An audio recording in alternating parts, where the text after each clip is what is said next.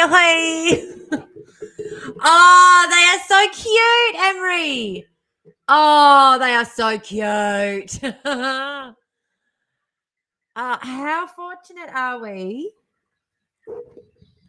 Sorry, I'm just trying to sort my shit out.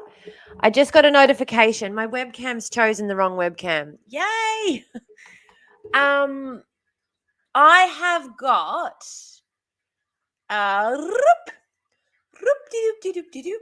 or is it? Oh, it is taking it from the right camera. Oh, it is taking it from the right camera. I just put the camera in the wrong place, and I'm looking around going, "Why is it doing that?" Oh, clever.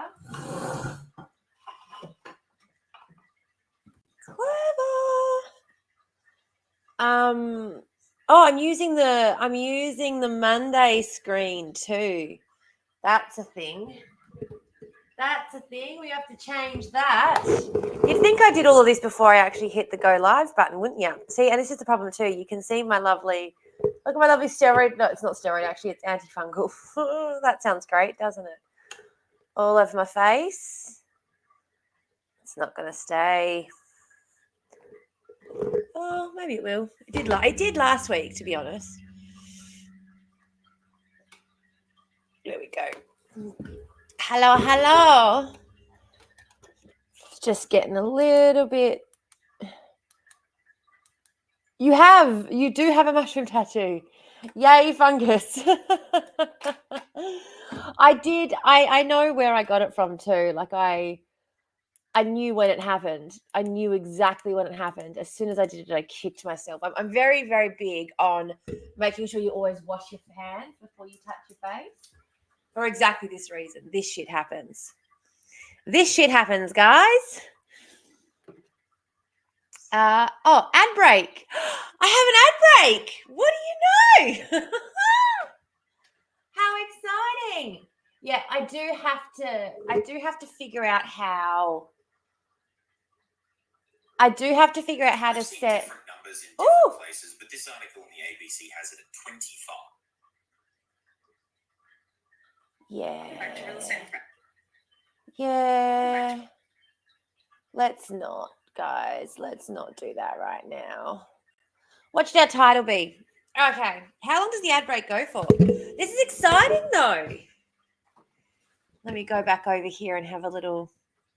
Something went wrong. Retry. Okay, we'll try that again in a second. 30 more seconds of ad break. I don't know. Like, that just feels... That one was 1.5 minutes. Wow. 1.5. Can I shorten that? That seems like a long time. Doesn't it? I don't know. Is it just me? Oh.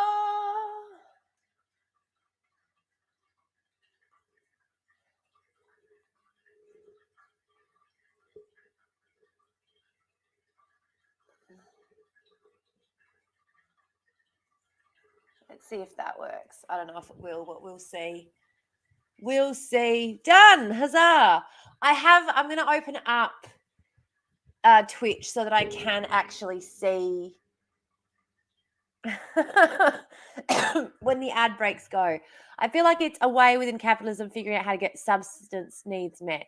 Yeah, it is. It is a way within capitalism trying to figure out how to get substance needs met. But I do feel like a minute and a half, like most television programs that are far more entertaining than me only have 30-second ad breaks, you know? I don't know if anyone's going to hang around in pauses for me to get to my next thought for a minute and a half when in 8 hours I don't seem to be able to get to a point, really, all that well. Oh, silly thing. I do have my new microphone arriving today as well. I'm very, very excited.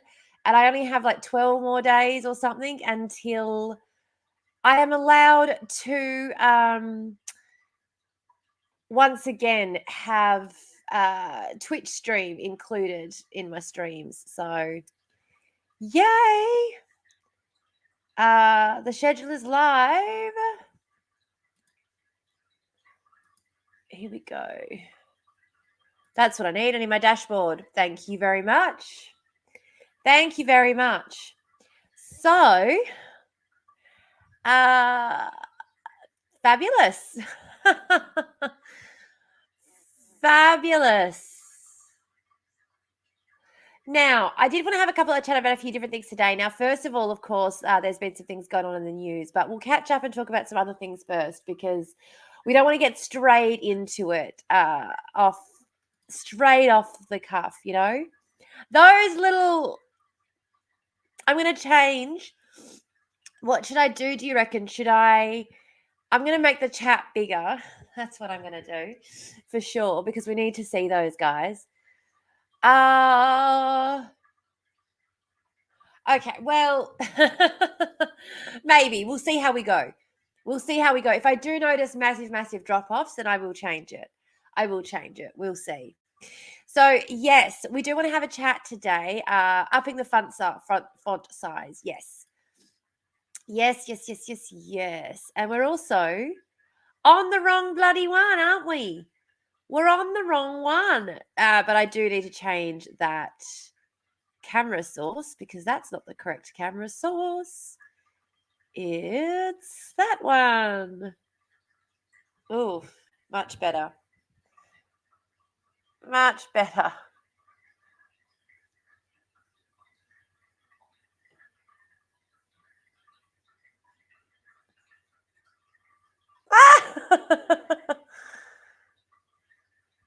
I'm just going to leave it at that for now, and I'll sort that out in a sec. Sorry, I'll sort that in a sec, and I'm going to...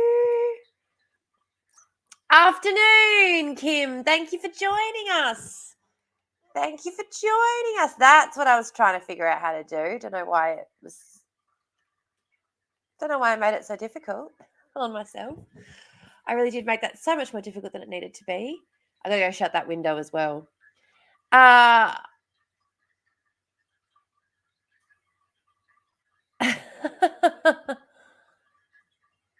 Time is an illusion. Monday's doubly so. Agreed, Kim. I do agree. I refuse to believe the weekend's not over. Look. We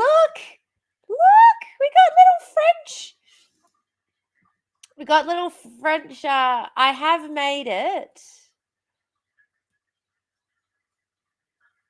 Here we go.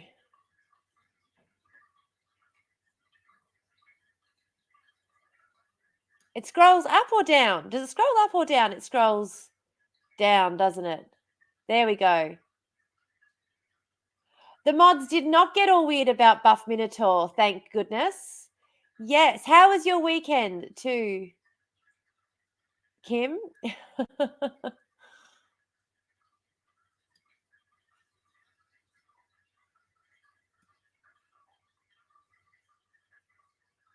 Yeah. This mod got weird about it. Okay. All right. We got weird. Now, I know I've got my apostate thing up there. I don't know. I don't know if we've even got any apostate bingo to do today. I was more going to have a little bit of a chat about some of the news stories that were going on. But I am happy to have a look and see if we've got some apostate bingo if people want something a little bit more chill today. Let me know.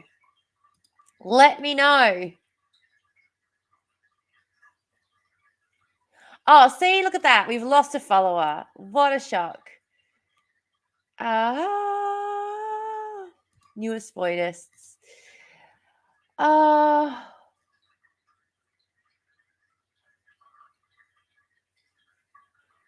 We can chill and do apostasy. That's true. We can be chill and do apostasy. Sorry. Favorite video game ever? I don't know. I'm a huge fan of Spyro, but I have the last few years, the only game I've really been playing is Assassin's Creed. It's the only game that's really kind of sparked my autistic interest. I think it's because I don't know. I quite like Assassin's Creed. I know that's a basic bitch answer, but I won't be here long. Got meetings. That's okay. You can come back after your meetings. You're always welcome back after meetings too. We don't mind. Now, I am really blown out because of the back windows being open. I'm going to go close those. They wouldn't let me invert the camera correctly. Perhaps I should hide that number so I'm not getting fixated on that. You are correct, Kim. You are correct, Kim. Not that I'm fixated, I would say. I'm just curious. I'm curious as to what would lead someone in our small community to decide they didn't want to be here necessarily. Maybe it was the 1.5-minute ad, you know?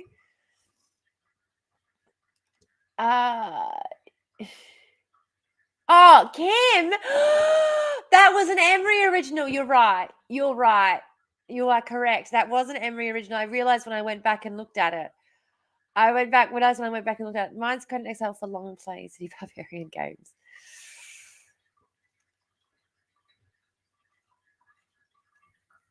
Why am I getting blamed for good ideas? You are so often look, you're both just so good at good ideas. How am I supposed to know? How am I supposed to know which legend came up with the good ideas when the chat's just moving so quickly with all of these good ideas? With all of these wonderful good ideas. You know I love you. Even if I get your name wrong sometimes. Yeah. That was me. That was me on Saturday. I went out to two places on Saturday. I went out to. We have this old record store in town that sells like really old vinyls, and I went in there. One of my kids really loves the song "You Are My Sunshine," and so I thought, I'll get a copy for them because they were really excited as well. When I got my new Taylor Swift vinyl, they were really excited because I don't usually I'll get the vinyl out when I'm at home during the day and I'm sewing. Like I don't usually get the vinyl out all that much when the kids are home. So when the kids got home and I got Taylor Swift the vinyl out, my daughter was so excited. And their favorite song is "You Are My Sunshine." And so, Saturday we went to the vinyl store, we went to the record store, and we found an old 1950s copy of "You Are My Sunshine" for 50 cents. But then I had to go to Bunnings and get a few things because I've got to finish fixing up my deck. And my kids were just non-stop the whole time. Like they get very overstimulated in the shops, and the record store, they had kept asking for things. They kept wanting me to buy them things. And I just kept saying, my rule with them is always like, no, I'm not buying you anything unless I'm buying myself something. And in which case, like, I'm happy to get you something. But like, you have to display good behavior in order to be rewarded with things when we're out and about. And not all the time. Like, it's not a given thing. Like, certainly when we go grocery shopping, they don't get anything whenever we go out grocery shopping. But like yesterday, we were out looking, like, I was there to buy my kid a record. So I was like, yeah, if you find something that you really like, you can grab that too. But then it turned into an entire day of harassment about asking for every single thing if they could get it. And me saying no, because when I'm thinking a thing, I'm thinking like a couple of bucks. I'm not thinking $38 on like Minecraft, Lego, or whatever. I don't know. Yeah, love me a Bunnings trip. They ended up getting, and I do often get them like little crafting kits and stuff when we're at Bunnings, so that when I come home and I'm outside doing my project, they can be alongside me doing their projects. So it's quite handy. It's quite handy. Yeah, I get that. I do get that. I don't have that kind of money to spend on Lego. And you should see my kids' Lego collection. Like my kids have an insane amount of Lego. And I'm not opposed to Lego, but I just think at some point we did stop buying new Lego. I do remember that as a kid. At some point we stopped buying new Lego and we just built lots of stuff with the Lego we already had, And I'm trying to explain that to my kid. I'm like, no, you're at the age now where we don't need to buy any more Lego. You've got lots of Lego. Build a Minecraft set out of your Lego. Minecraft is little 1x1 blocks. You've got tons of those. Build your own fucking Minecraft. Build your own fucking Minecraft. Is that the happy cow? Is that the happy laughy cow? Hateful mother. No, it's the crying mother. It's the crying cow. I am a hateful mother. I hate the joy of children. How dare my children be joyful?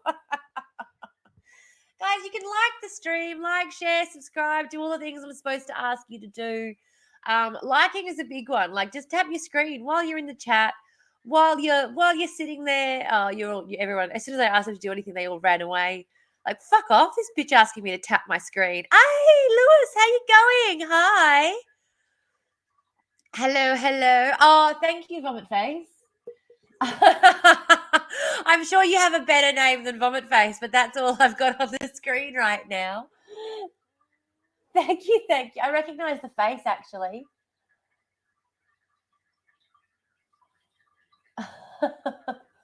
Oh, sugar, I just got a notification of my book club.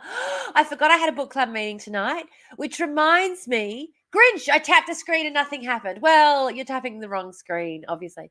I understand you are allowed to have your viewpoint, but in this you are wrong. Elsewise, I would have stopped buying Lego for myself. Okay.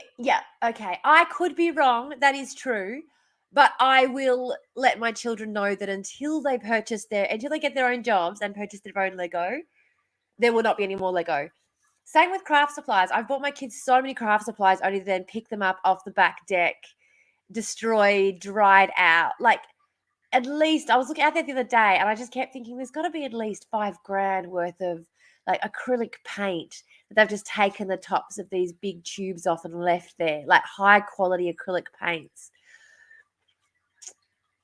Because I get them at garage sales and stuff and I get them given to me from people, but it's just like, I can't replace all that. Like, I can't afford to replace that, you know? This all above the board. Oh, wait, you're Polly. Shit, you're cheating on my book club. Sorry, I gotta go back. I gotta remember to go back. I am Polly. Yes, I am Polly. Well, the thing is though, I am yes, I am Polly, but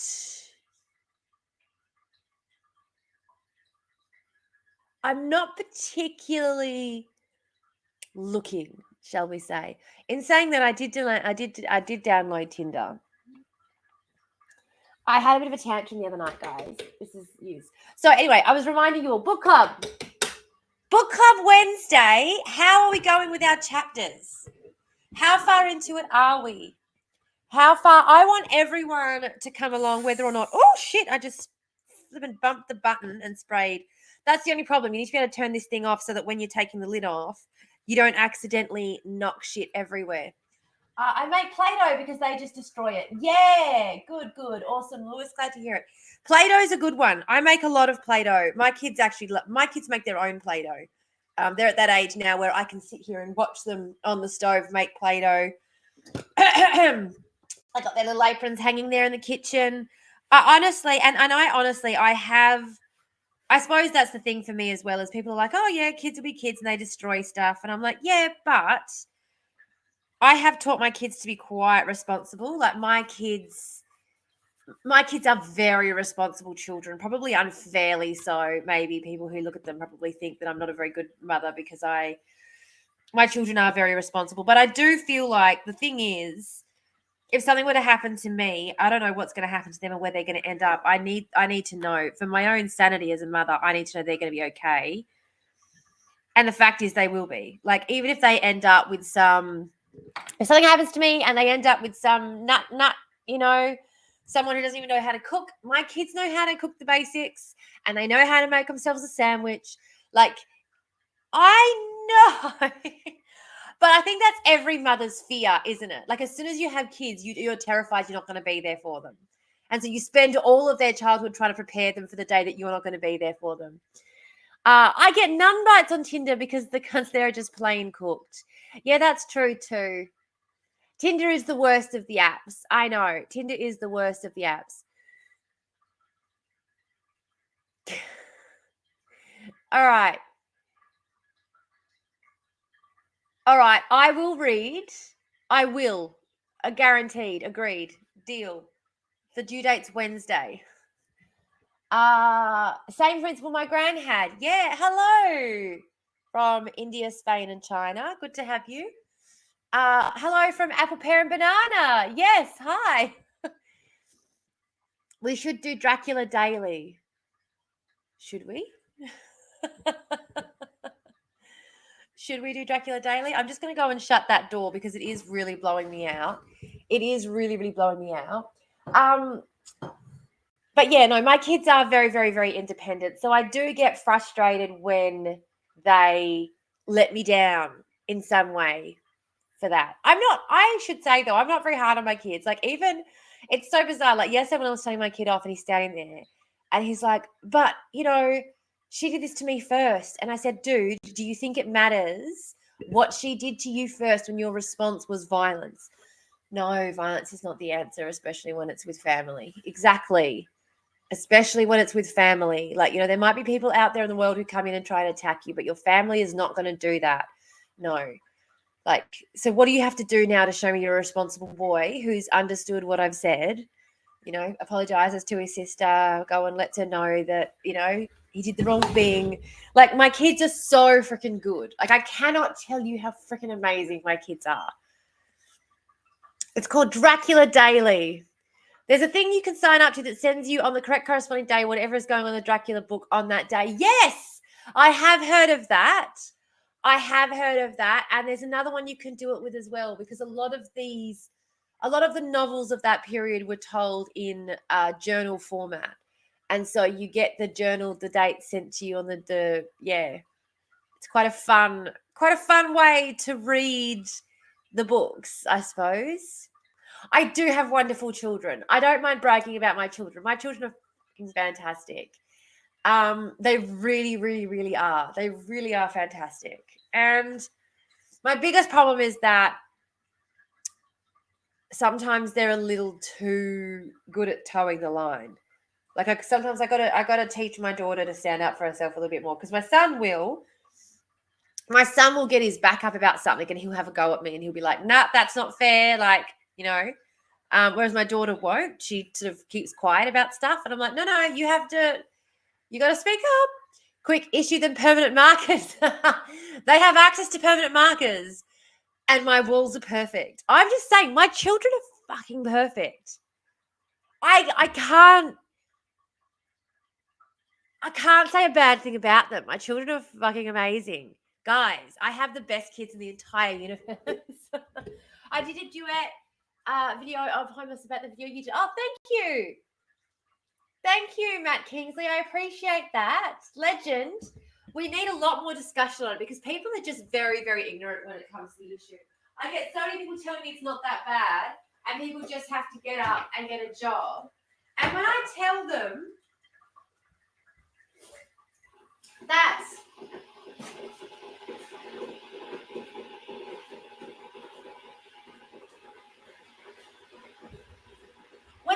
people that 2/3 of Australian children live with food insecurity and over half of them live in a household with more than one adult in the workforce.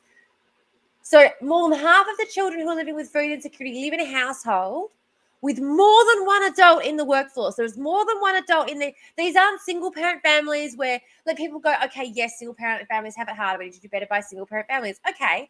But these are households where there is, you wearing your boot? No, I'm not, because of my hip. Because of my hip. I have to, oh my God, my hip. I couldn't even sleep last night. I could not even sleep last night. My hip has been so sore because of,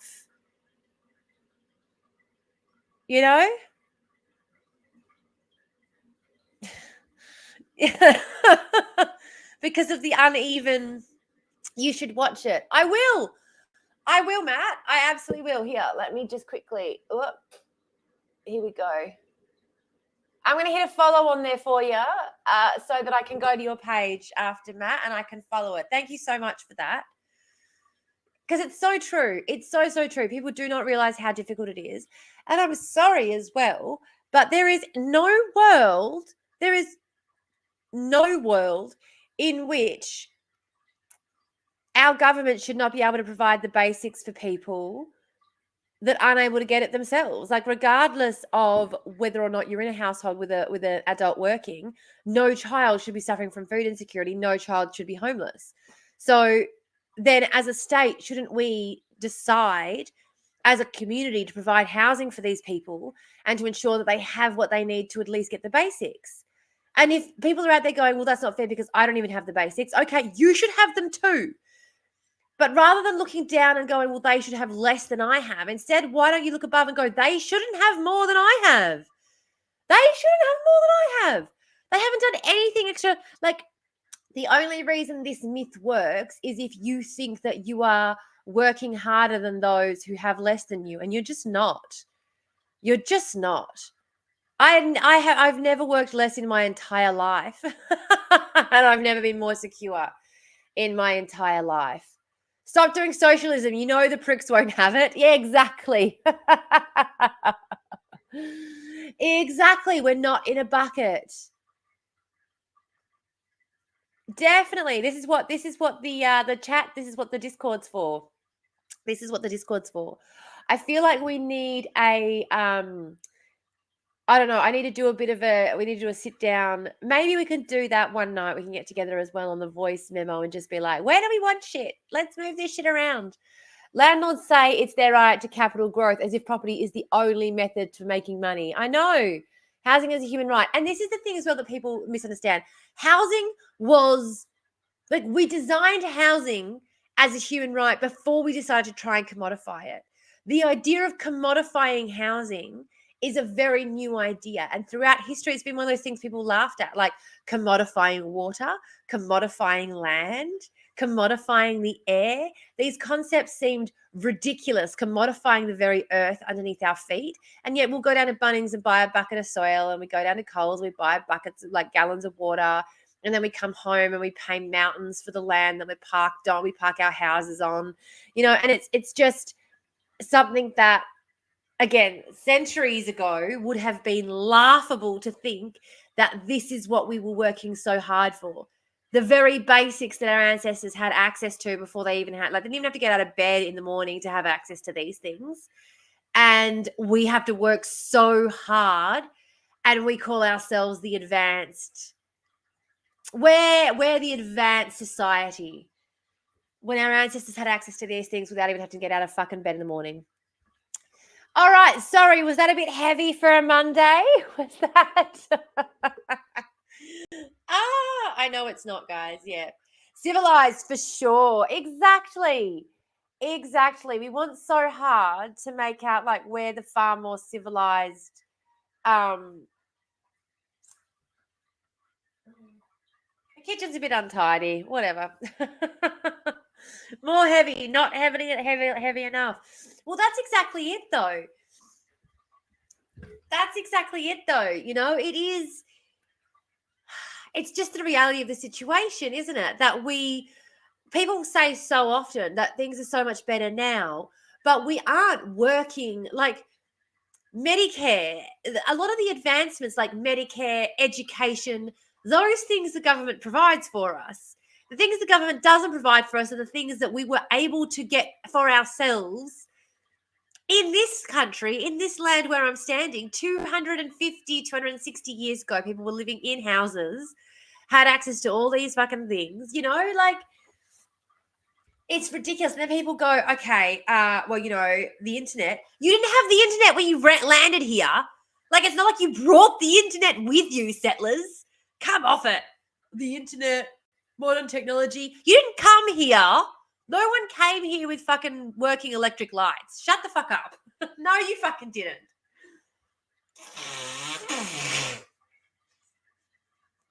We had cure for toothache and tooth decay.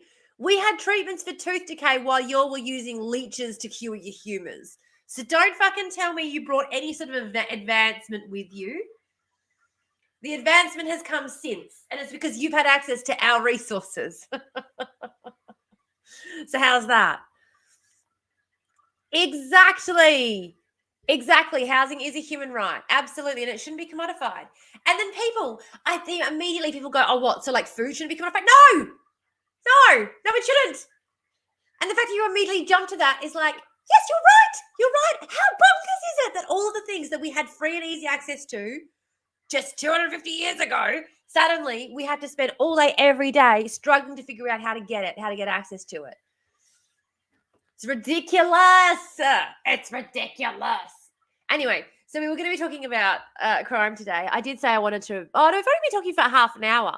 We are well in advance before where we usually are when we have to start getting into the serious stuff, aren't we? Like we're not even 45 minutes in yet. That's usually when I start panicking that we're not going to get on topic. I don't mind a little blood sucking. Ooh. Hey, don't bag out leeches. They are important little pricks. They are. They are important little pricks. My point is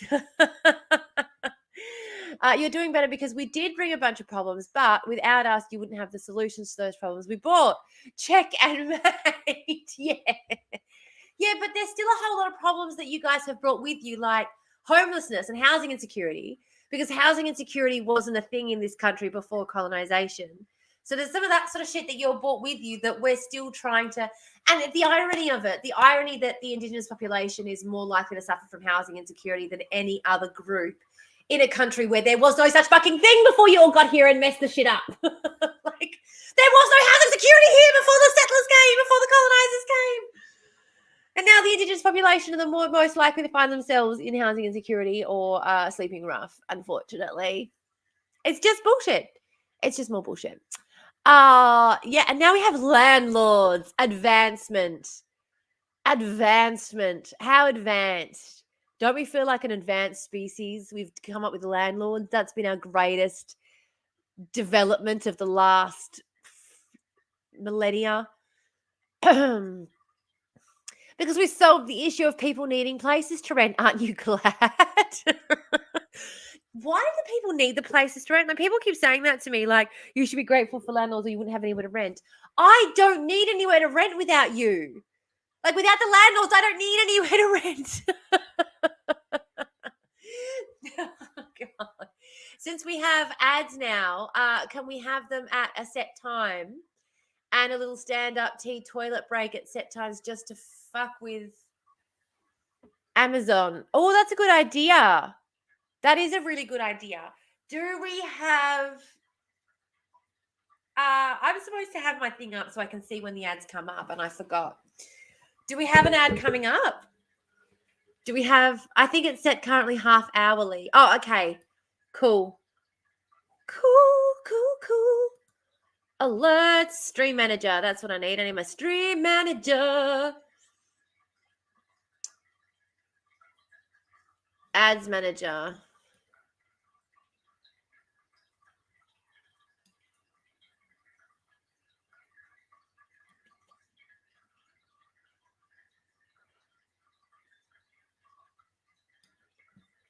Go away.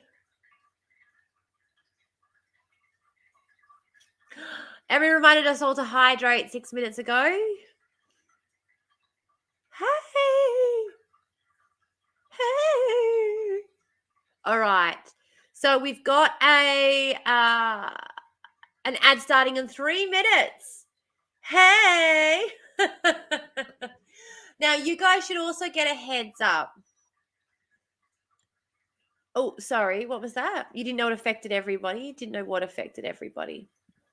Oh.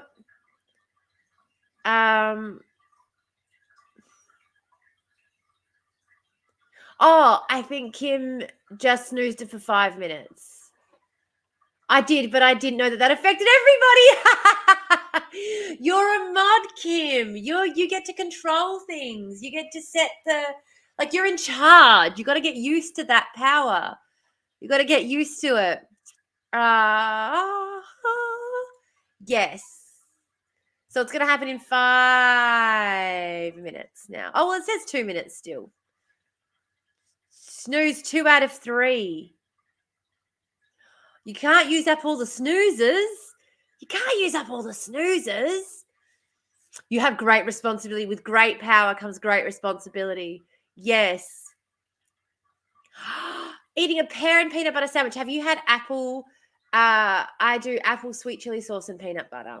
Toasted. Just saying. Be prepared to have your world rocked, Kim. Be prepared to have your whole fucking world rocked.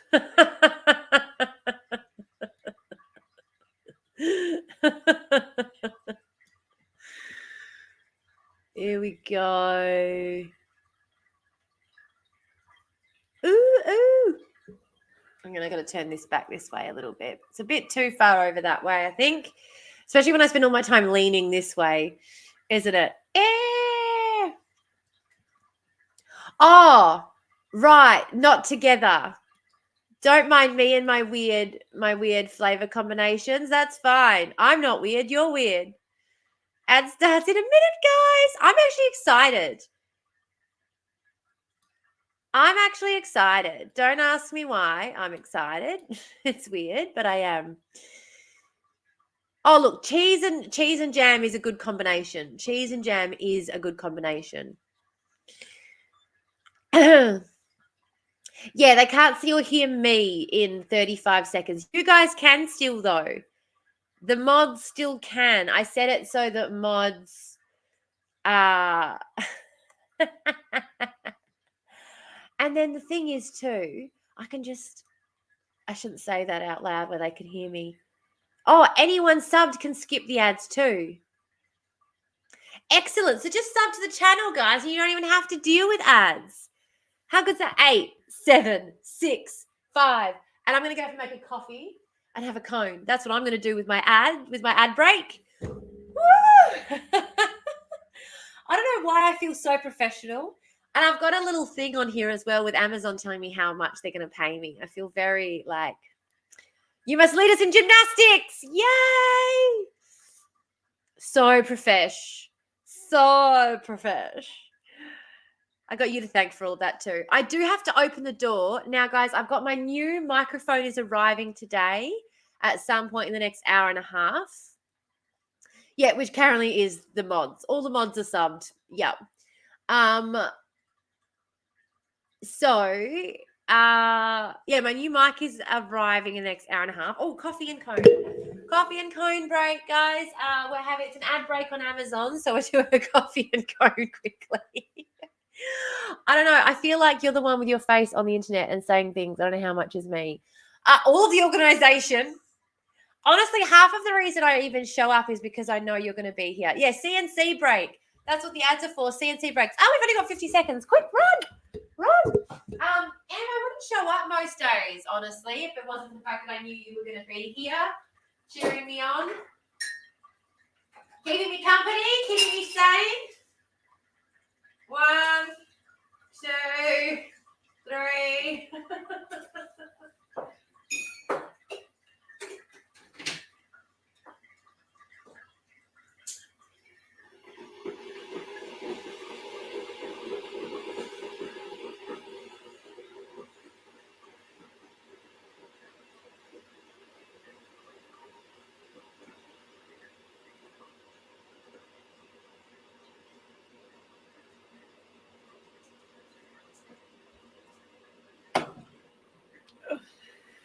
Hi, we're back. Yeah, 2,393 falls is the correct amount. If you want to be part of my spoon counting, my coffee counting crew, you have to sign up for a sub, obviously. I don't know. That's how that's going to work.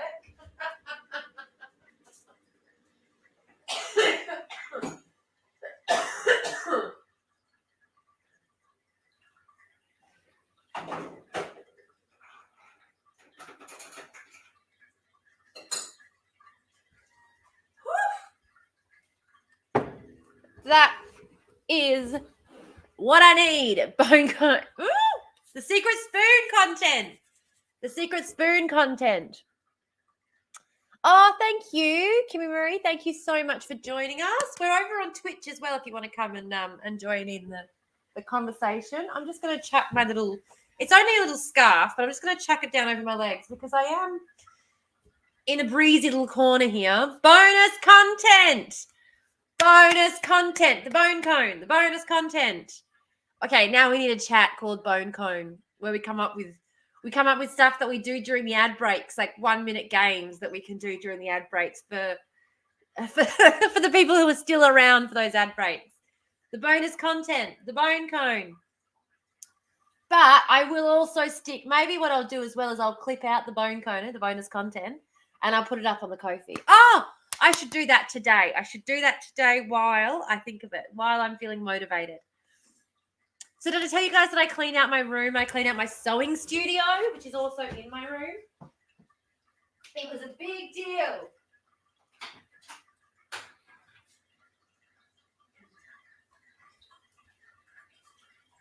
It was a big deal, guys. There was a lot of fabric in there. There was a lot of stuff in there. So now I get the bone cone. You finally phoned up to the Ko-fi. Ooh. Is it all fresh and fantastic? Everything we do is fresh and fantastic. Everything we do is... Hey, Rach! Are those the flowers in the background? Those are the flowers in the background. Yes, they are. I was going to say, do you want to come... I am now officially affiliated with Twitch. I'm now making money from streaming, right? You need to get your Twitch account sorted and jump in to StreamYard with me. Let's get this happening for you. Seriously. You will have a much easier time getting an audience jumping over as well. Oh, I forgot to put the fucking link on the Discord, didn't I? Who's a dickhead? Who's a dickhead? Who's a dickhead? Who's a dickhead? Who's the dickhead? Who's the dickhead? Yes. Albo, he's the dickhead. Agreed. And we're live. Here we go. And we are live. Have been for a while. Whoops. Again, I can't jump on today. Belle, how dare you? Oh my God, that's amazing. I'm on Valium post-doctor's appointment. I was going to say, well, as soon as, because I go live 3 days a week.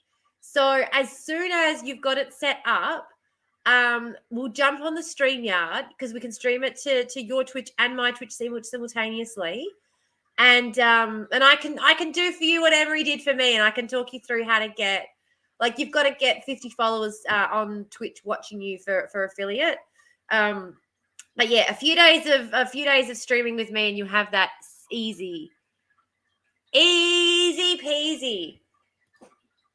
And if you have do you have an Apple or do you have a PC? You could be the new Emery. Oh, no one can replace Emery. I'll just be like a version of Emery for Rachel. A less everything version. a less everything version, just... You have a MacBook. Okay. So you'll have to do the same thing I do because I also don't have a PC, but also because I've been banned from live recently. I can't live stream through Live Studio anyway on TikTok. So I have my phone set up and I just keep reminding everybody that the conversation's happening over on Twitch. The fun is happening on Twitch. No one can replace Emery. There can never be a new Emery. There is only Emery. I was trying to think of a sign name for you as well. Because, I was trying to think of, you know what I mean?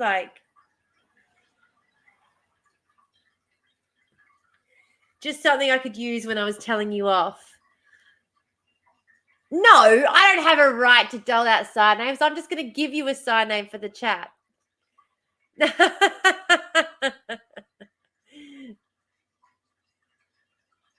I'm not doling out sign names. I'm just coming up with nicknames. It's my little nickname, a home sign. Yeah, exactly. Exactly. Just because we're solo poly doesn't mean we can't have a joint home sign, right? Right? Hey!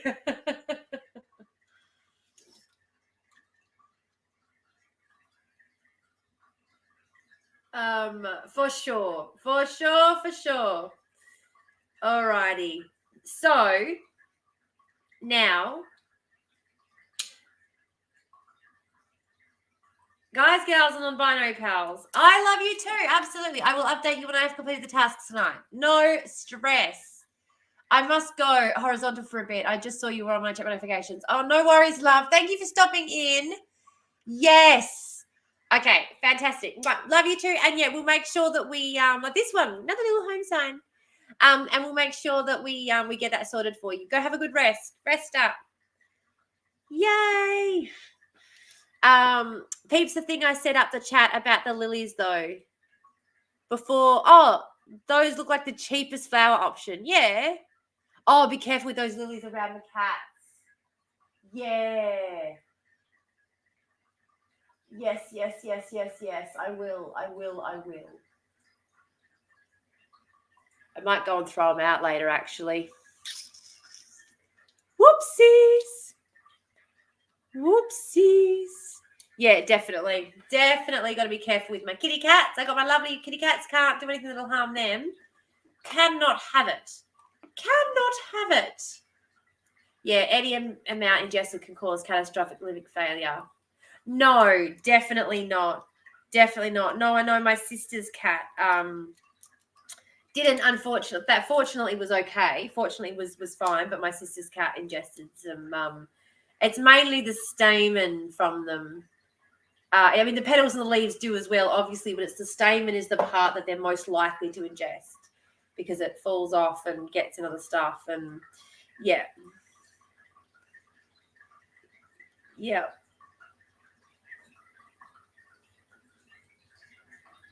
Oh, my ear. Sorry, I just got like totally distracted then by my ear. It's getting better. It is getting better, thank goodness. So this is the ear. It's a piercing that I've had for a while, but got caught, got ripped, got infected, and just has not healed. Like, it's not pussy or anything. It's just sore. You know what I mean? Oh, anyway. It's been months. Needs to stop hurting me. Hate that. Yep. Oh, landlord may or may not be sea-lining it on my TikTok. Tamara, as a landlord, should I sell my investment property to help the situation? If you are really a landlord, then yeah. Yeah, absolutely. Unfortunately, though, I think the thing is you also have to make a concerted effort to only sell it to a first home buyer or a family who are going to live in the property. Not the easiest thing to do. But yeah, make sure that you're not just selling it to another. How do I sell it to a first home buyer? You can actually, there are different government, depending on what state you're in, there are different programs you can sell it through the state, like for example, through Keystart. You can sell your property through there. So there are things that you can do in that sort of situation. I've said to people before, if they're in a situation where they're forced to be a landlord, they can do it through their local state government. They can do it through the Department of Housing. Contact them and ask them if they're interested in renting the home out. You know, there are ways that you can kind of try and do things ethically if you are actually interested in that. There are also organisations that when you sell your home, for example, Indigenous land back organisations, that you pledge a percentage of the value of your home to them when you sell the home. So I've done that with my home, for example. So whenever I sell my home, a percentage of the profit, whatever that might be at the time, goes to them. So I don't pay tax on that profit either. It's tax deductible, so it's more money. Not paying on. My next question, there you go. And that's the thing. A lot of the time people will have these same sort of questions because they think to themselves, I got into this situation for a myriad of different reasons. A lot of people before they even thought about it being an unethical thing. Others inherited it. Others, in relationships with partners. And this is one of the things that them and their partner, their partner owned a property already or whatever. And there's lots of different reasons that people can find themselves in a situation, and trying to manage it ethically in an unethical situation isn't always the easiest thing to do. It often takes a lot more work than people, realize.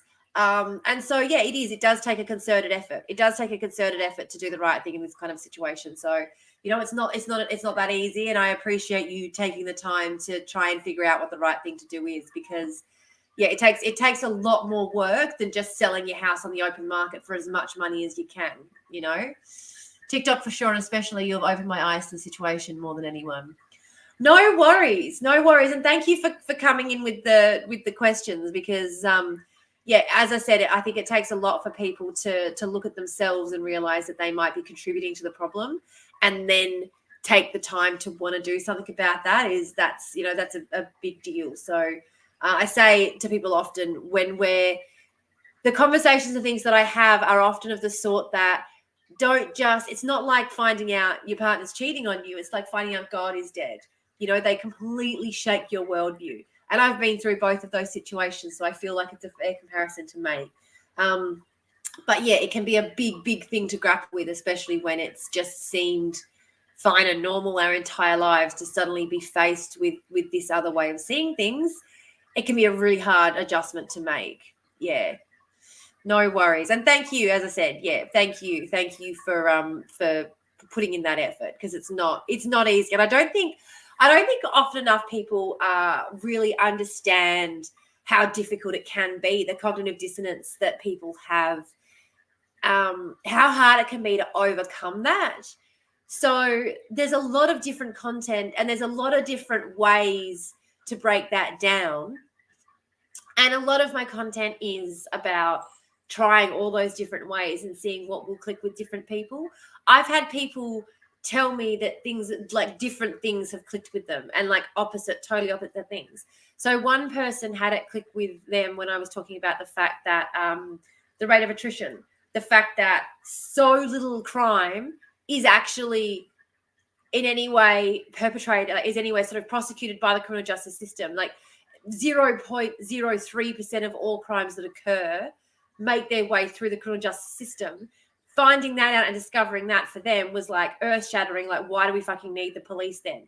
If you're saying that so little crime is even made its way through our glummed up, overwrought criminal justice system, then suddenly what's the point?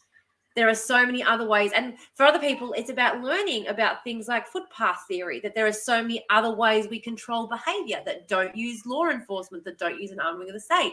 But others, it's about learning the economics of it, by learning about the fact that if we give people who are, for example, if we support victims more and spend more time focusing on supporting victims, we're less likely to create criminals.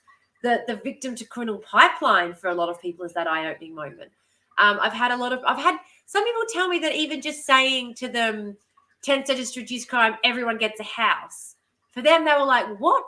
That doesn't make any sense. And then they looked it up and were like shocked to learn that economic insecurity is the greatest indicator of criminal propensity. And they were like, holy shit.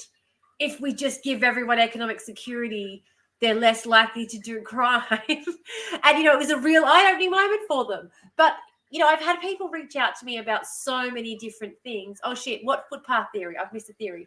Footpath theory is all about how suggestible we are, and how community expectation is a much stronger controlling force than the threat of external law enforcement. So footpath theory, for example, will tell you that a kid will break into your home and steal shit from you, and they will still walk out your footpath when they leave, and they will still follow the footpath down the road when they're running down the road again. The instinct is still to follow the community expectations.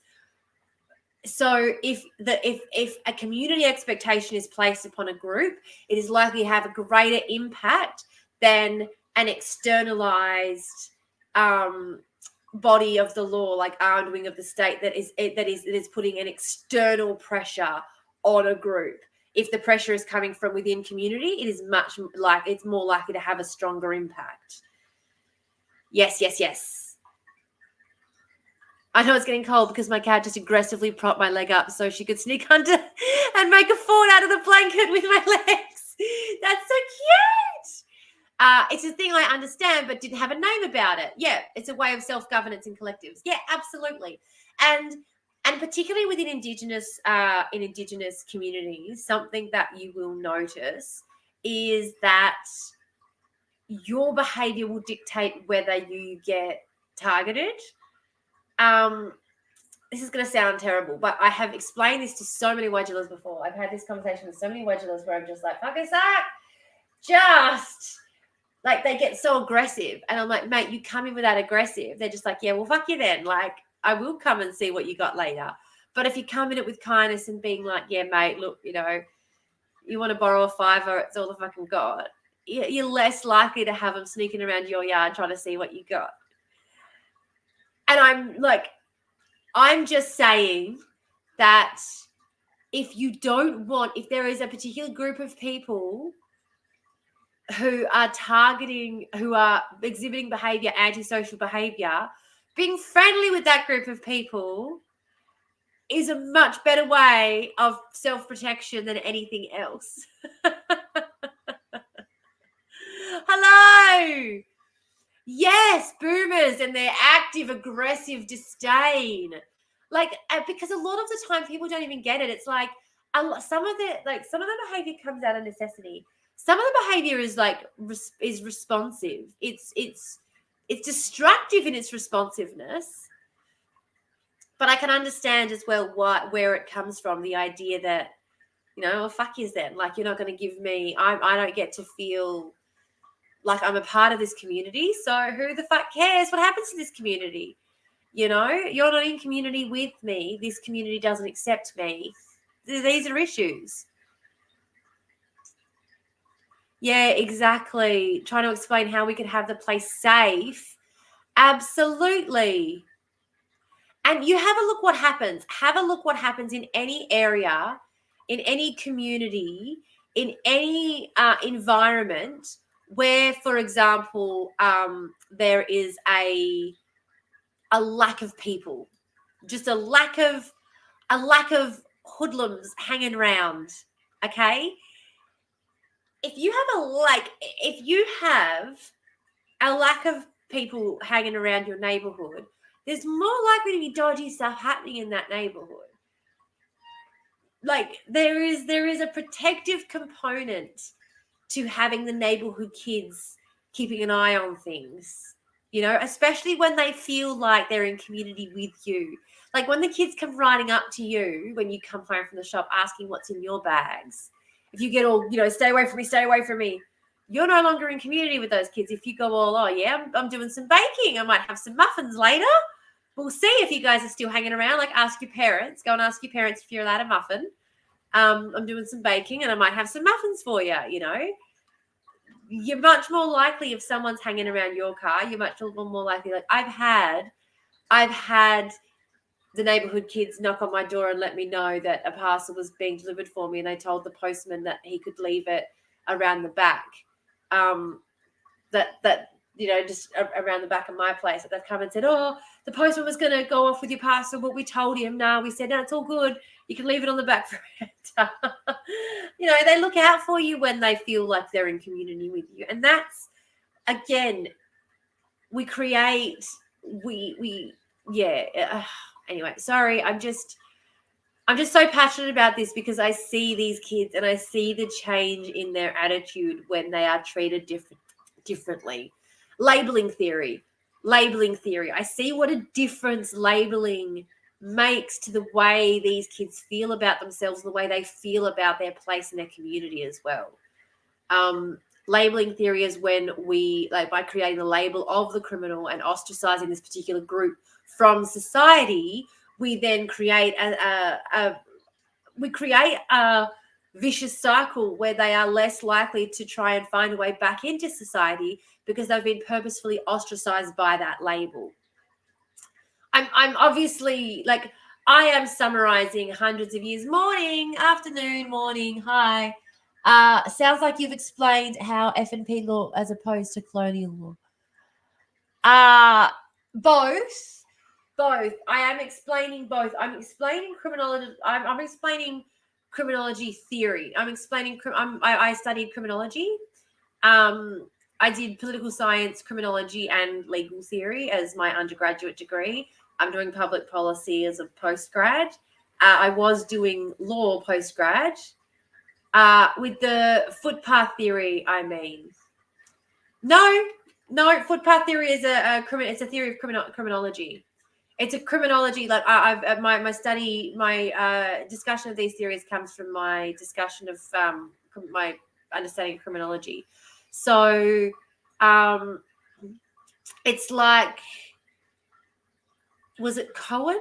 Was it Cohen who discussed footpath theory? Sorry, I also you missed the bonus content time, bone cone time. I'm trying to explain that I'm also a little bit schnozzled. I'm a bit. My friend Mary Jane visited earlier. How do I say that? Oh, hi, Kylie Ann. How you going? Call me Annie. Sorry, Annie. Hi. Oh, good. I'm not communicating very well. No, Elle, I think what it is is you do the same thing that I do, is you go into academia mode and we start getting very academic. But then I started trying to go into academic mode and I went, I hope you're having a fabulous day as well. Thank you so much for stopping by and saying hi. Yeah, I think we both go into academic mode, but my brain straight away just went, you are not in the right frame of mind for academic mode today. No.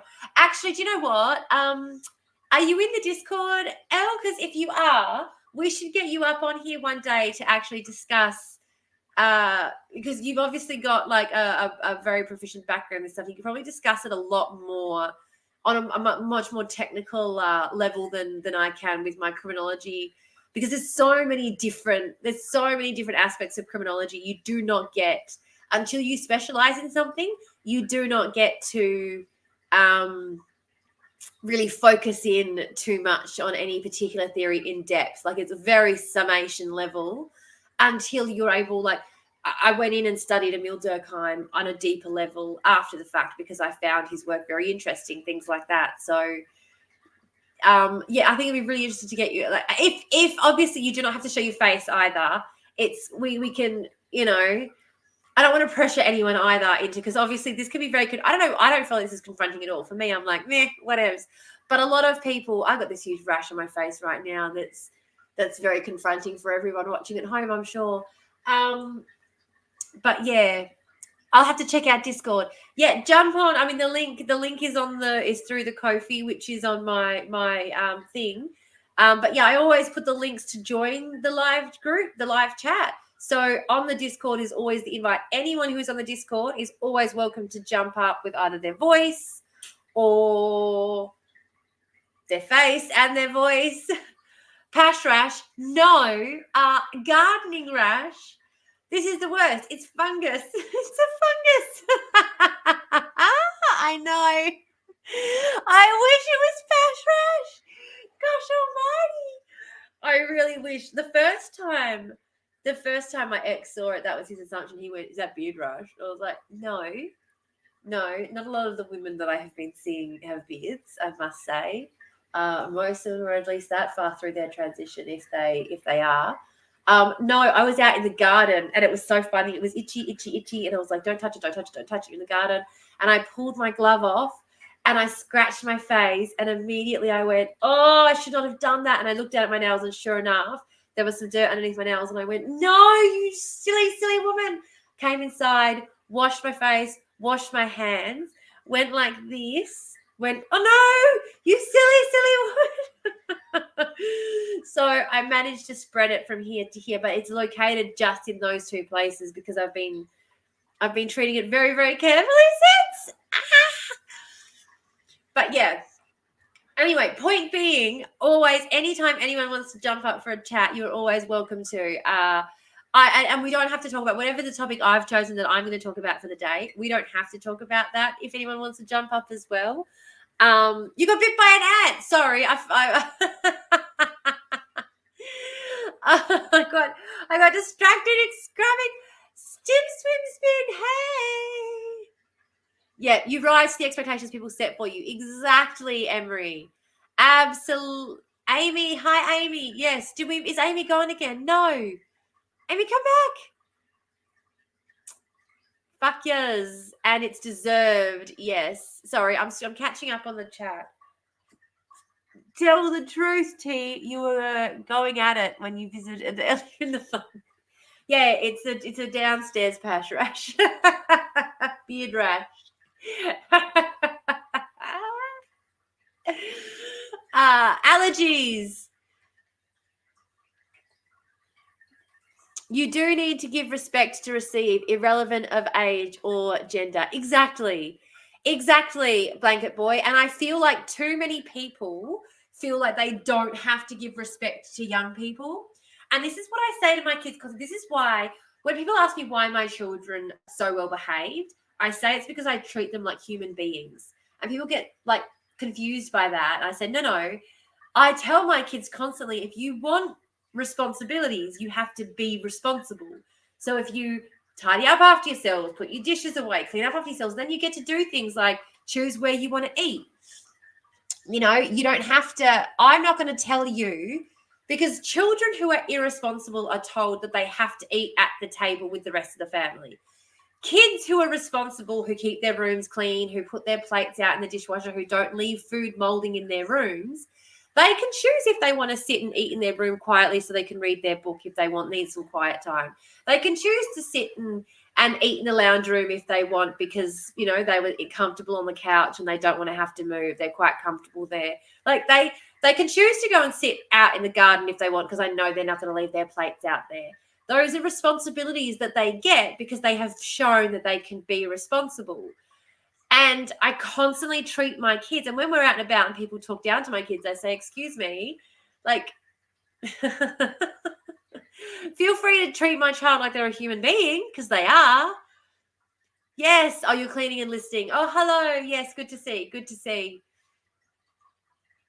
Is out in the garden a code word? No, out in the garden is not a code word. They like to sit out in the garden sometimes and have a little picnic. True. Yes. And with other things as well, like even after school. So I've said to my kids, I will pull up in the car at 3:05 every day, and I will park. And either they're there because they want to go, or they can be downstairs playing with their friends. I don't mind. I'm happy to sit in the car and wait for them, because I know they'll be responsible. I know they won't be any later than 3:30. They won't keep me laying any more than 20 minutes. And that's fine. I would do that at the park for them in the afternoon. And Malachi, my oldest child in particular is very big on that. Like sometimes it'll be 20 past and they'll be up there, and the younger one will be complaining, you know, they said it was time to leave. Well, I didn't want to leave you waiting. No, thank you. And again, that's that show of responsibility shows me that I can continue to not have to stress about you and let you play in the, you know, hang out with your friends after school for a bit. Dox or no doxing, yes? Why did you notify me of that, Amazon, you sucker? Oh, is it? Oh, is the ad? So hang on. Did we just have an ad? Or did we skip the ad? Oh, Bean and Wen! I missed the ad. Damn it. Sorry, guys. I think there was an ad break. Yeah. Whoops. Soz. Missed the ad break. Whoopsies. Oh, well. You were talking to TikTok mostly, so it's fine. Excellent. Good thing. Hey, good thing I chose that moment to get distracted. Yeah, I've been bit by an ant plenty of times. It does actually suck ass. Absolutely. Wank pheasant is a wonderful term. My golly gosh. We love and support all our distracted voiders here. Yes, we're back to our regularly scheduled topic of discussion whenever it happens. If it happens. Absolutely. No, I agree and I approve of this message. So Yeah, I was reading out my phone. I was reading out my phone's notifications. Yes, because it was funny. I thought it deserved to be shared. I thought it deserved to be shared. Thanks. I nicked it from some Irish wrestling YouTubers. Absolutely. Yeah, I got that notification, but was not on a stream. Oh, okay, nice. Yeah, well, it deserved to be shared. It is a wonderful term. It is a wonderful term. I know. I meant to go and take I wanted to do another bonus content break while we were on break because it's timed every half an hour, which is what my doctor says I should space out my bonus content breaks for perfectly.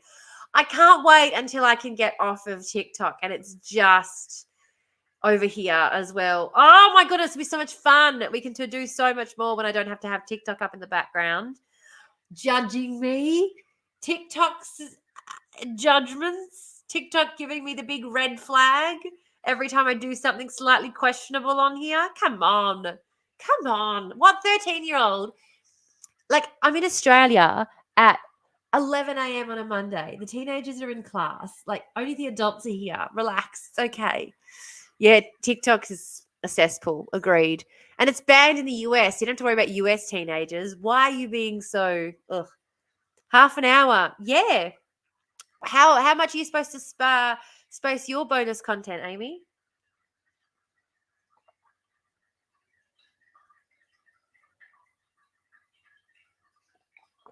Exactly. And the UK is asleep. And we're very Western centric with our concerns, aren't we? Because it's only the Western universe that is so paternalistic that we don't treat our children like human beings. My children know what it is. They know why I use it. They know that I use it. Like they're too young to be on TikTok, but they are old enough to understand what a Schedule 8 drug is and how it is used. Like I just don't understand this. Oh, anyway, whatever. I need a piss break. Chat, behave. I've been told grams per day, and I laughed and laughed and laughed. Yeah, I was told grams per day as well, but I just listened to the how often I should top up to get the effect I desired. To ride on the dance floor, but you better not kill the groove, DJ. I'm gonna burn this goddamn house right down. Oh, I know, I know, I know, I know, I know, I know, I know. I'm not that great. But I'm better than JoJo Siwa, so we've decided that I'm allowed to say in public. The rule is if you can sing better than JoJo Siwa, you're allowed to sing in public. I don't think we should be teasing JoJo Siwa. I think we should be thanking them for allowing more of us to sing openly in public. It's now perfectly acceptable to sing in public when you're not a singer. Jojo said they're not a singer, they're a performer.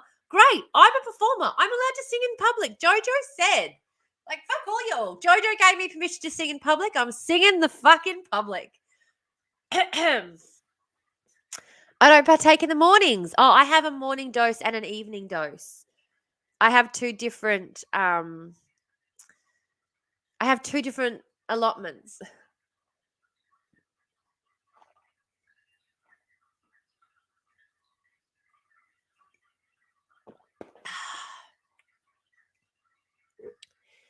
I think everybody knows the song now, thanks to Saltburn, don't they? Murder on the Dance Floor. Didn't it? Didn't Saltburn make it like massive again? I love seeing Sophie Elise Baxter getting her, reprieve, like her. Oh, I spilled coffee on my keypad. That's no good. Because I feel like, whoops. Thanks for behaving, chat. Good voidists. I don't know. I know it from the 90s. Was it a 90s song? Is that when it came out? I mean, that's when I remember it from as well. That's when I started getting really big into Aussie music. So it was around that time that, like, a lot of the Sarah Blasco, a lot of the, like, covers of Aussie classics were coming out at the same time. And they were sort of getting me into the more classic music. So yeah, like on vinyl, I have Cold Chisel, I have REM, I have the Eagles, I don't know why I mentioned REM and the Eagles, but it was all of those Aussie women singing their covers of those songs at that time that got me into that music. Do we be preferring to wipe or just let it be crusty? What do you mean? Is that something gross I don't want to talk about? I feel like it is. I feel like that's not for me. Not for me. It's just not for me. Sorry, 2001. Just in the 2000s. Just in the 2000s. Gosh. And so and so and so and so and so and so and so. Slimdo. Welcome, Slimdo. I can't believe we haven't seen Jazzy today. Jazzy, Wazzy, Fuzzy. Peaked at number 2 in the UK, number 3 in Oz. Yeah.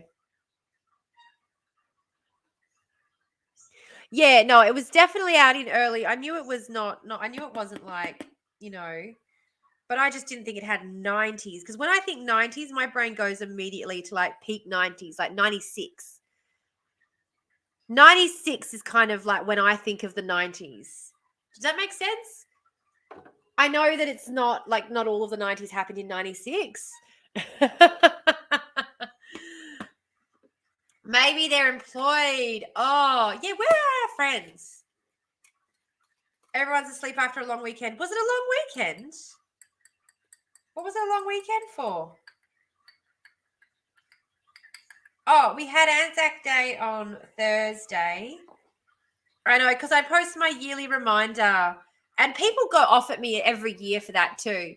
People are like, you know exactly what you're doing. Yes, I'm using a day that has been set aside to talk about the consequences of war and armed conflict, to talk about one of the biggest consequences of armed conflict, which is asylum seekers and refugees flooding to our shores, trying to escape the war zone we created in their homeland. Ah!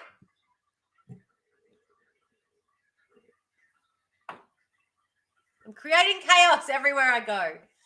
Creating chaos. And again, when we talk about crime, people want to talk about like the housing crisis, crime. None of those issues are coming from asylum seekers and refugees.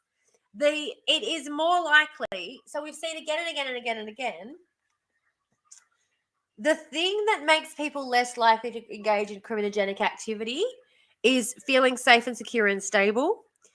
But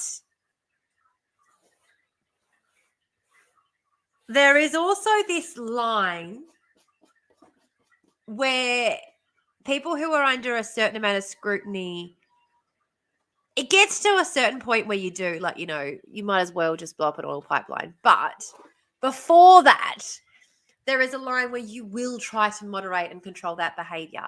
First-generation migrants and asylum seekers are the most well-behaved members of any society. The most well-behaved members of any society. It's people born here. Like, it's the people born here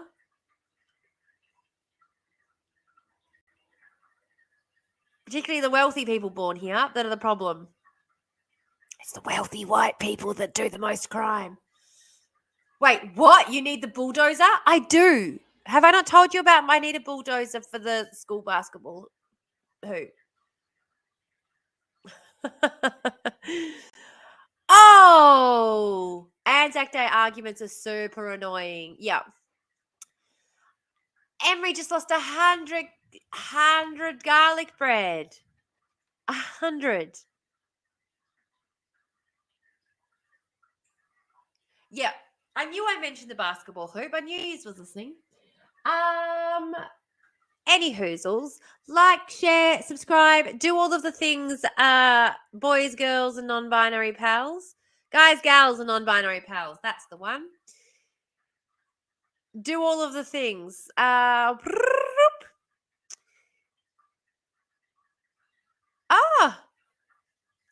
Kim, 100.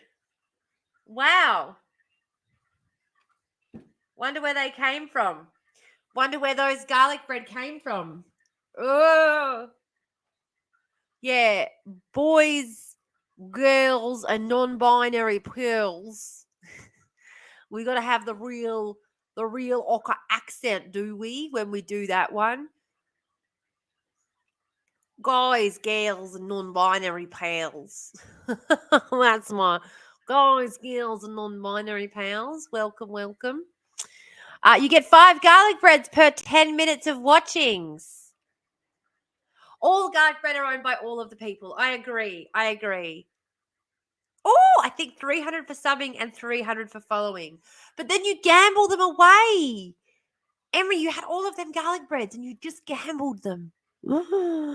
So I went and found the Aria top 50 and my God, it's boring. Yeah. Yes.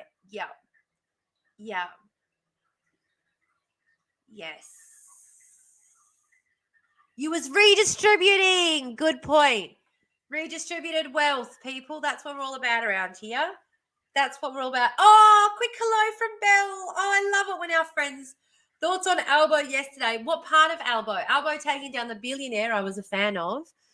What part of Albo from yesterday are we talking about? You're going to have to get specific. Hey, and Twat, by the way, we're on the Twitch too. If you want to jump over there. Just in case. Not sure if you're up for it. We got her. Tie her down. Don't let her escape. Don't let Mama Belle escape. We need you. I've got my new microphone's coming, Belle. My new microphone's coming today. I'm very excited. I know. I'm very excited.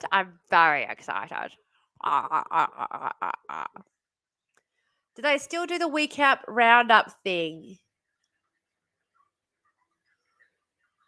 ABC, you mean? I can jump on there and have a look and we can do. Should we do that? Let's do that. That's a good idea. Let's jump on ABC. You might have to take another trip to Officeworks tomorrow. Okay.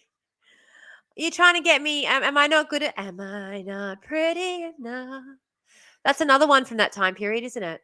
Is my heart too broken?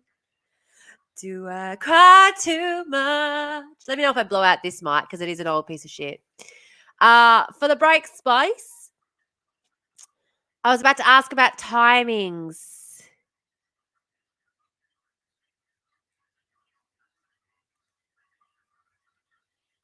Too pretty, that's your issue. Yep.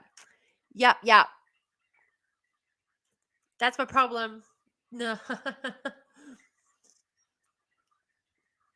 2001, same. Yep. I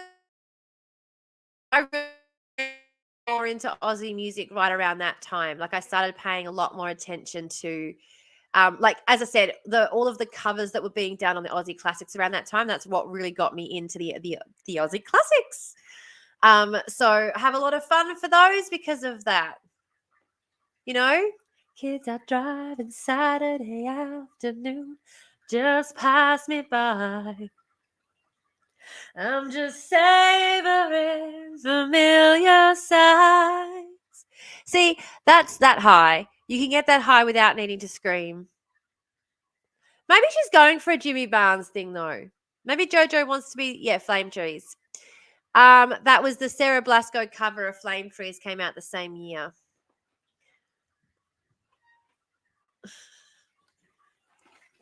Yep, Cold Chisel. Cold Chisel. Oh, you're still a treasure. Yeah. I feel so mean laughing at the baby gay. You're not allowed to laugh at the baby gay. All JoJo has done is give us all permission to sing in public. And we should be thanking her for that.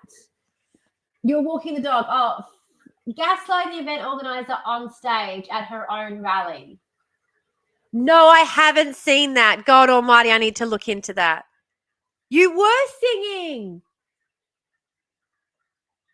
Yeah, that was more Sarah Blasco than Jimmy. Yeah. You were emulating with utmost respect. Of course you were. Of course you were. And no, and we all want to say a big thank you to JoJo Siwa for allowing us all, because you do not have to be a singer to sing. You know, you won't necessarily be selling out stadiums like Tay Tay, but you don't have to be. We should all sing in public with confidence, regardless of what it sounds like. And I really value that about JoJo showing her process and how difficult singing is for her. I stitched a vid you can watch. Okay, should I pull it up? Let's pull it up. Did you see the thing about choir singing and how good it is for peeps? Yes, being joined together, like having that camaraderie, the joy, like good vibes. What's it called? Oxytocin, all those good hormones. Yeah, really good. Really, a lot of good benefits from choir singing. Both of my kids are in the choir. Oh, I know it is. I know it is difficult. It is very, very difficult. And the only thing I think about it is that their school does have HEPA filters in all the rooms. They're doing all of the right things. I do send my kids to school with face masks. I know that they don't wear them. It's again one of those things you have to do where you have to be able to just let go of them, as much as it does terrify me. But yeah, they are my biggest COVID risk. They are without a doubt my biggest COVID risk. And it's so funny because even when parcels and things come to the door, I'm always like, oh, do I have to sign for it? Okay, yeah, let me just reach through the door.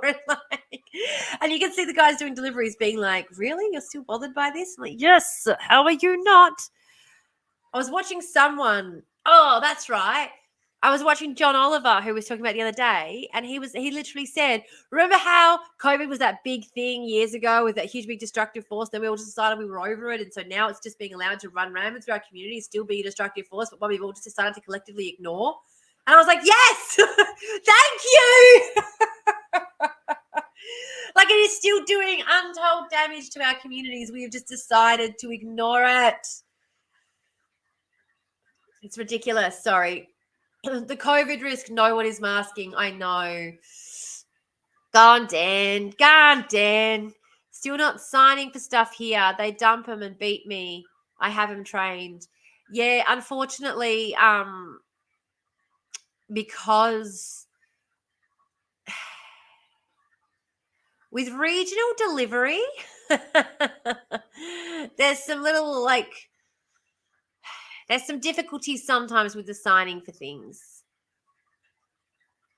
Like, they won't leave it. You have to then, if you don't come out and sign for it, you then have to go in to town, into the post office to sign for it and collect it. And it's like, I would rather just have the one guy that I have to interact with and not the 40. Thanks. You know? Like, is it because you keep stealing pens? Yeah, remember when being anti-mask was seen as a horrifying conspiracy, and now it's seen as being normal. I am terrified every day for the things that are sort of becoming, and I do think we're becoming more siloed in part as a result of the loss of access to third spaces. You know,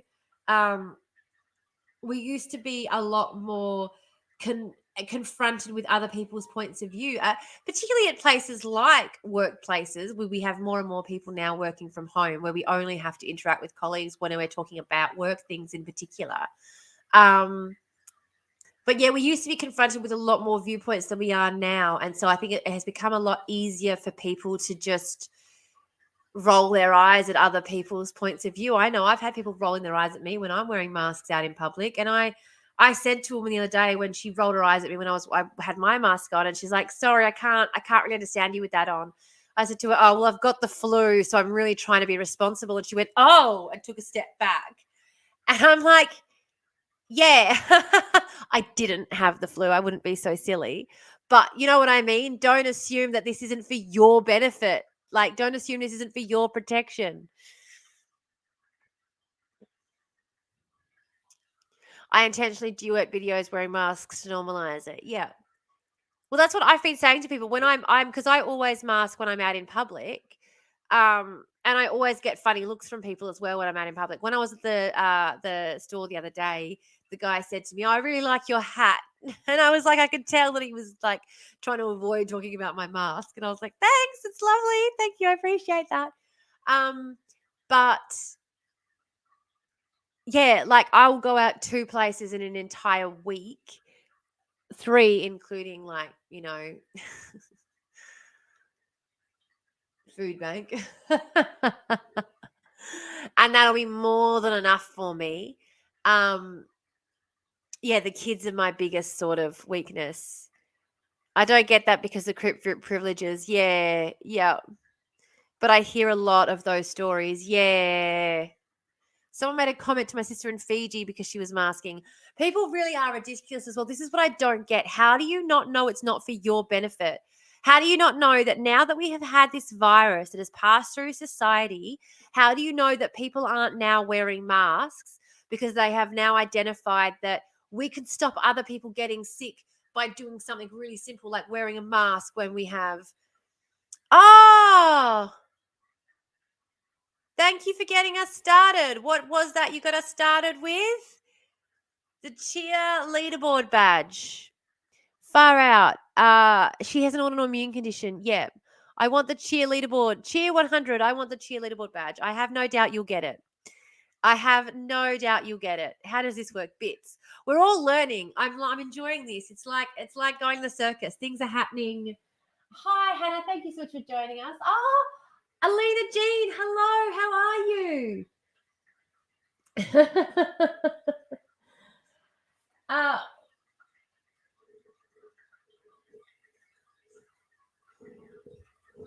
the gaslighting, dismissed her as emotional.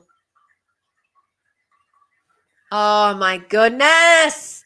No, I cannot. Do you want to put in the chat on the signal? Does anyone want to jump on the void and talk about it? Belle or Emery? Because it looks like the Amy's in that, or Amy, if you wanted to jump on and talk about what it is that, or is it just Matt that's talking about it? I mean, we've got 4 minutes of this segment, and then we have a break. But if they want to pop on after the break to talk about Albanese's POFAR over the weekend, I'm more than happy to have someone on who wants to have a chat. That rally was insane. I did have a friend who attended. I was quite excited to catch up and see how it went. I haven't yet, though. To be honest, that's the problem. I wake up just before I'm supposed to jump on live, and so I don't really have the time to prepare for the stream that I should take. I need to start doing that. I need to start getting up earlier. Watch my vid. Oh, wait, the StreamYard link. Wait, is there a void signal chat? No, there's not a void signal chat, but I just meant on the Angry Bitches chat, the Angry Bitches Association chat. If you just say on there, if they wanted to, I'm going to put Belinda's video on. So let's get that happening to start off with. Get up later. Yeah. So after we come back from the break, we're going to watch a video that Belinda made on TikTok about the going-ons in this rally over the weekend. Stick around for that after the break. Cannot wait to see you all back here. Watch the original video and then mine. Okay. That sounds good.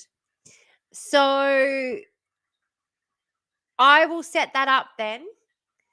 And we will get that happening. I'm quite excited, actually, to see this. Let's get it going. Tickety-tock. Tickety-tock on the clock. If you guys want to see the interview we're actually talking about, you need to jump over onto either Twitch or YouTube. That's where you can actually interact with us and see what's going on. Be part of the conversation live, where all the fun is happening. Did you send it to me, Belle, or is it just on your page? Notifications.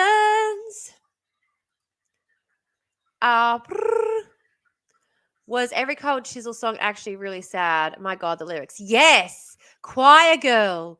She's looking like a choir girl. A crrr.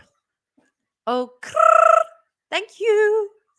Oh, no, I can do it. I could go to your page, Belle. Don't stress. Don't stress. Let's go. Let's go. Let's go. Gosh almighty. Did I tell you? I did tell you guys, didn't I? I did tell you guys, didn't I?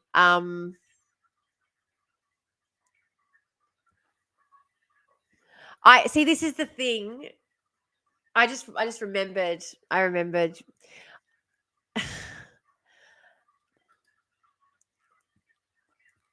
Did I tell? I messaged it. I messaged on the group chat, didn't I? So does everybody know that someone? Hey, Maddie. All right, now I'll let you know. Hang on, I gotta get my things on. We've got an ad starting in 50 seconds, so we're gonna have to wait till after that. It's the bonus content break. Phone tone break. Fair enough. Hello. Fair enough. I will let you know, I am at work right now, so I may be popping in and out. I'm just popping in to have a chat about the absolute fustercuck. Fair enough. Fair enough. Here we go. Yes, accurately, I am in the void. No, you were. What happened? What's I going said, on? Megan, the void is where I belong. It is. What's going on? Far out. I don't know why it did this. I don't know why it did this. This is not. At least, I must say, at least it's happening during an ad break, right? Like. Yeah, not wrong. Not wrong. Could be troubleshooting during the middle of everything. Oh, absolutely, which is usually what's happening. So, small improvements. Yeah, Ad breaks, yeah. ad breaks, ad breaks. This is the bonus content you all signed up for. See me. Oh, one mo. I'll be right back.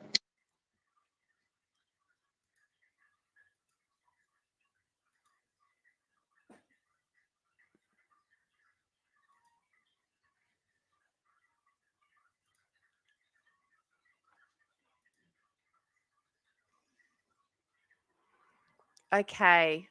I don't know what's happened with my layout. Sorry, guys. It's gone a bit blizzbleed. What ads?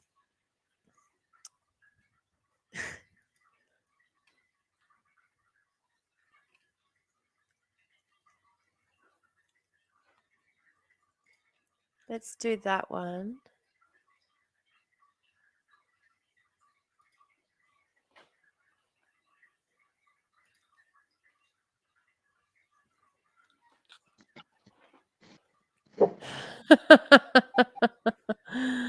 Hi. Still having chaos? Of course. Would be the void if we weren't having chaos, though. Not wrong, not wrong. Like, in all honesty, I feel like at this point in time, I'm just going to save that and or do I just, I don't know. Let me just delete shit. Delete. Oh my God. The other problem, of course, is that my mouse is not close enough to the computer. Oh, God. Having such a good time, buddy. Oh, we are having a fabulous time. Trust in the void. Honestly, screen layouts, man, they're one of the most annoying things in the world. I wound up when I was actively streaming on Twitch, I wound up setting about 15 different potential settings on OBS. So I could have like a bunch of different options for it, just click between them and hope like hell they still worked. Yeah, pretty much what I am doing right now. Where are you going now? Is that you? I don't know who I am. Don't ask me if that's me. I can't see you now. Honey, I can't see you now. I'm invisible. I promise I've got my cam and my mic on.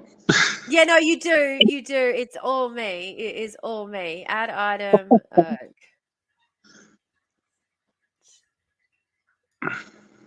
Here we go. Save. Update the layout. Where are you though? If I hit edit and I click on you, where Well, are I was you? void, and to the void I have returned, Tamara. Oh, you are. You've disappeared into the void. I can't see you anymore. Finally, I am home. Ah! I found you. I found you. Am I behind a layer? You were hiding behind Yes. You were hiding so well, though. I got to tell you, like that was a real, like, good job. Stealth. Literally You stealth were. rank. There we go. Solved it. So, We're back. yes, we've made it. Oh, yeah, I cannot see. Trust and faith. Yes. The today's scripture was about trust and faith. We are not spiritual around here, but we are a cult. So, join the cult. Join the Discord, join the cult. So we can get those sweet tax relief dollars for building our commune. Welcome back. Before the break, we had briefly started discussing Albanese's embarrassing issue over the weekend. Maddie, what happened? Tell us a little bit more about it. I'm going to pull up Bell's video while you give us the rundown. Yeah, absolutely. Look, from what I've seen of it, because I've been obviously doing my daily doom scroll on TikTok and various social media apps while I'm bored at work.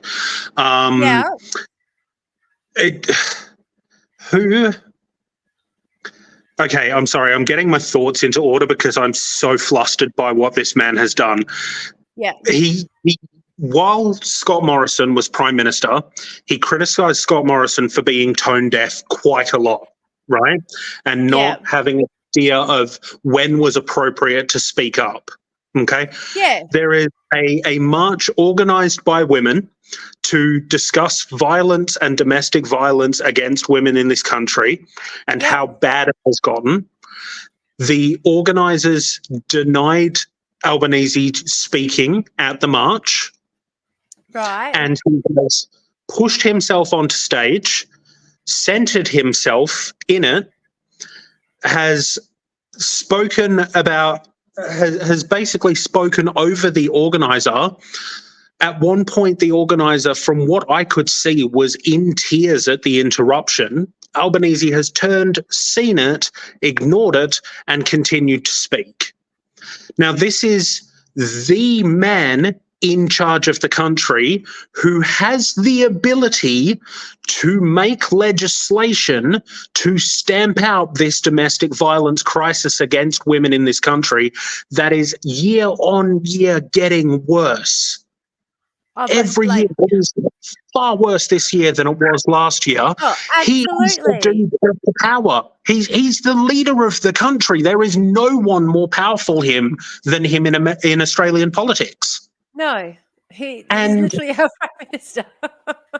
And yet he attends a march, forces his way into a speaking position, and then just blathers like a tone-deaf moron rather than going to his job and doing something about it like he actually can do. Yep. He has the power right now to do something about it, and instead he chooses to grandstand at a political event, at a political march that he wasn't invited to speak at. No. And I just don't get it. We've got the video here that Belle was telling us about. I'm going to see if I can share my screen so we can watch it. I honestly cannot believe this. I mean, of course I can. Apologies. Wasn't declined. He wasn't denied. He declined to speak at it. Apparently, I'm seeing in the chat. And then turned up and spoke anyway. Yeah. He wasn't denied. He declined and then showed up anyway. All right. Let's watch it now. We've got this video that Belle has pointed us towards over here. I'm trying to. Let me see if I can get this bigger so that you can actually see it. That might be more helpful, hey? Oh, no. What is going on? Why is it so small? This is TikTok. It's supposed to be vertical. Like, what's going on?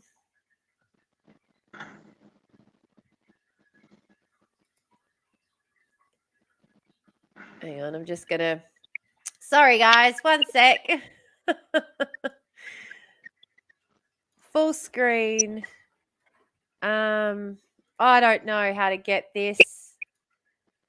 I mean, we'll be able to hear him. I don't know how to get it any bigger. Sorry. It's in browser mode, so it's horizontal. I don't want it in browser mode. All right. Look, I'm going to press play, and while it's playing, I'm going to see if I can adjust it. All righty. To be clear, we did ask to speak, myself and Katie, and we're told that wasn't possible, and that's fine. I respect the organisers' right to do that. That's a full-out lie. To do that. We're here today to demand. So that's the organizer next to him saying that's a lie. Correct. That's a full-out lie. Sarah, I believe her name is. Oh, my God. So at this women's rally where they're trying to talk about violence against women, he gets up and commits that violent act against her, lying, using slander to try and turn the crowd against her as the most powerful man in this country. Yep. To that young woman who's organised a violence against women rally. Yep. And people want to tell me that there is a difference between the Labor and the Liberal Party. Bitches fucking where? Bitches fucking where? Where is the difference? Where is the difference? Oh, my God. Sorry to interrupt. We'll keep watching. That's 15 seconds in and I couldn't stop yelling. Oh, God. Demand that governments of all levels must do better, including my own, including every state and territory government.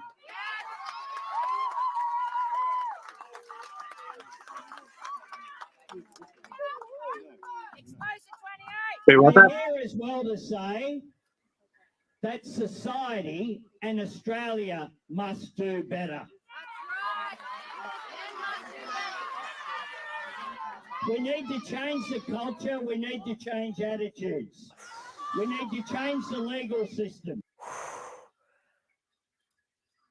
God, what an arrogant fuck. I'm just going to make it full screen for a sec while we play it so that you guys can actually see it. Oh my God, this is making me angry. We need to change the approach by all governments.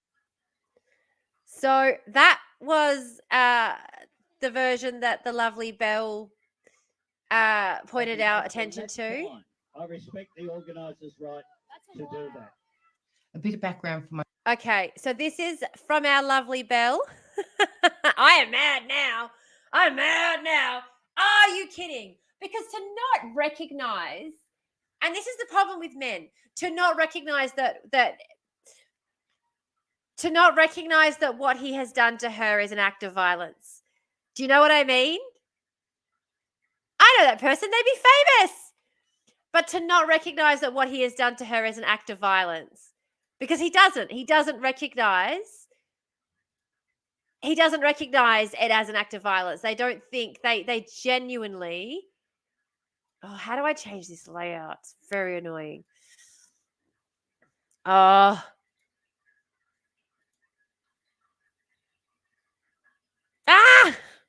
Anyway, they don't recognize it. They don't recognize their own behavior. And a lot of the time too, it's an ego thing. They don't want to see themselves as being the problem. So when you point out anything that they do that's problematic, they immediately want to say that you're making it up or that that's not real. Or like whenever you point out the violence in an act like what Albanese just did then, people will turn around and say that's not violence. It's like you can't just change what a word means because you don't want to admit that the Prime Minister just committed an act of violence against this young woman on stage in front of the nation.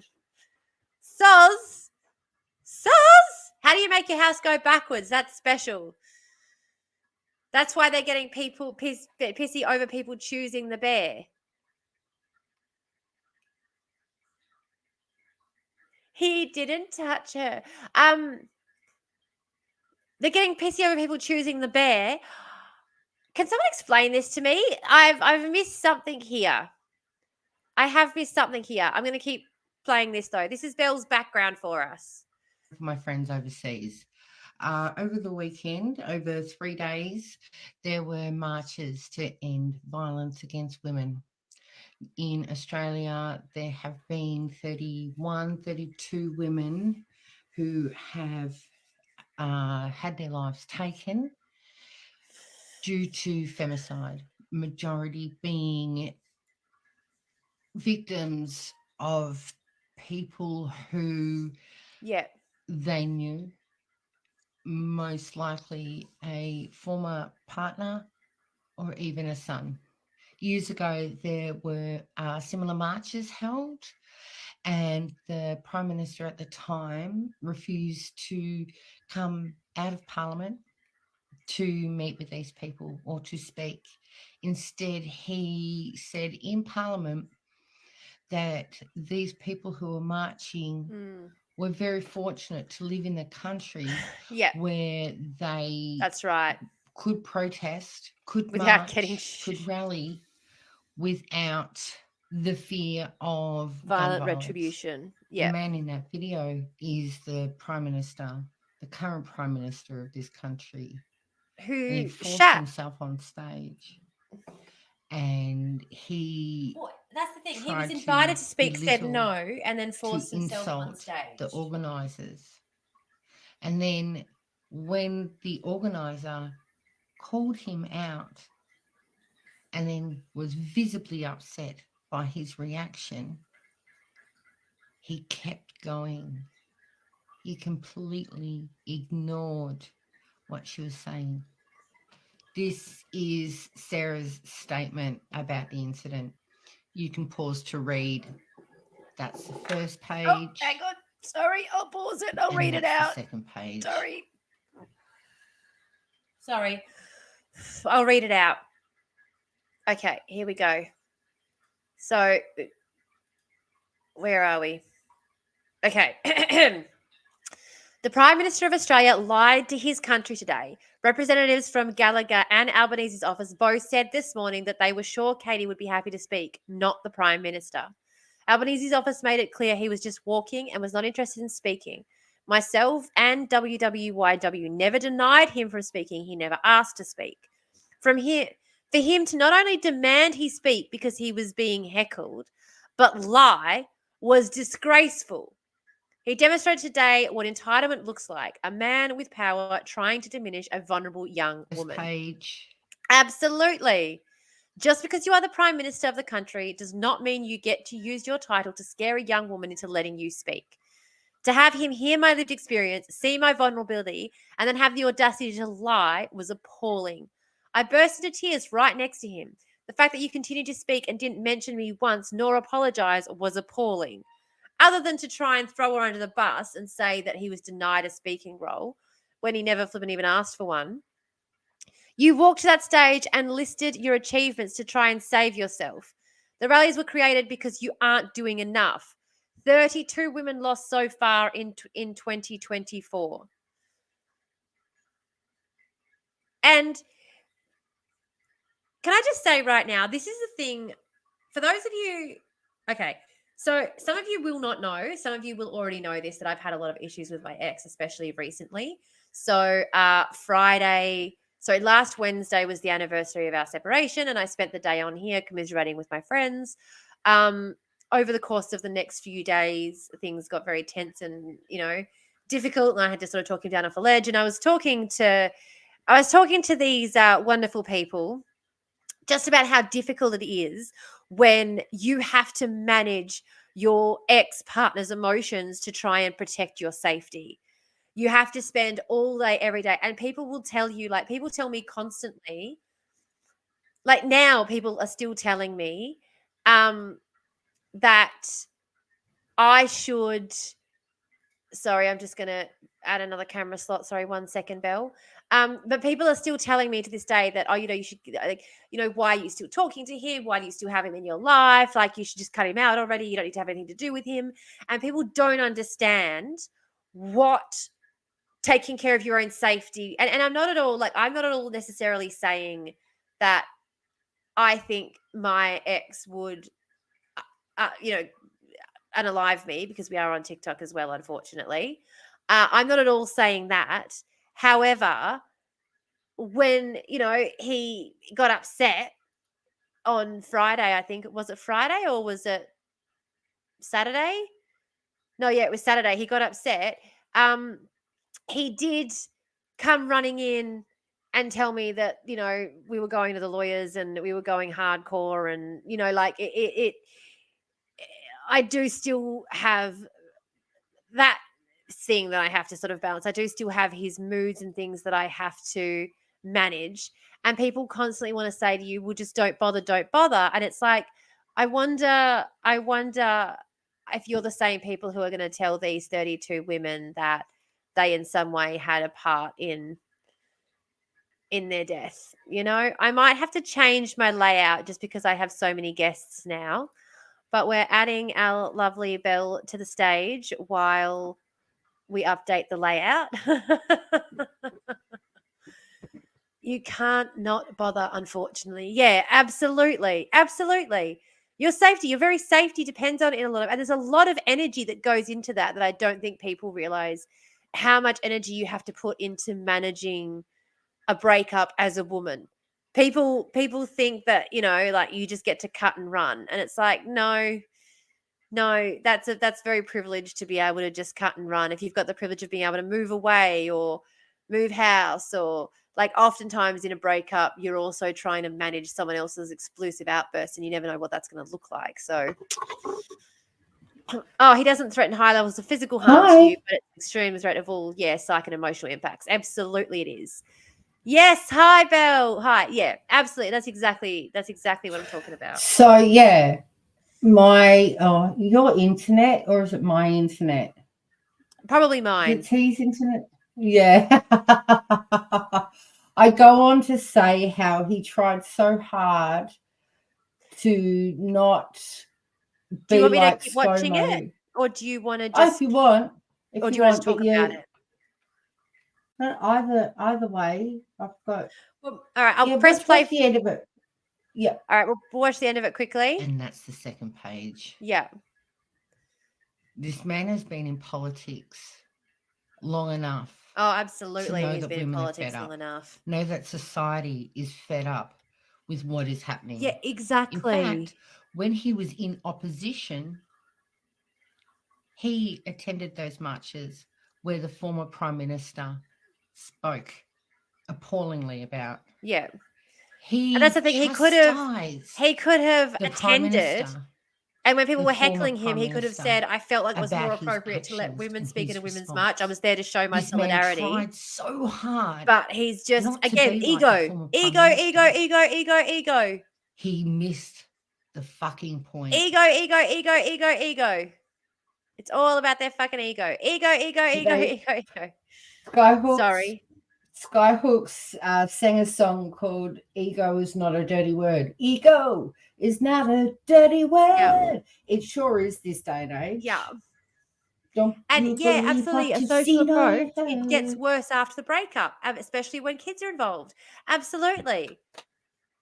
He's not going to lose his job, no. But yeah, it absolutely does get worse. And you spend so much time and effort and energy trying to manage another person's emotions and reactions, like trying to put boundaries in little bit by little bit so that you're not. I mean, over the weekend, the ex saw a Tinder alert pop up on my phone. And I spent the rest of the evening trying to check in, feeling really guilty, feeling like shit, what reaction am I going to get now? Because... like, T. It's just the thing is, regardless of whether or not we are more likely to die at the hands of a partner or ex-partner. And so regardless of whether or not I don't think he would ever do it, the fact is he is the person in my life who is the most risk to me. Like, regardless of whether I think him capable of that or not, statistically, he is the most risky human being in my life. And so, yeah, I'm constantly on eggshells. And he doesn't recognize that. And even when I tell him again and again and again that I'm walking on eggshells with him because I'm trying to balance this, he doesn't get it. He's like, Yeah, and I think he does So get it, let but I me think talk he to you doesn't want to about admit it. Sorry, yep, go. yeah. Well, this comes back. Sorry. This comes back to the bear thing that I mentioned. So I was doom scrolling for 2 days. So I'm sick of hearing about this fucking bear. And then my daughter comes in and goes, "Watch this, Mum." And it's another What one. is Anyway, the no, fucking I'm not. bear? Okay, so you know how there's a lot of videos of guys vox popping on streets, you know, that they're common TikTok videos where they ask scenarios or ask them quiz questions. Yeah. So a guy in the US went around and asked women if they would prefer to be stuck in the woods with a bear or a man. Yeah, and they Most all said the bear. women, the bear. And the guy in the video, he's having a suki lala because they're wrong. They're wrong because bears, you know, rah, rah, rah, rah. And then there's been a whole heap of videos where women have said, Bears you know don't what? like to eat people as much as they like to eat fish. Men like Yeah. to hurt and assault women a lot more than bears like to eat women. I don't know. Yeah. I don't know. Like, I'm And not the bear's preferred food. I am the male's preferred target. Who am I picking as my predator? yeah, The one that's whose it. prey I am not. The one whose prey I am not. That's who I'm picking as the predator I'm going to spend the But night you with. know what? Do you know how to get rid of bears? You make loud How? noises and you tell it to go away. Oh, yeah. And it Doesn't work with men. doesn't work Work with men. so well with men, no. And they're like, and there's all these men there, and they're like, you're proving that point. I choose You're the fucking you're angry. I choose the fucking bear. And then White Woman Whisperer. She's made it a series, and it's the bear, a white woman, or a man. Well, no, it's removing the bear. She's talked about she would prefer to work with, she feels safer around a white man than she does a white woman because of the microaggressions from the white women. A man will be straight out and you know if he's a racist. A white woman will pretend to be your friend and will deceive you and go behind your back and throw you under the bus deceptively, where a man will be straight out obvious. And she even said in one of her, if you're alone in a conference room, who do you prefer to come in that door, a white woman or a white man? Well, Because someone tried to change it, tried to throw it on her, saying, "Oh, well, you know, what about I've forgotten exactly. I've watched a lot over the weekend." And yeah, she's made a whole series about the bear, the white women, and the white man. And she's like, stop making me choose the white man. Stop making me choose the white man. are we putting gay men in with white women? Oh, I would. If we're putting gay men in with the white women, then yeah, the white women are the devil, because I had the only times I have been bullied. Well, actually, no. Yeah, no, they were women of color. I was working for a woman of color when, she decided to just invite herself to the psych ward that I had gone to. That's the harder thing. That's a whole nother thing.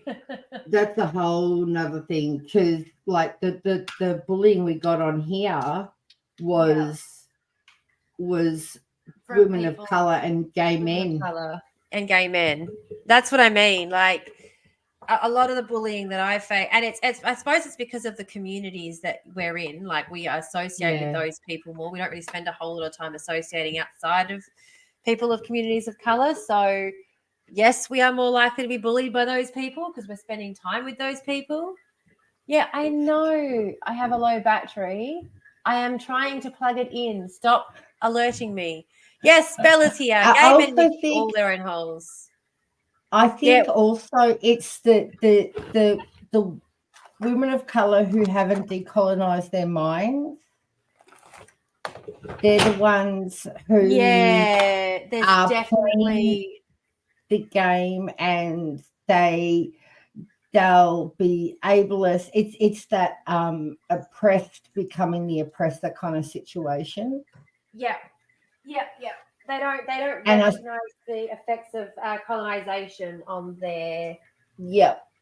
And the colorism as well. Oh, whoops! Sorry, guys, I just knocked you off. Not the new camera. I know, I'm evil.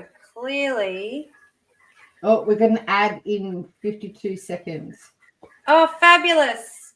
Cone break, bone cone, bonus content time.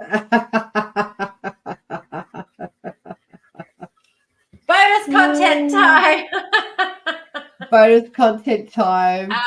Yeah, look, it's and this is the thing too. A lot of people don't understand social approach is I've worked with a lot of people who've been affected by FDV because it's also the number one reason for housing insecurity and homelessness.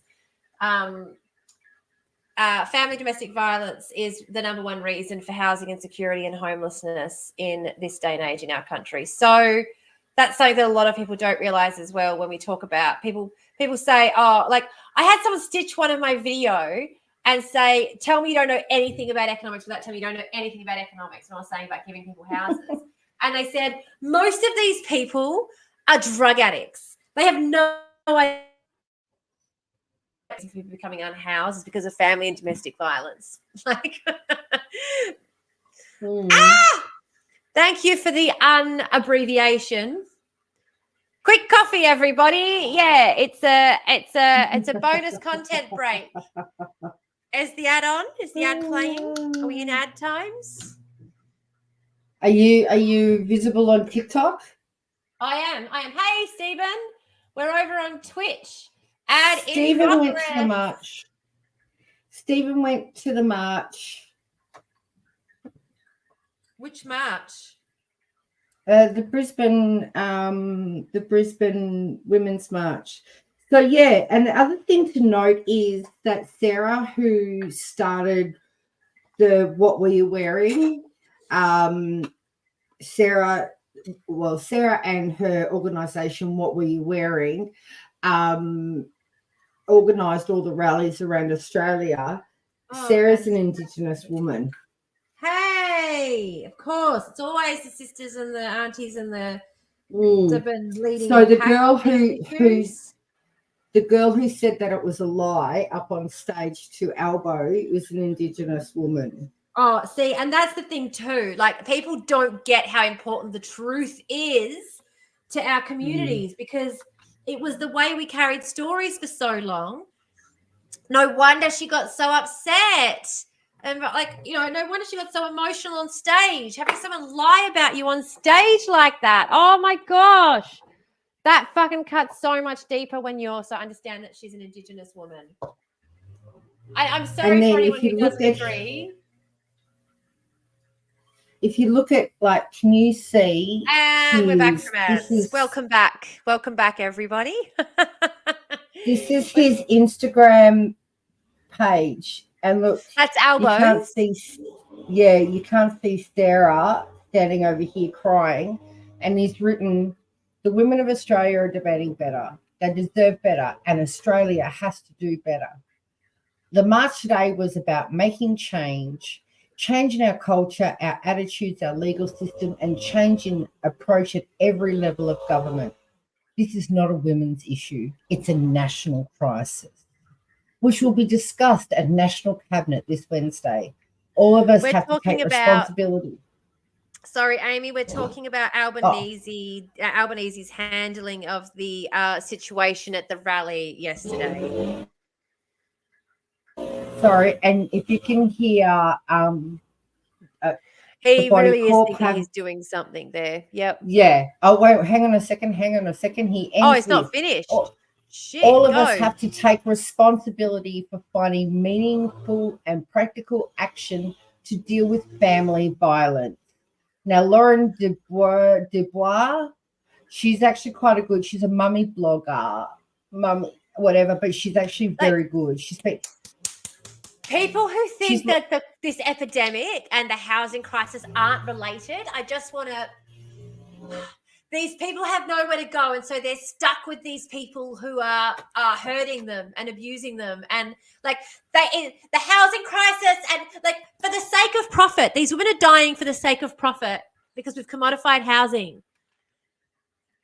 Mhm. Ah! But it's mental health. It's mental health.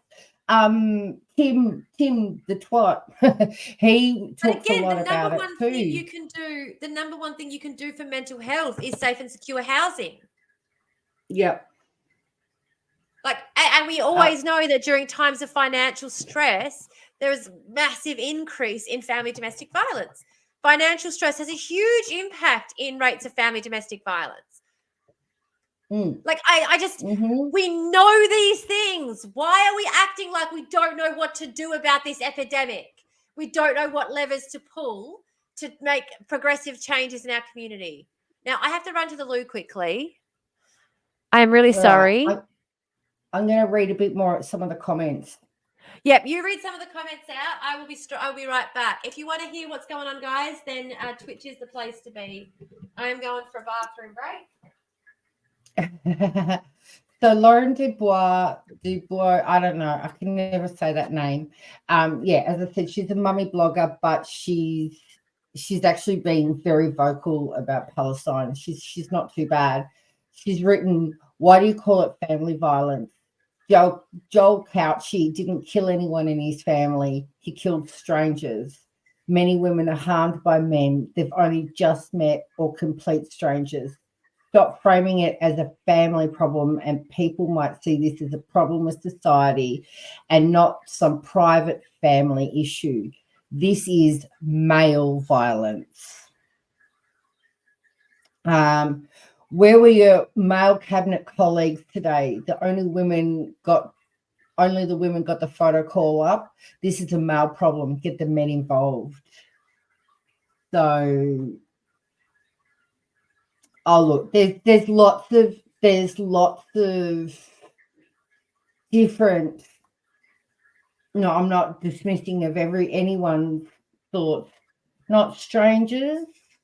It is overwhelmingly known men. Oh, without a doubt, and it's usually a former partner, or this year there's been at least 2 or 3 that were sons. The sons killed their mothers, but there have been strangers. Like I also worry about it being leaning into the bioessentialism because it is a cultural issue, not a maleness of a sex person. Yep. Nothing annoys me more than seeing rallies where the men don't turn up. Yeah, but then, hey, Stephen, deaf more men need to stand up. Who misses the elbow of the 80s and early 90s? Well, on my video, Amy Lipstick Sheep, I think that's her username. She thinks it's all a guy. She put some comments on there that were quite interesting. But yeah, at the end of the day, he is not addressing the problem as he should be. But is he ever going to address the problem as he should? Of course not. Of course not, because then he has to admit to having to deal with this problem, and he has to like, how many men in the Labor Party would be, the conservative men in the Labor Party would be like, fucking women, rah, rah, rah, rah. Oh, absolutely. You know? Absolutely. Yeah. But it's and absolutely, that's the thing. It's overwhelmingly known men. These are people who claim they care about us. So the fact that they all want to be like, oh, it's not all men. It's like, well, how about instead of saying it's not all men, you show up for us and start showing us you give a shit about this shit, because it's the men we know. Overwhelmingly, it's the men we know who tell us that they love us, who tell us that they care about us, who tell us that they, they want the best for us. They're the ones who are going to kill us. They're the ones who are going to hurt us. They're the ones who are going to make us homeless. They're the ones who are going to scare us. They're the ones who are going to land us in hospital. Those are the ones who are going to financially bully us or, steal all of our money and leave us with nothing. And rather than fucking going and getting a job, they just raid the bank. Like, rather than going and asking their parents to borrow some money and going and getting a job, instead they just raid the bank, leaving their ex-wife and the mother of their children with nothing. Just, and still acts like he had every fucking right. These theoretical men. These theoretical men. Emery's point, but it's not about maleness. I worry about it being bioessentialist in the testosterone and the penis makes men violent and bad because they're biologically geared into it. I agree. No, I agree. It's the culture, the way that it's a culture, that the way that men are raised. No, and like I said as well, we say it again and again every time that we know the triggers as well, things like financial stress. We know what the pressures are that lead to these sorts of behaviors. And a lot of it is because there are things we are addressing now in our youth about having that mental awareness, about having that emotional maturity. Like my kids at school learn about all kinds of, they learn about having respect for other people. And with my kid, the biggest thing with him now is about learning the fact that he doesn't get to just demand time from other people because he wants it. He doesn't get, the kids are learning this stuff now, whereas they didn't in times gone by. It was sort of expected that they would just get it. So I think going forward, it is going to be better. But at the moment, yes, we do have this generation that has been influenced by the likes of Andrew Tate. And there is a big issue with this, faux masculinity, hyper masculinity bullshit. But I think the biggest problem really in all of it is the fact that once again, we're not allowing, regardless of, most perpetrators are victims first. So these men who are acting in these ways aren't coming from the most well-adjusted households where their parents discussed their emotions with them and where they had schools that taught them about emotional education and emotional maturity. And, and actually all perpetrators are victims first. It's not that all victims will become perpetrators, but all perpetrators have been victimized first, and so they have had that behavior modeled to them. In order to be the kind of person who thinks it's okay to hit and strike, you have been hit and struck. You know what I mean? That behavior has been modeled and demonstrated at some point. There's more to it as well. But particularly when we talk about men who display violent tendencies, they tend to come from violent households. Sorry.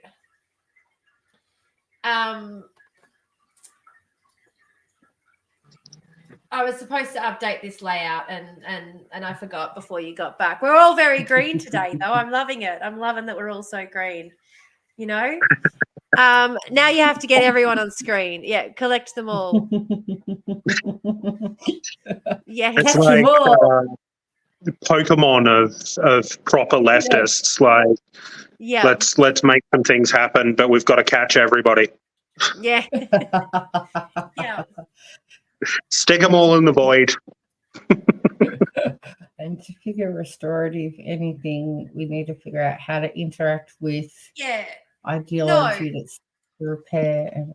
And that's the thing. I think the thing is the men who are the men who are and the non-binary masks who are showing up to conversations like this, who are and Stephen's in the comments right now.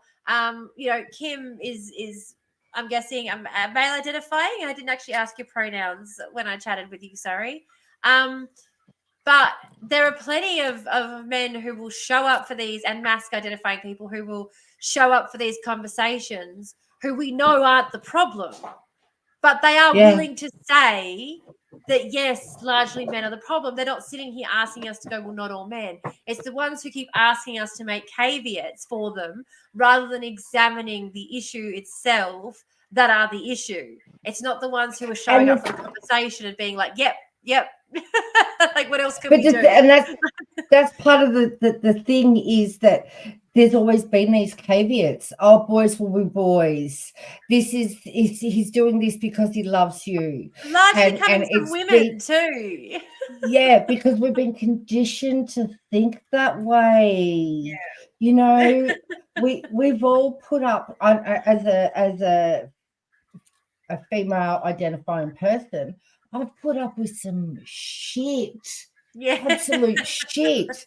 And the ironic thing is, I used to watch my mother put up with my stepdad, who was a fucking atrocious man. He had his nice moments, but most of the time he was very demanding and controlling. And my mum would say to me, oh, I'm not going to cave in and this time with doing this, that, and the other thing, even minor things. And then she'd do it. I'd get upset. And guess what I did in future relationships? Yeah. I let them. I even had this epiphany. Sorry, Maddie, we should let you. How are you going? Okay. Sorry about no. You don't need to make room for me to speak. I'm happy to sit here and listen. You were mentioning about your mum with your stepdad. I had a very similar experience. My mother has dated and married. Honestly, she's got a long list of marriages. Her taste in men is atrocious. And I have watched as a young man, or as a young boy growing up before I realized my own identity, watched these men be horribly abusive and generally terrible people to my mother. And I swung the other way. Like I watched the violence and the aggression and the torment and the torture and all of these things from an age where I was too young and too small and too weak to do anything to protect my mother or to stop it. Other than observe and see what was happening. And I vowed, I think, when I was about 11 years old, that I would never, ever, ever put somebody in a position that my mother was put in by these people. That's so and made a conscious effort to be better than what I'd witnessed. And it is a conscious effort because, like, I was obviously raised male, societally conditioned to expect myself to perform to male standards. And I have seen through that expectation the idea that you're supposed to let a lot of stuff slide, like a lot of jokes that heavy air quotes thunking into each side of the word jokes there. That was literally what I was about to talk about. Funnily enough. And it's this expectation that you just let it go because you don't want to make waves. Yeah. And growing up, this is what I was saying before about women often being the issue with this. My mother used to say to me constantly, just let it go, just ignore it. When my brother would do things that would irritate me, would push my buttons and would often as well push my boundaries, like break into my bedroom, you know, things that really should have been treated a little bit more seriously if you were trying to raise a son to respect women and their boundaries and their privacy. Like, probably should have been handled a bit differently than just telling me, oh my God, he's only doing it because he gets a reaction out of you. Just ignore him. Like teaching me to ignore men's bad behavior. That's real good. That's a real good thing to teach your daughter who's, you know, about to send out into the world to have, you know, like I think there is very much a better understanding, like what you were saying, Emery. I think there's very much a better understanding among queer men and amongst men of color how maleness is constructed, which is why they make such better allies in these spaces. You know, I'm going to trust a man with blue hair over a cop any day of the week, like, of course, like, but also any other white, you know, male presenting person. I'm going to trust, you know, a non-binary person who's mask presenting with blue hair over someone who's male identifying and looks like they go to the gym and has an Aryan haircut. Because they freak me the fuck out, those guys. They look like they're trying to find people to sell on the black market. You know what I mean? They look like they're there to traffic. Is it just me? Or do those guys look like they're there to traffic women? Obviously, my privilege has never been seeing that. I've always viewed it as people who look like they're spoiling for a fight. Yeah. They've always been the people who look like they want to start a punch on, and that's how I've always coded it in my brain. They look like they're there to grab a nab. But I can absolutely see where you're coming from. I don't walk too close to them because I'm like, they look like they're there to put me over their shoulder and chuck me in the back of a van. And I'm like, I know I'm too old for that these days, but I've still got that fear.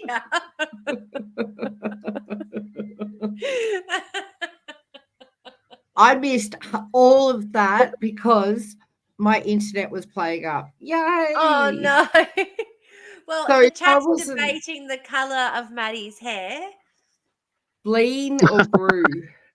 Yeah. It is a very dark blue that I have been incredibly lazy about redying, and it's faded to like a blue-green color. I don't know what is going on with this, to be honest. This is called laziness. See, I'll be right back, guys. Sorry. Hades7, no worries at all. Bad's Hades7, I would say that the thing is everyone is going to have a bias. It exists whether we like it or not, and recognizing it and identifying it and recognizing why it exists is really important. So, for example, I recognize that I'm white presenting, and there is a bias that exists when I go through Kmart that I'm not stealing. And so when I see any of my cousins going through and they are getting accused of stealing, I quite often use that bias that people will have of my whiteness to back up those people and be there to try and help, because I see the other biases people have about people who are more tan presenting, have more melanin in their skin than I do, but who are also Indigenous. So I am aware people have biases against me and toward me as well.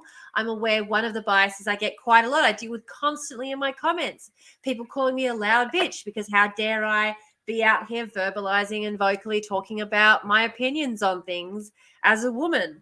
You know, people out here, because I advocate for people who are unhoused, people out here saying it's just because I can't afford housing when I'm living in my own bloody home.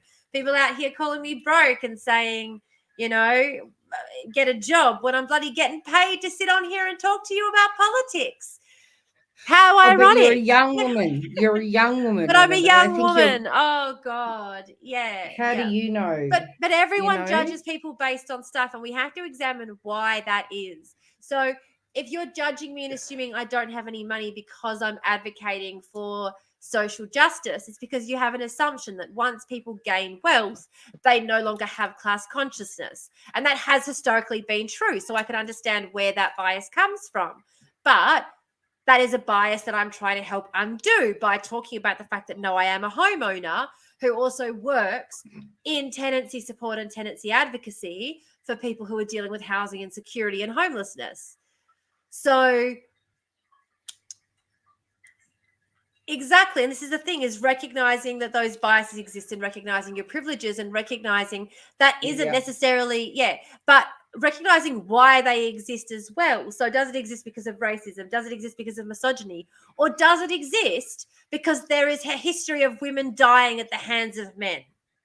Like, why does it exist? Because you can say that the bias against me as a woman exists because of my femaleness, that's based on misogyny, or you could say it's based on my history of talking over other people, which is my ADHD, which I do a lot. Both of those things are true. But that's your disability, you know. That's my disability. But we've been conditioned to think that way. Exactly. You know, it's the. I catch myself out all the time. Like, okay, Yeah. my daughter, also ADHD, has stopped her meds. Okay. Yeah. Now, one thing I've really noticed is the Yeah. fact that she's gaining weight because she's not on Fantastic. stimulants anymore. Yeah. You know, and she looks healthy. She's and you've seen her. She is far from like absolutely. she's gaining No. weight. Yeah. But I'm so used to seeing her much more slender, and it was still healthy. Okay, it was still healthy, but initially the unconscious bias jumps in and goes, "Oh, put on a bit of weight." Yeah. My aunt And we have said to that stop she saw ourselves. Amelia walking down the street, and the first thing Yeah. she said, now she is boomer, first thing she said was, "Oh, Amelia's put on a bit of weight." Amelia looks great. She looks absolutely fantastic. She's Meals is looking in. fantastic. What? The fact that she's over 18 and I'm allowed to say that without like, oh, we've lost Maddie. Yeah. Sorry. The fact that she's over 18 and I'm allowed to say that. Of course, I'm not going to hit on your 18-year-old daughter. Like, you know, don't. No. But I We're can safe. say We're safe. she is hot. She's But yeah, I have the good-looking same kid. issue. And I have to make sure I don't talk numbers because I know it's triggering for people with EDs to mention numbers and things when you're talking about this. But I've gained some weight and I'm at my goal weight now. And I've been having some issues with it because I've been struggling with the fact that I've gained weight, despite the fact that I sat down with my doctor and we planned it and we knew what weight I had to get to. And it still didn't matter. I still had issues with watching myself gaining weight. It was such a weird thing. I've never had issues with my weight before. Had no discomfort talking about it before, was concerned when I lost a lot of weight regularly. But when I was watching myself gain weight, I really struggled with it. I struggled in a way that, like, I've always weighed myself every day as a medical thing because I've had medical issues to make sure I don't lose weight dramatically, because I have done that in the past and usually there's an issue going on. Yes, you have. I've watched it. Yes. But this time when I was gaining weight and I was actually on that concerted effort to gain weight, like buying cornetto drumsticks for myself when I was able to help try and gain a little bit of extra weight, I had to stop weighing myself and I had to stop looking in the mirror. And I was logically knew I was doing the healthy thing. Like you know, I am too tall to be this slender. Like, this is not healthy. But yeah, it was still a mental mind fuck. Like, society just does this stuff to us. And again, recognizing where those things come from and recognizing that, no, this isn't a healthy thought. I have to push past this. And even my mum started making comments to me and I just started hanging up on her and going, okay, bye now. Had a bit of a breakthrough in therapy about that the other day, actually, where I just said, why do I care so much about this person's point of view if they're not, you know, about me in particular, I mean. I don't publicly say anything about it in spaces people can witness, but, like, you've seen the size that I am and I'm extremely confident and happy about it. Yeah. Someone is talking, so I had to find on here. What? Oh, yeah, because you've got your headphones on. We can't be I heard know. on TikTok. No, but that's the point. We don't want to be on TikTok anymore. Yeah. So my friend had bariatric surgery. Now she was healthy. Now she went through this because her family is very superficial. Her mum is having conniptions because my friend has lost a significant amount of weight through the surgery. Now she had the surgery because she has polycystic ovarian syndrome. So there's the weight gain with that. But also she has EDS. Hey, Em, that's how I know about EDS. And the weight, even though she eats healthy, she really has takeaway. She exercises daily. She could not drop any weight because of the polycystic ovarian syndrome. So she needed to lose some of the weight. And she used to say, but I love my belly. It birthed 2 children. It carried 2 babies. This is, and another friend used to say that her tummy was happy. Why is your tummy so big? The kids used to say, she said, my tummy is happy because it had 3 kids. Anyway, Jill, Absolutely. sorry, I said her name, but doesn't matter. We'll forget it anyway. Delivery. Hey, she had the bariatric surgery. Turned out she had precancerous cells in her stomach. Oh, They found, wow. and so they had to take out more, and that was why she couldn't lose the weight. It wasn't the PCOS, it was this thing. Far out. It was this thing in her tummy. Emery, I was going to say, like, the social conditioning around fatness is fucked. And, you know, I think a lot of it is, again, it's a control thing because they make us focus on things like that to control us so we don't busy focus on all the other shit they're doing. I'm going to get my microphone. Bye. Yeah, Bye. so she actually did it for health reasons, which bariatric surgery is a health thing. It's healthcare. Yep. It is healthcare, and people. Look, I absolutely should do it as well. I have rheumatoid arthritis, and basically all of the cartilage in my knees and hips have been eaten away by my body hating me, which leads to me being unable to exercise because holy fuck, have you ever tried to exercise with your bones rubbing together? Yep. Hey, Yeah, Tamara's got my a package. My sister has psoriatic arthritis, and she's a different shape to me. She's more like my mother's shape, short and squat, but she also takes steroids. And she takes the immunosuppressants, but she takes the steroids, and so her size is bigger, and it's bad for her joints, but she can't lose the weight because the steroids that are helping her are helping her gain that weight. Yep. You know, and it's 100%.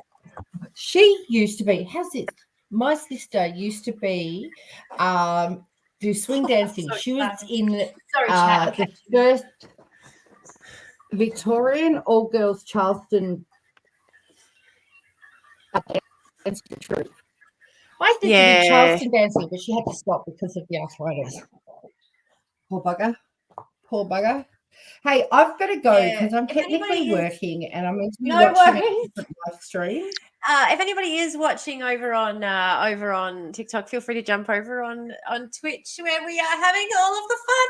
I'm getting out a new microphone. I can't believe you're going to miss it. Okay, I'll watch the unboxing. Are we on an ad break right now? There's an ad in progress. Yay.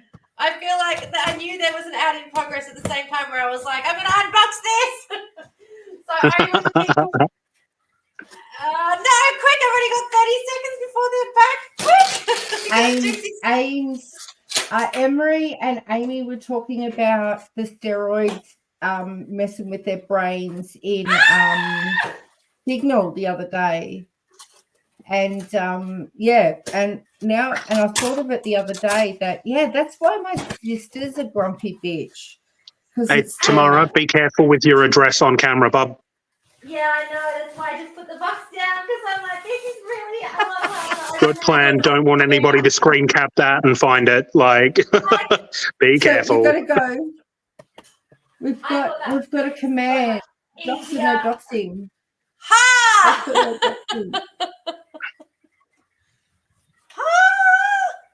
Oh, which one did you get? Is that the Yeti? It is the Yeti. Ooh. I was looking at that for you. Microphones. Yeah, there's entirely too much correlation between weight and health, though. Yeah, there is. Yay! No, I'm being very careful. Yeah, steroids are so bad on the brain. And the thing is, too, is they shorten your lifespan, but they can make your life so much more comfortable. Oh, yeah. So, if it weren't for the corticosteroids, I wouldn't be able to work. Thanks, Joe. No. And that's generally my quality of life would be way worse. Like, I already didn't plan to make it past 21. I'm 38 now. Like, I have exceeded my planned lifespan by 17 years, boys. Like, I'm over this. Like, why am I still here? What's going on? I was going to say, I know someone who said that just recently, and it was you. that was me. I am the most fatalistic motherfucker you can ever find. It's the tisms. It's the tisms. It's schisms. I think love it. you have to be Sets. neurodivergent of some sort to be in the void. Like any neurotypicals. Oh, absolutely. Could not survive with them. I can't. find it so boring. Constantly just be like, yep. Okay, look, why is this not scrolling normally? Bone Cone. You are watching a live stream, Belle, where my sister has to take stories at times. She's supposed to fix with her. Sorry, T. Yeah, I didn't realize my address was. I'm back. Hello. Yeah, it's so pretty. Look how pretty. What color? Is it pink? Oh, wow. Look at that. Hang on. Look at that. It's excellent.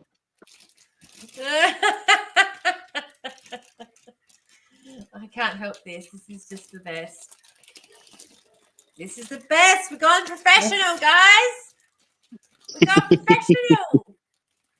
Oh, I see the color. Did you get it from the place that I used to work at? No. I was going to say. No, I didn't because I actually got it during their 420 sale. It's called Sweet Pink. Well, I didn't get this during their 420 sale. I got some other stuff during their 420 sale that I had to wait on getting delivered. And so it was free delivery to get this because I was shopping during their 420 sale. I shopped for some things. All right. I'm going to have to go, my friends. Love to you both. Yeah, I've got to work too. Okay, love you guys. Love you. Love you. All right, maybe I'll we'll be back finally later. finally get onto that talking about the other stuff.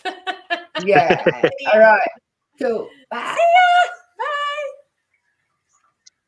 Oh, I'm so excited to hook this up, guys. I'm so excited. I cannot tell you how excited I am. Honestly.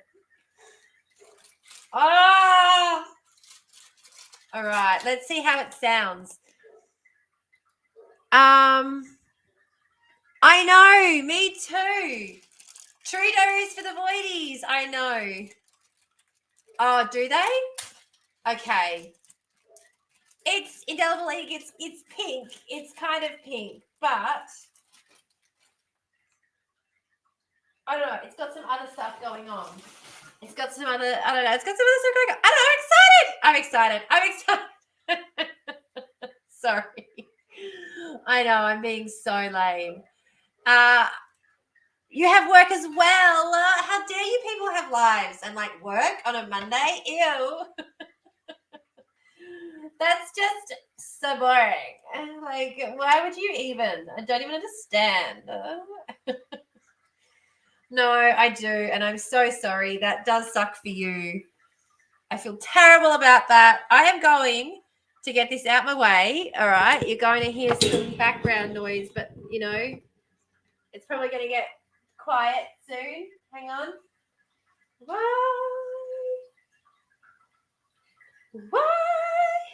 Let's see. This is going to be interesting. Not going to lie. Let's see what happens. I'm learning as I go, and I'm so glad you're all here with me for this, honestly. You're being a lime. Did I hear that right? You're being a what? I am being a lime. I'm almost finished work. Yay! Hey, indelible ink. We have Minotaur, so we have our own. We got the sub count up, so now we have our own special. We have our own special. What are they called? Lem, lome, lememe, lememe. I'm gonna put that down. Oh, it feels so good. Like it feels so good holding it. I might actually put it up here while I'm streaming. That might be the thing to do, I think. We'll see. Yeah, emotes. Okay. You did an ableism. Oh, yes. Oh, I did an ableism. Sorry. I did. I completely missed that.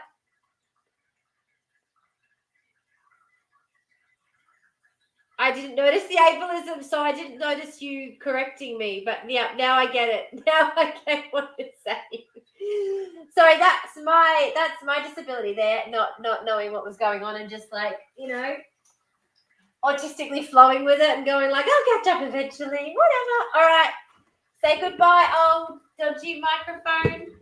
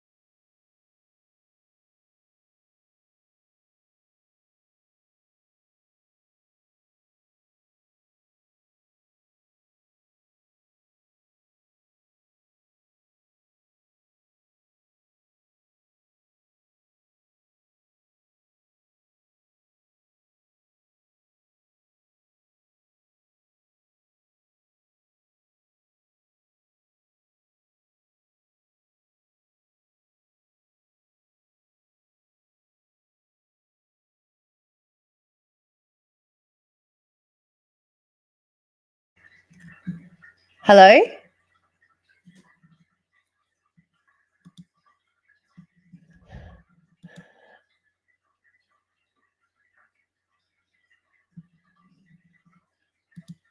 Hi.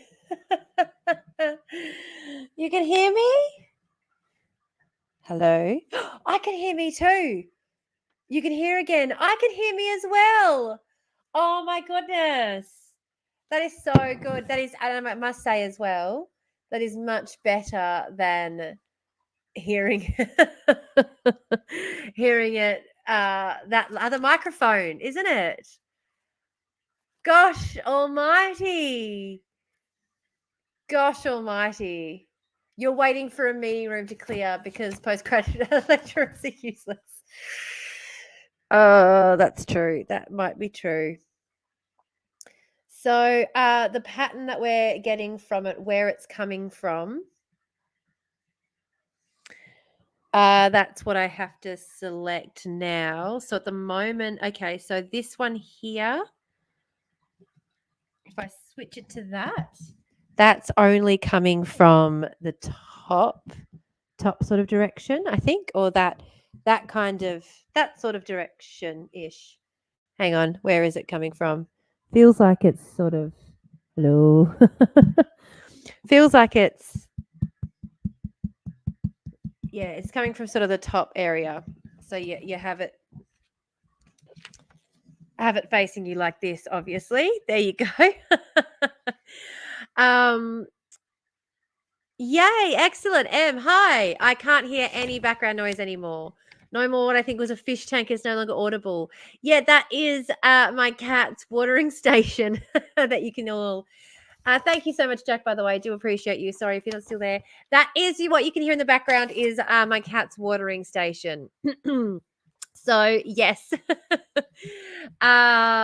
So glad. So glad. Gutierrez over on YouTube. So glad to have you over there. Oh,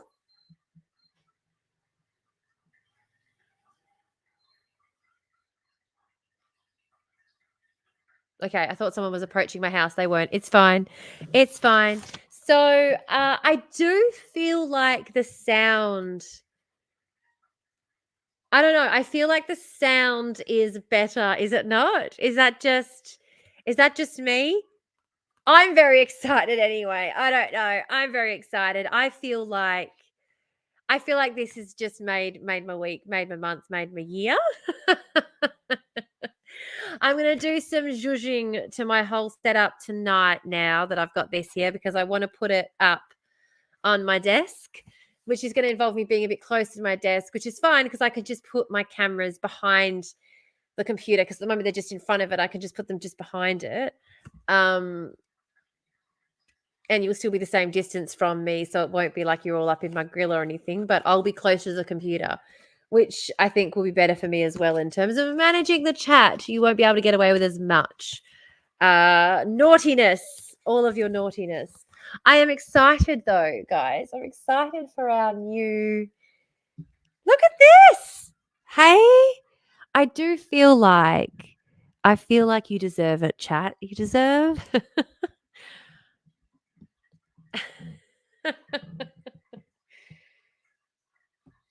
Sorry, you deserve a much better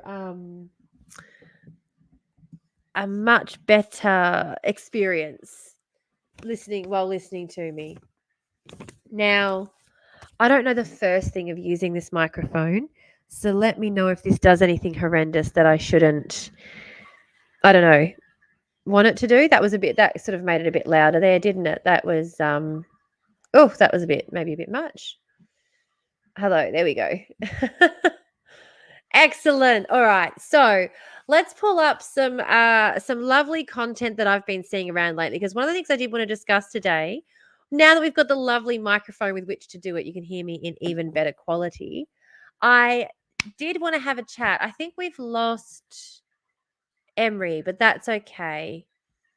Oh, that's right. Of course, because chat has to go somewhere. Oh, that's right. Yes. Yeah. Okay. You've got the TikTok audio. That's right. I missed that. I was setting out my microphone while you said you had to head off. The good thing about this microphone is I can have people. Oh, whoopsies. Sorry. But I can have people here interviewing them. Sorry, it's actually my headphones that are the problem, not the microphone now. Which is funny because these are very high quality. Oh, there you go. Turn the gain up so that you can hear the background noise. Let me turn it down a bit more. There we go. There we are. Hi. Talk into the grey bit. Yeah, first things first, talk into the grey bit. We've got that down pat.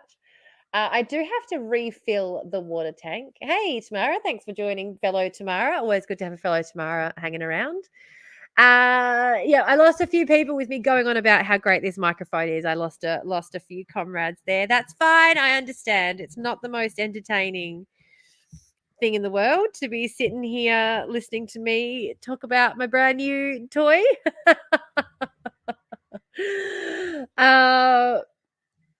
Just over here, it's all good.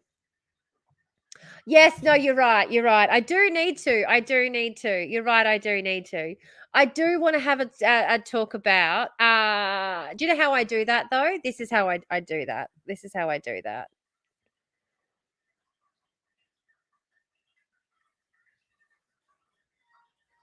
I wonder if I can get, now that I've got this new microphone, I wonder if I can somehow get my OBS to run sound through to StreamYards.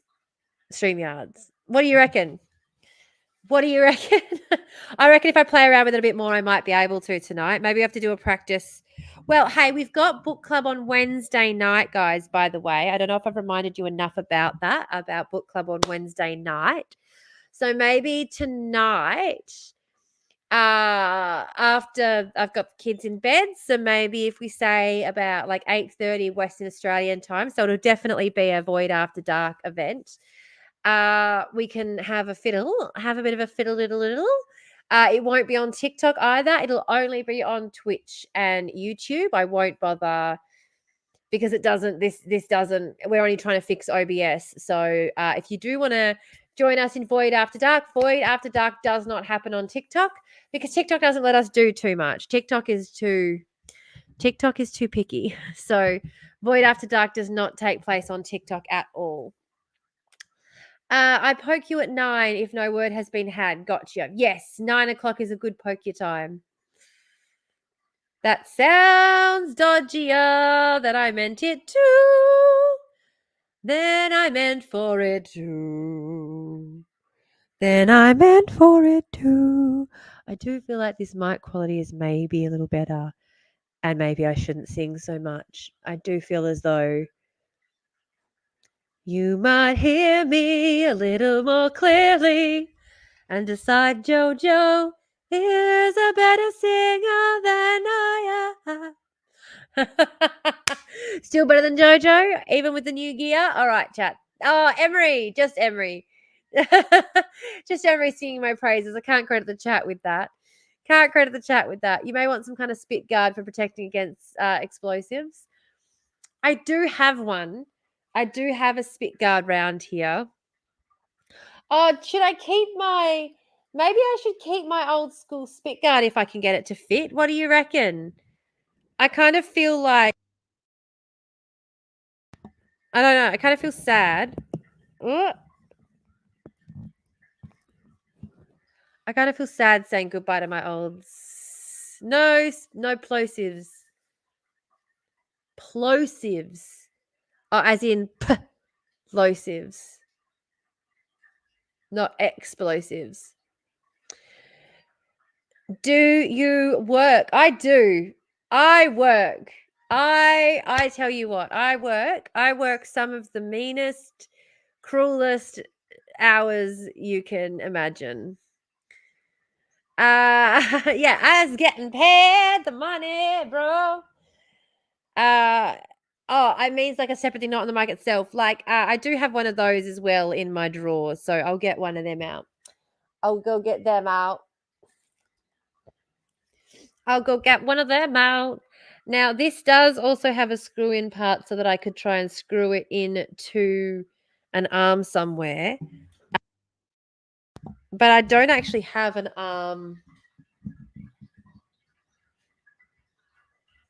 that I could screw it into, really.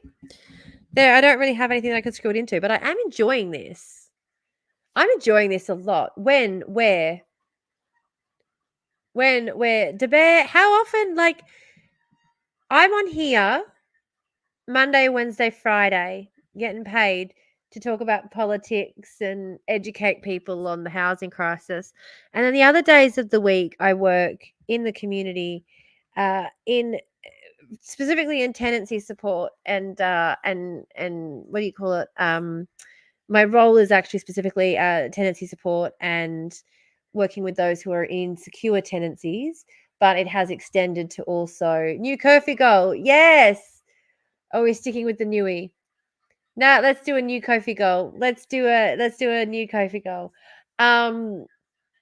Yeah, but I have also been able to, because I'm now taking on work outside of my. I'm no longer working for a private enterprise. I'm now working privately myself. I'm working for myself, basically. I'm now also able to take on support for those in attaining housing who don't have housing. So helping people fill out paperwork and stuff to try and get them into housing, helping people, going to home opens. I do a lot of going home opens for people, so that because they often can't go to home opens because they've got work and things. So just doing what I can to try and help support people to get into housing in our community at the moment is what I'm doing. And yeah, and I have recently been on a bit of a stress leave break. Some of the work that I've just described I've been doing while on break because I'm not doing my regularly paid work because I've been on a stress leave break. But I'm back out in the community doing some work out there, which is one of the reasons I've once again been doing a lot more work on TikTok. I've been taking a break from TikTok because I haven't been out in the community and I have sort of been doing some healing work, but the more I'm out and about and the more I'm seeing of what's going on, the more obviously I'm drawn to have to speak about it. But no, I do think we should go with a new goal. We should definitely go with a new goal. I've got a coffee right here, which is perfect. Oh, I'm loving this new microphone. I cannot tell you how much I'm loving this new microphone.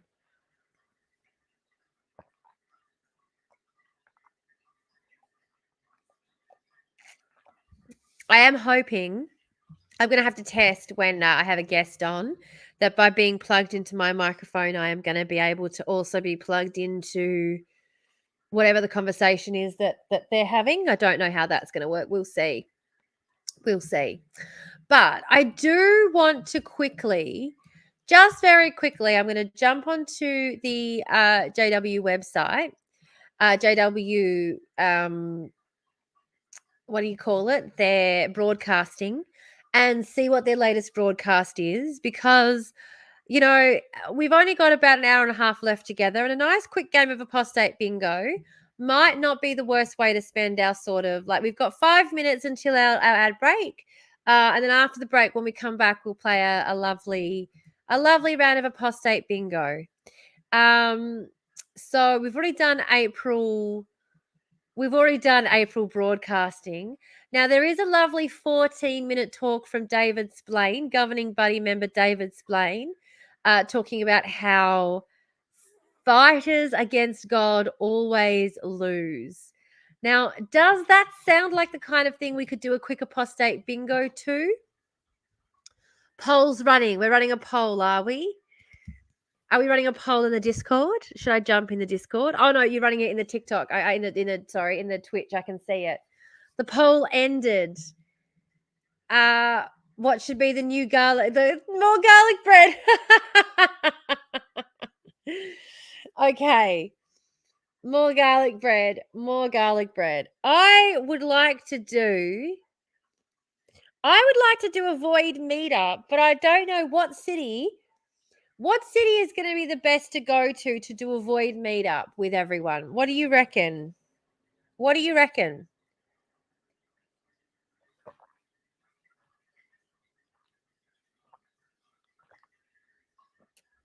I reckon we should host it in Perth. But that could be because it's the easiest city for me to get to. Personally speaking, more garlic bread won. But I don't know what the suggestions were, so I don't know. Oh, Leapy Bug. Thank you, Leapy Bug. We are I was going to say, Leapy Bug, if you want to jump up over on the Discord, we're on the Discord having a good old chat. This fungus is, as I said. Wait, what's this? I blanked a hot moment. What's in Perth? Don't stress, Emery. You'll have to watch it back. And by the way, everyone who is watching on the replay, thank you for watching. I know it's been a little bit of a higgledy-piggledy one today. We've had a bit of a discussion of all these different things. We talked about Albanese embarrassing himself. Talked about a few different political issues that's been going on. And I am going to do a quick round of apostate bingo to close us out for our sort of last sort of part of the void this afternoon. Yep, we've got the French. We've got our lovely, beautiful. I love seeing them. Honestly, I love seeing our little emojis, our little emotes. I love seeing our little emotes popping up in the chat. It's so good. It makes me so happy. It makes me so, so happy. I do. Yeah, the boys. The boys. Emery's boys specifically. Emery, the creator of the boys. Honestly, round of applause for Emery, because I just don't think people realize how much the cool stuff that goes on around here is thanks to the tireless efforts of our Lord and Savoury. Really, I just hang on. I tried to send a message then and it didn't want to go. Let's see if that works. There we go. Hey, that did work. All hail our Lord and Savoury Emery, the daddy of the void. We gotta love it. Hey, absolutely gotta love it. So enjoy this lovely little ad break. We are gonna do a little something else while you're on your little ad break. And then when you come back from your lovely little ad break, we will play a lovely, lively round of apostate bingo. And I think that's I have my grubby face on. No, you don't. No, you don't. He loves it. He loves it. No, he's not. He's a naughty boy. I'm misquoting different films there. I'm jointly misquoting different films. Oh, thanks for entertaining me while I clean for inspection. No worries, Elcon. And anytime, as I said, if you want to jump on the Discord, come over and have a chat with us anytime, feel free. The ads are going to start in 30 seconds, so we're going to have our bonus content break.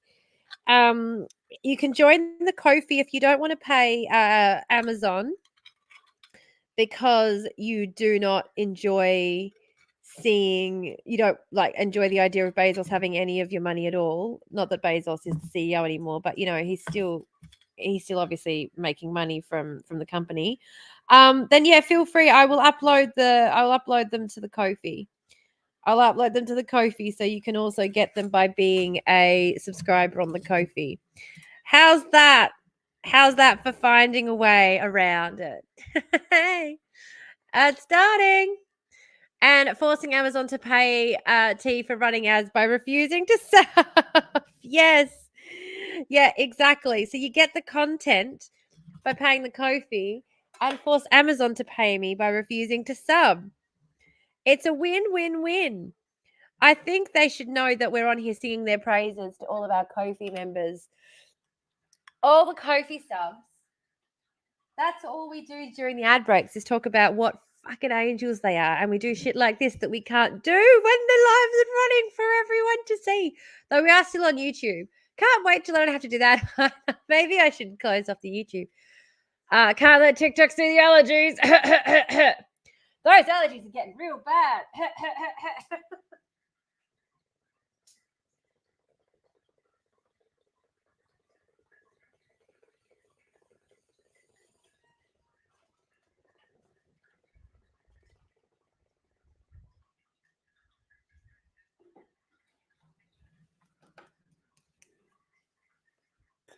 Woo!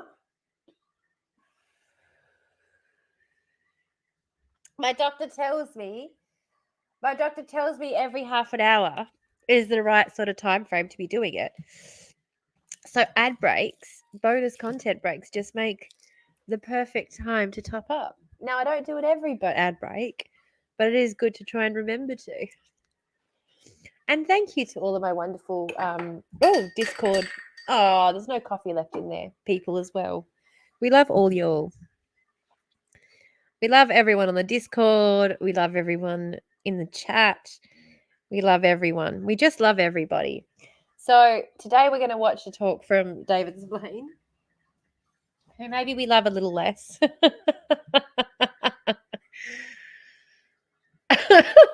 Oh, next time I pop up, that will be happening. Absolutely. Don't you worry. So now we're going to watch a little video from David Blaine. Now, this is a part of our apostate bingo. I am going to share my screen with you guys. It is going to get a little messy for a second, as it has want to do.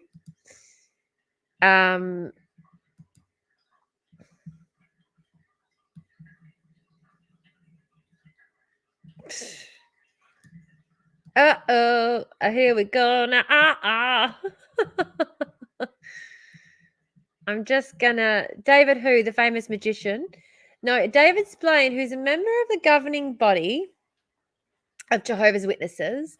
So this is one of the 7 who considers themselves to be... now, this is one of the funny things about these guys. They sneer at them amongst us who say that perhaps...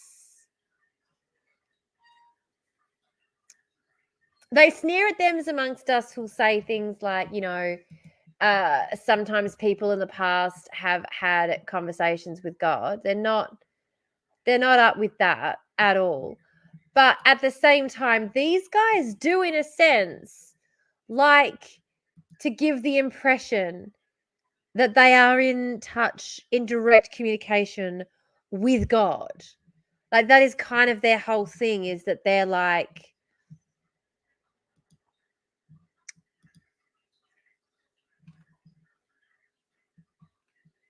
I'm going to download it just because I am worried about the quality.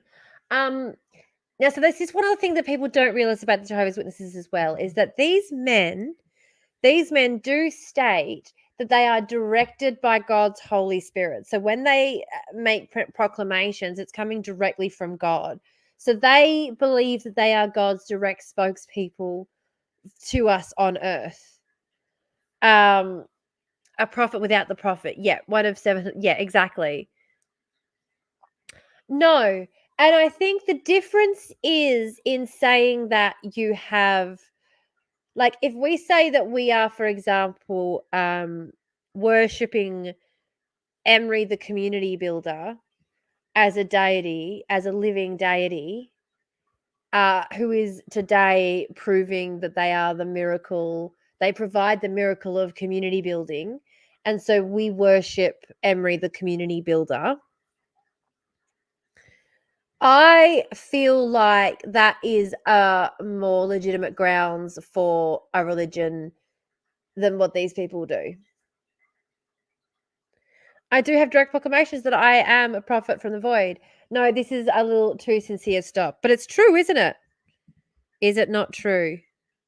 Is it not true? Oh no, I'm making Emery feel uncomfortable with my sincerity. Shush, shush, shush, shush. I do think that we have just as much legitimate right to call ourselves a religion as what these mofos do. I just do. Can't help it. Can't help it. So I'm going to see if the video file has been downloaded so I can share that. Yes, it has. Perfect. Open that in the media slot instead. Give it a second. Is recorded at Isaiah 55, 10 and 11. For just as the rain and the snow pour down from heaven, and do not return there until they saturate the earth. Oh no. Sorry, ladies and gentlemen, boys and girls and friends beyond the binary. I cannot believe I just did that to you all.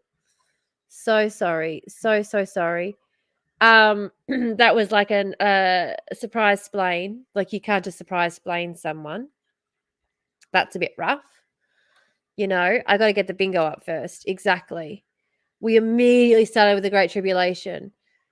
Yeah, for sure. We have the tenets. We have a deity. We have a deific understanding of the cosmos in a sense. We have regular meetings. We do. We have regularly scheduled meetings. And it also, we're not a cult. It's free to come and go.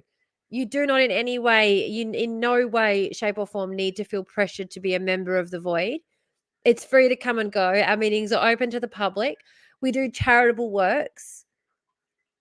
We should at least have a charity status. Like, come on. I reckon we give this long enough and we will actually... Is that where we're going with this? Are we going to become a legit cult commune? because people always say to me, what's your end goal? Like, where do you see yourself going? What's your career? Because most people on TikTok, we come on here and we think of, we've got a career goal, we've got a path in mind, we've got something we want to do. And I'm like, cult/commune. Cult/commune. Cult/commune.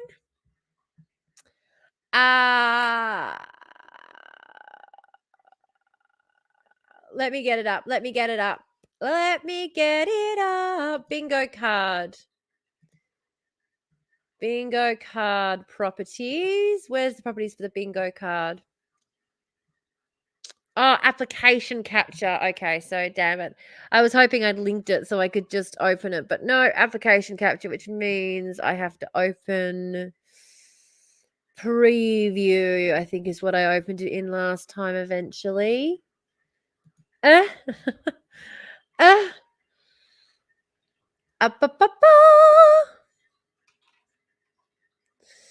Quickly, quickly, quickly. People getting bored. I can feel their eyes upon me. Wondering what's going on. I'm looking for the preview. That's what I'm looking for. Thank you. I knew if I sung a little song to myself, I knew it would be better, Open recent. Villager PNG. That is the name of the bingo sheet. Villager PNG. I know it sounds silly, but it made sense at the time, didn't it?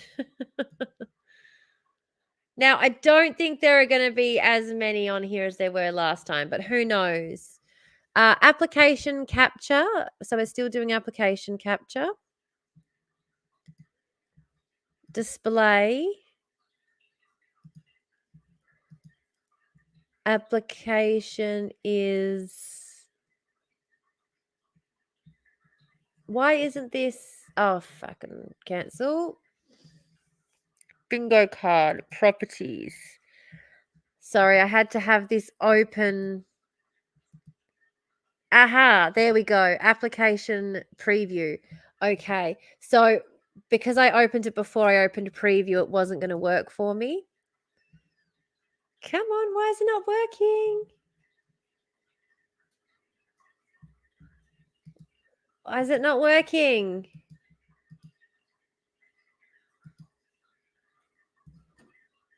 Why is it not working? Oh, gosh almighty. Why am I suddenly having... Is it frozen? Okay, I signed up to Discord. Yes, you are absolutely on track. Perfect. So, for the purpose of the law, the criteria of religion are twofold. First, belief in a supernatural being, thing, or principle. And secondly, acceptance of canons or conduct in order to give effect to that belief. The canons of conduct which offer against the ordinary laws are outside the area of any immunity, privilege, or right conferred on the grounds of religion. Criteria met. Yeah, we meet the criteria. Absolutely. Yes, Elle, absolutely you are. I'll open the Discord right now and I'll accept your friend request. 1 second. You should be already a member of the Void. You should have, are you a member of the Void already? Because if you are, under events, under the tab of events, you'll see a StreamYard link. Every time I go live, I put up that StreamYard link after the sort of first half hour of me warming up, getting myself sorted out and stop being silly. I post that link on there, and anyone who's a member of the Discord is free to jump on and have a chat. It's one of the benefits of being on the Discord, anyone who would like to. So feel free. And when you do jump on there as well, you can also stream to your own services. The invite link is under events, under the Void, hurling into the Void, under the group, under events. Like right now, April 29th, 2024, there's the link there, the what do you call it? StreamYard, a live event link. So we're doing apostate bingo, and I'm trying to get the apostate. Why is it not showing up? Oh, It's so frustrating. Here we go. Vingo card, preview. Oh, I've got preview up here. It's on top. Okay.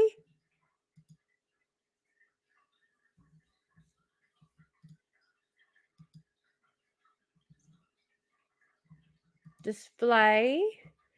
Application is preview.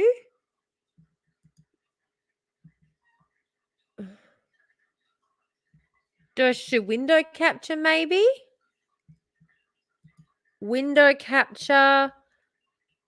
Maybe that's what I've got to do instead. I mean, it worked last time, but yeah, window capture, preview, villager. Okay. Oh, come off it. What is it doing this for me now?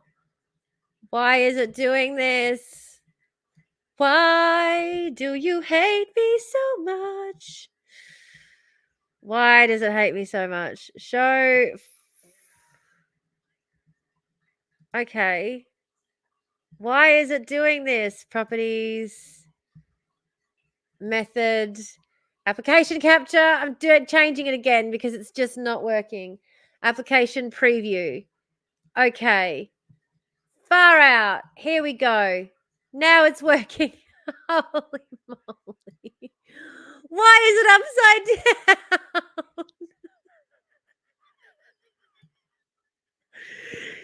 down? You're not in the void yet. Oh.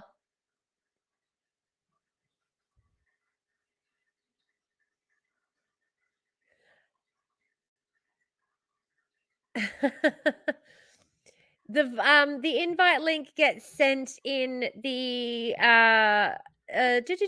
in the void. Hang on, here we go. Where are we? Why is this not? What is going on?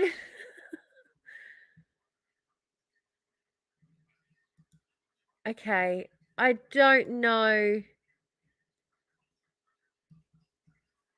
I don't know what to do about this. I honestly don't. I honestly don't know what to do about this other than...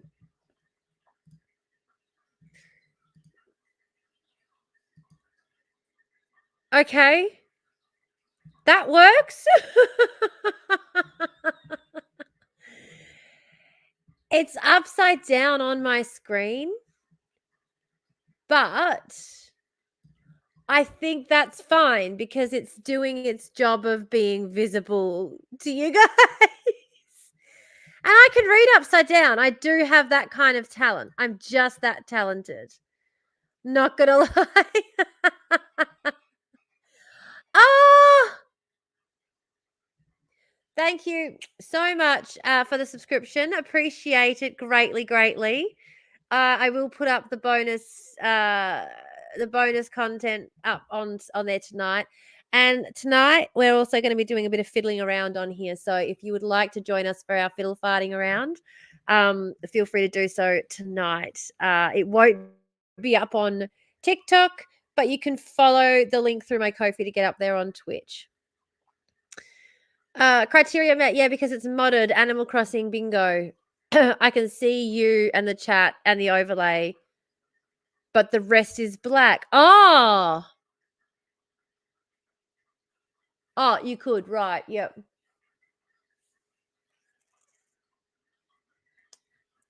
For the Discord, yeah. Oh, the invite link.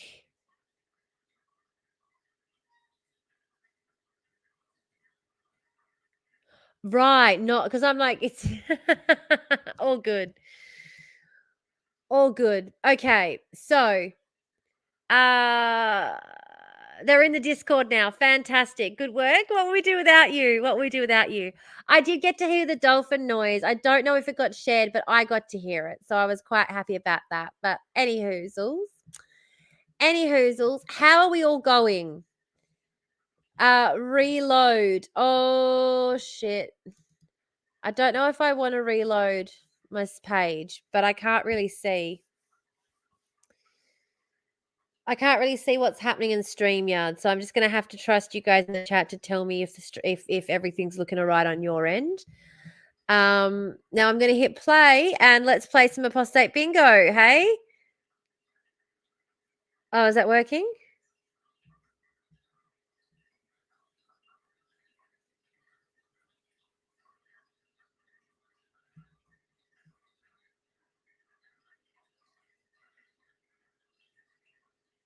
No, that's not working. Okay. I might have to reload.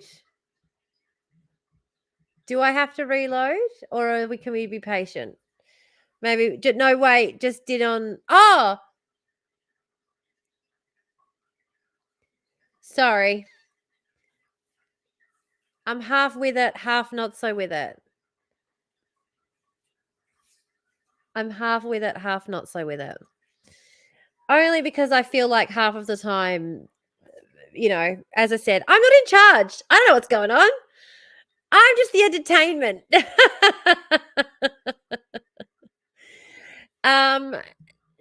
Now, yeah, wonder why all those allergies. Can't see the vid or hear it. No, I can't play the vid right now. I can't play the vid right now. I am well managed. I am well managed. And we only have an hour before we have to go. So I'm really wondering why right now StreamYard has decided to fuck around on us. It's very frustrating. Very frustrating. Definitely not a fan of whatever it is StreamYard is doing right now, gotta say. Next time they ask me for my feedback, I will not be giving them 5 stars. They'll be lucky to get 4 stars. Lots of fun tangents today, yes. Lots and lots of fun tangents. Now, I'm hoping that I'm going to get some action when I hit play now. Let's see what happens. Let's see what happens. But no, Stitch Friday, thank you so much. Thank you so much for your support. I really appreciate it. I appreciate all my Ko-fi subscribers, absolutely.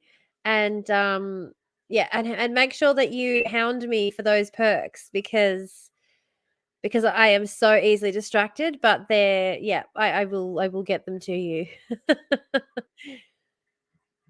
Oh, come on. Just play already. Gosh almighty, it's so annoying. It's so annoying. I feel like I'm going to have to close that, like, file.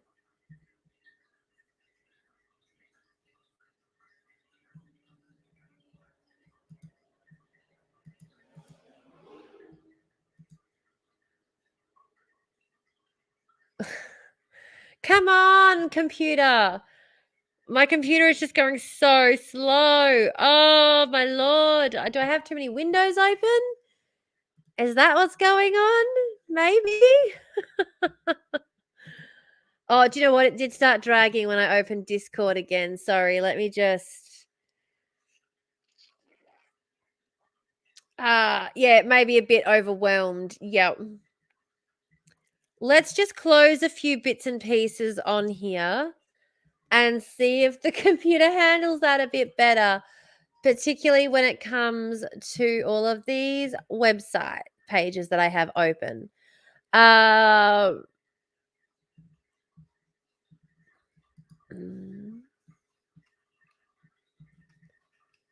What is going on?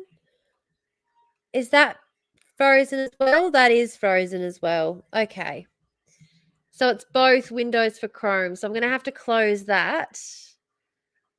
But that's fine. I don't mind because that's just going to give this one window of Chrome that I have open. An outstanding fact is recorded at Isaiah 55, 10 and 11. For just as the Stop rain making noise and when the I can't snow hear pour you down from or heaven, see you. and do not return there until they saturate the earth, making it produce and sprout, giving seed to the sower and bread to the eater. Now note.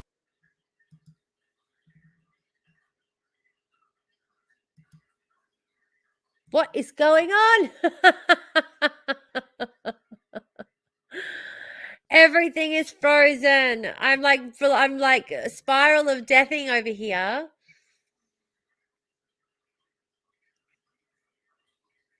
I can hear the JWs. I can hear them, but I can't see them. It's very disconcerting. It's very troubling.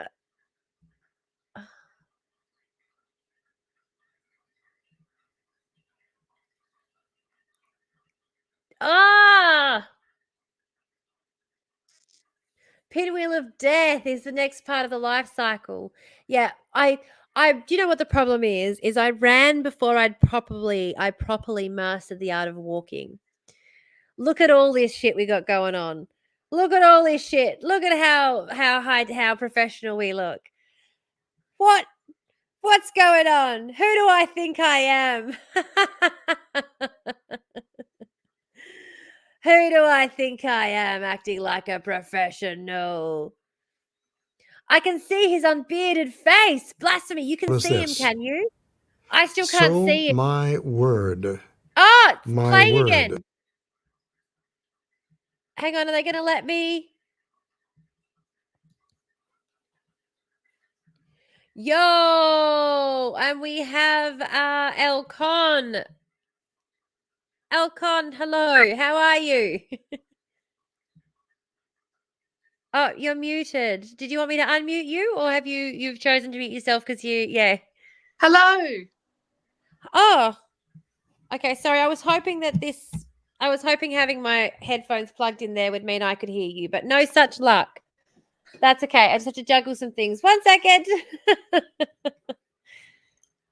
Ah! Where's the Hausen? Who's in Hausen?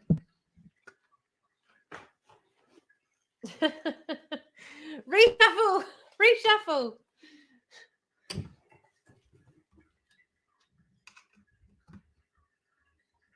Hello. Hello. I can hear you. I found you. Yes. Sorry, Oh I my completely misunderstood what you were asking. Thank goodness for Embry. What would we do without Embry taking care of us? I tell you. Oh goodness, makes me feel old. I tell you what. I'm just Don't still worry. cleaning, Me and I've too. totally lost the track of the conversation because I was trying really hard at technology. But now I'm ready for next time. Absolutely, you are. You are ready for next time. And we do different chats. We have different chats on different days. So I feel like, whoops. Sorry, I'm not sure if my camera. I'm not sure if it can see me or not. I'm struggling with technology today. It's moving so slowly. I can see you. Oh, excellent. Okay, no worries. So on different days we do different chats as well. So for example, you know, well, I mean, we get distracted so often. But like a Monday, we do a apostate bingo. We talk about, you know, maybe we should move it to Friday and do like fundamental Christian Fridays, Fundy Fridays or something. I don't know. But yeah, it's whatever it is. Then Wednesday or Fridays, though, we do a wrap up of the week that was. We talk about the news of the week. We talk about politics of the week, that sort of thing. But that does tend to leach its way into every conversation we have. So, you know. Well, it all sounds wonderful, and I look forward to taking part.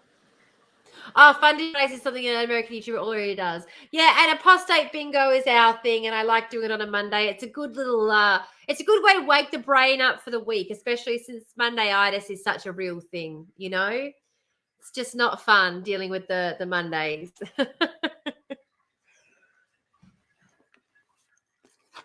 Here we go.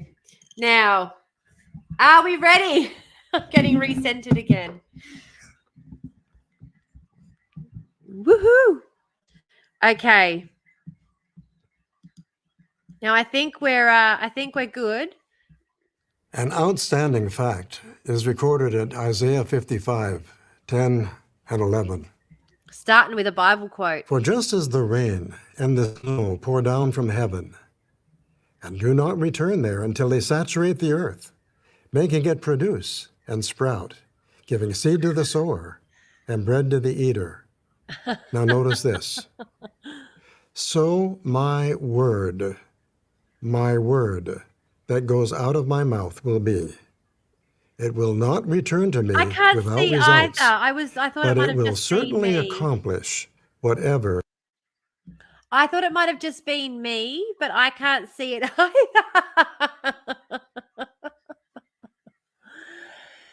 So the reason I downloaded the video was to try and stop this lag issue, because I figured if it was coming from my computer, it wouldn't lag as much. But maybe I should just try and do it from the website instead. What do you reckon? I don't know, because it's the web page that seems to be moving very slowly to me.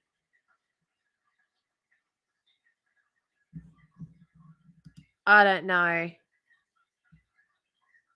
Can't see the clean shaven face. I want to see some, I'm telling you, I want to see some beards up in this place. Elle, do you mind if I call you Elle? Is that all right? Yeah, all good. Elle, did you see us talking about the beard debacle a few weeks back by any chance?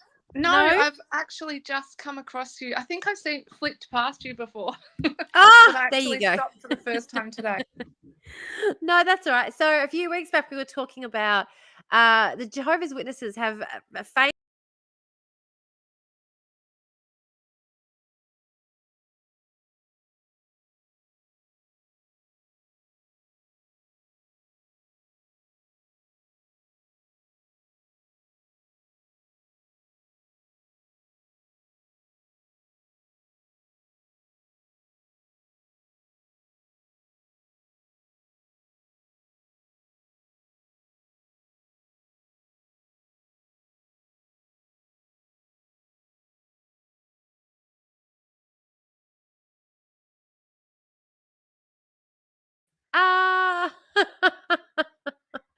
They didn't just make this issue up out of nowhere, you know? Fixed. StreamYards is fixed. Yes, okay, thank you. Emery, let's see. Let's see if I can play it. If I try and play it and it dies again, I'll know that it's the video, and I'll maybe I'll, what's the word? Maybe I'll go to maybe I should go to sharing anyway. I feel like I should. Let me just remove that. I feel like that's going to help.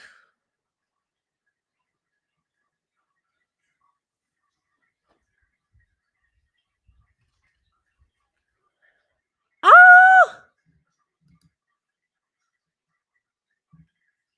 What's the bet that helps a lot? What's the bet? I think the studio is what's struggling. Let's see. We got like a 50-50 chance. It looks like that has helped a lot. And now I'm going to present and I'm going to share my screen. Oh, ads! Excellent. By the time they come back for ads, we'll have it sorted. And I'll be able to brag and just be like, there you go. What was even you guys worried about? What was even yous worried about? Why did you see Evans worries? Why Evans was you worries? You know? An outstanding fact is recorded at. Okay. How good's this? You are going to have to tell me when the ads come on, though, because I did have to get rid of Twitch, which does warn me when the ads come on, in order to get my computer to work properly. Oh, I need to grind up more. No, I have to go and get more. Oh, very good. Very nice. Very good. Very nice. Thank you.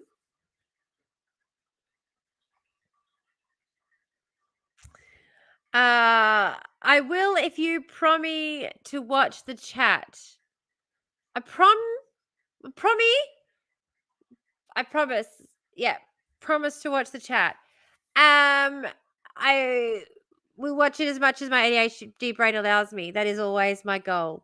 My goal is to watch it as much as humanly possible. My goal is to do nothing but watch the chat.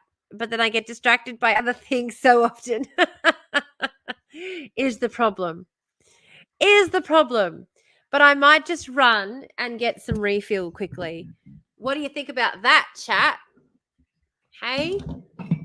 What do you think about that? I feel naughty. I'll be right back. It's fantastic. Fantastic.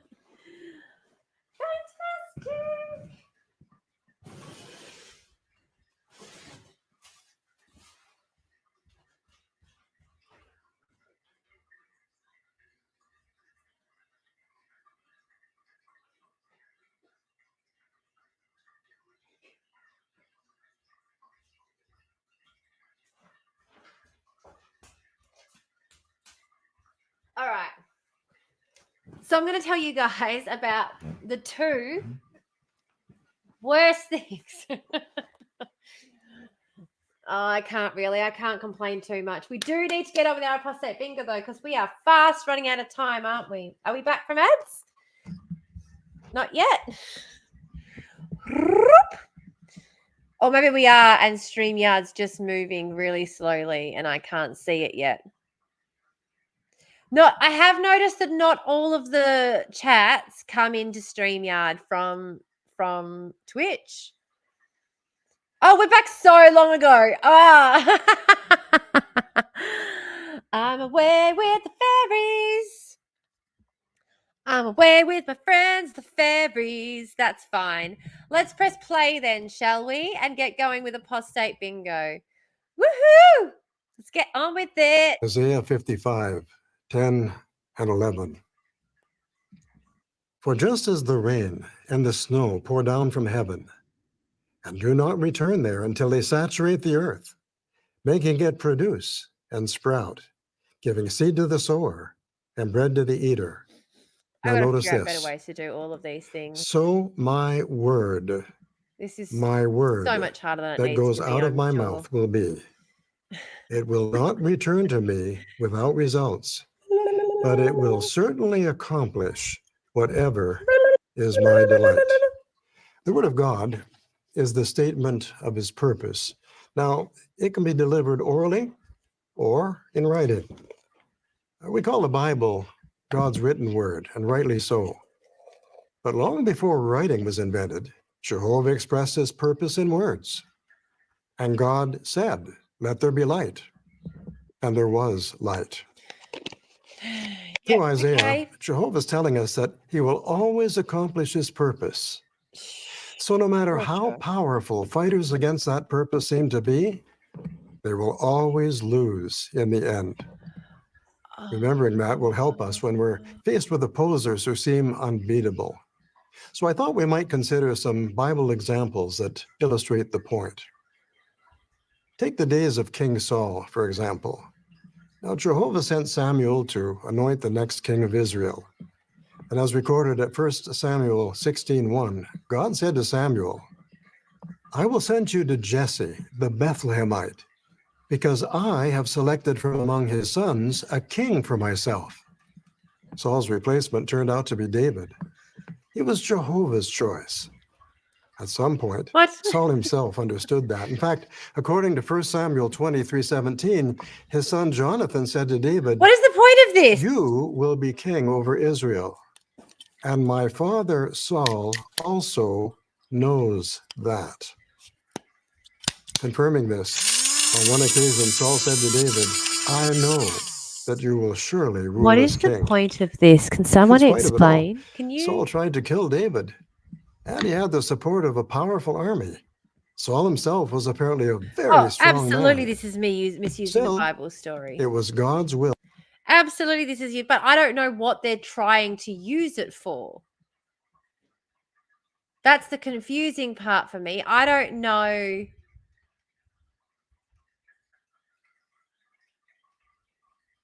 This JW man doesn't have a beard and they aren't doing a stage show, so it's already not worth watching. Yeah! Yeah, about fear and guilt probs. Absolutely. And we know that's not what Jesus wanted. We know that he was a white guy who'd found Eastern faith and was all like, bros, oi, guys, guess what? And then like a whole lot of people had a whole lot of shit to say about it. Let's be honest. He was just like every other regular, white dude who discovers Eastern religion and brings it home for all his mates. Yeah, Jesus, the original white savior.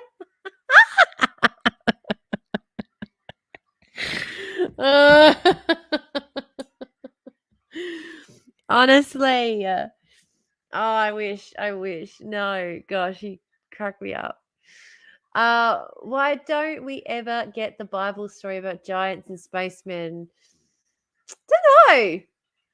Let's be honest. Yep. So this is definitely, sorry, I'm trying to cross it. I'm trying to read upside down. It ain't that easy, not gonna lie. Where is it? Here we go. Edit. Why is it not letting me edit? Edit. Oh, it's fucking frozen. Fucking stupid frozen thing. Why is it not letting me? Ah! Stupid frozen thing's not letting me cross it. Someone has to remember. Someone's going to have to remember it because it's frozen. Oh, it's so frustrating.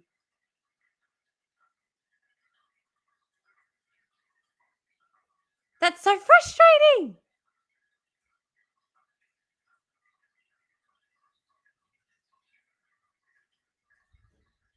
All right, I'm going to press play while that waits. For David to become king. And Saul knew it. So we ask, why did Saul keep on fighting? And whom was he fighting, really? Not just David. He was fighting against God. Saul was setting himself up for failure. No doubt Satan was egging Saul on. If Satan could cause just one of Jehovah's promises to fail. But in the end, the word of God prevailed. David became king. Well, who would replace David when the time came? That was also Jehovah's decision to make, and he made it. According to 1 Chronicles 22, 9 and 10, Jehovah told David, look, you will have a son. Solomon will be his name.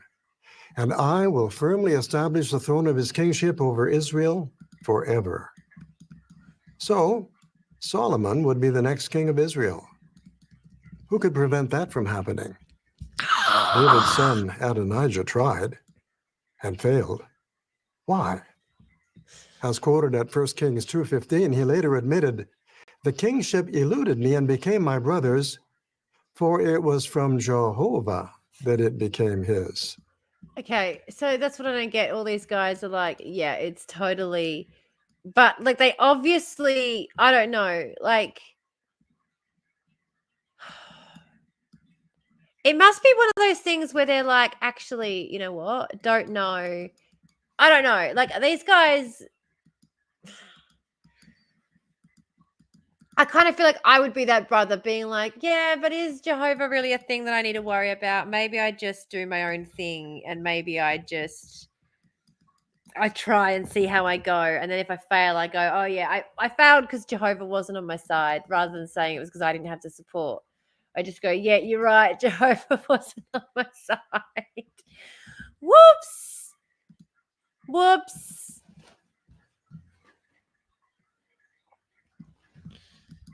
Sorry, I'm just minimizing it while I try and fix it because it's not working. It's just frozen. If Adonijah thought he could outmaneuver Jehovah, he was sadly mistaken. Jehovah promised the Israelites that he would give them the land of Canaan as an inheritance. The Canaanites had other ideas. They'd heard of Jehovah's powerful works in Egypt, but they fought against him anyway. They learned at their cost that fighters against God always lose. Now, if you were asked to name some prominent fighters against God, this is definitely in Great Jesus' Tribulation. day, Like You might think of King Herod the Great, like- the Jewish high priest Caiaphas, and maybe the Roman governor Pontius Pilate. Like that felt like a threat. Is it just me? Or was that very threatening sounding? Oh, we already got Great Tribulation, did we? Sorry, the wind is quite a lot at the moment, isn't it? Yeah, I tried to quit. That app is not working at all. That's okay. I'll try again in a minute. Let's talk about them. We'll see First, what we do. Herod the Great. Let's read Matthew chapter 2, verses 1 and 2. Now, astrologers visit King Herod, and they ask a strange question. We read, after Jesus had been born in Bethlehem of Judea, in the days of Herod the king, look, astrologers from the east came to Jerusalem, saying, where is the one born King of the Jews? King of the Jews? For we saw his star when we were in the east, and we have come to do obeisance to him. Did you notice something strange here? Yes. No angel had spoken to those astrologers. Yet, when the men saw a light in heaven, they concluded that it signaled the birth of the King of the Jews. That's a stretch. Who do you suppose put that idea in their head? And who do you suppose gave them the bright idea to ask the present King of Israel about his future rival? That has Satan the devil written all over it, doesn't it? He's just Now, making. Notice verses 3 and 4. Hang on a second. He's just made a giant leap.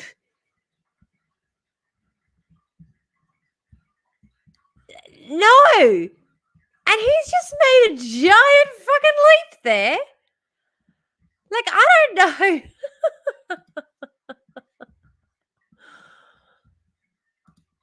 I don't know how. Yeah, that was just. He just made a huge fucking leap, didn't he? That was massive. That was massive. He went from like. I don't know. I felt like that was a huge, huge leap. He went from some astrologers in the night sky thought they saw a sign that to them indicated the birth of the next king of the Jews. And so they went to the king to ask if, like, you would assume that, like, surely, I don't know. I don't. That seems like a pretty logical place to start. Like, if he doesn't have any direct descendants, someone he knows that he's going to choose has most likely had a baby. Like, he's the one, he's probably, I don't know, maybe the king's looking for his next in line. You go to him about who he might be looking to choose and letting him know that the stars are looking favorably on this particular person who's been chosen to be born king of the Jews. I don't know. I don't feel like that's necessarily like Satan did it. Like, you know what I mean? Every time I've seen that verse, it's been, and we've come to worship him. And now we've come to do obeisance to him. They do talk about this a lot. Like, they've spoken about this before. But I do feel like this is, I don't know. This feels a little different to me. But that could just be because I'm seeing it differently today. Don't know. Don't know.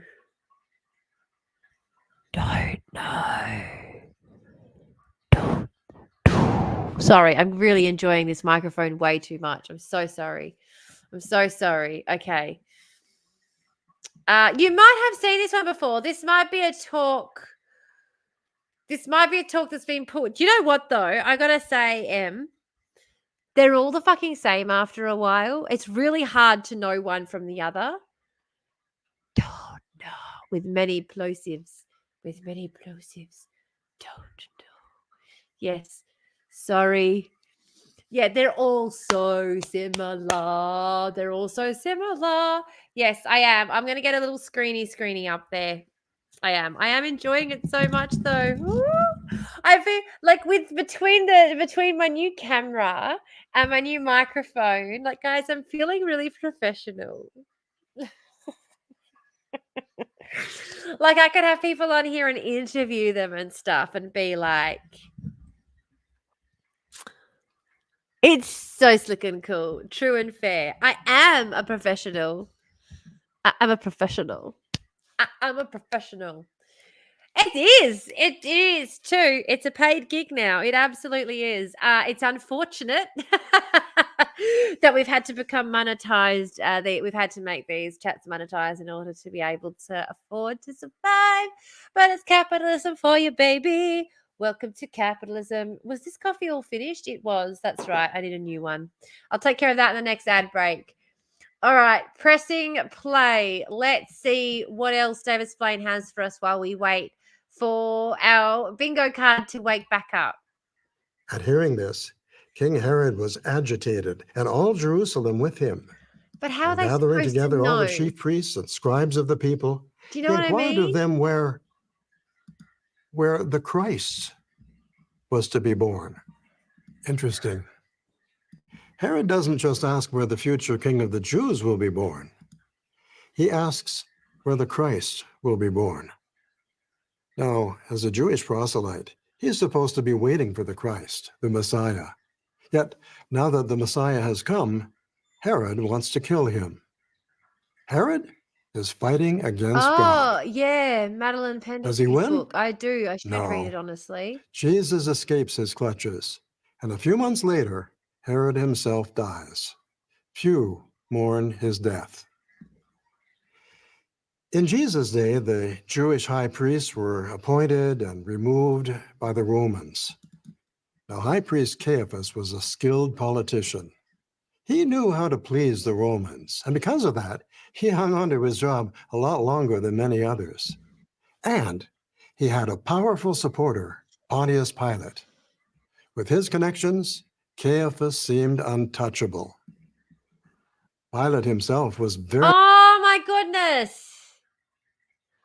I don't even know what he's talking about anymore. Oh! For sure. Favorite. What is he even talking about anymore? I'm so beyond it. I really am. Oh my gosh. He's making no sense. I've always liked the High Priest Kafka. The High Priest Kafka. Love the High Priest Kafka. What a laugh. The dear old High Priest Kafka. Oh, I'm just like, hey, High Pest, Kafkaesque. Hey, we could have a good rap going here. The High Pest feels Kafkaesque. He's the High Priest Kafka making a mess. Hey.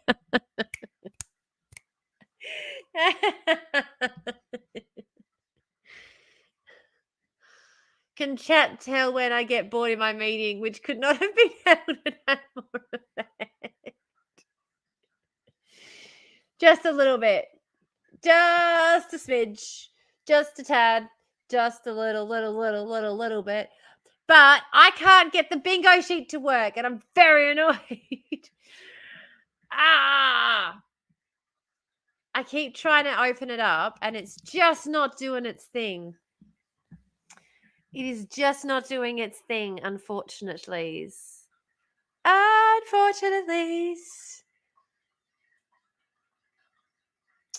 am getting a little bit chilly. It is getting a little bit late. It's not that late. I keep thinking it's later than it is. I keep forgetting.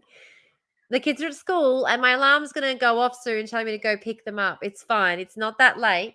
It's just chilly because of the weather. But I I'm going to turn my camera away for a second while we play this next bit. That's for sure. No particular reason.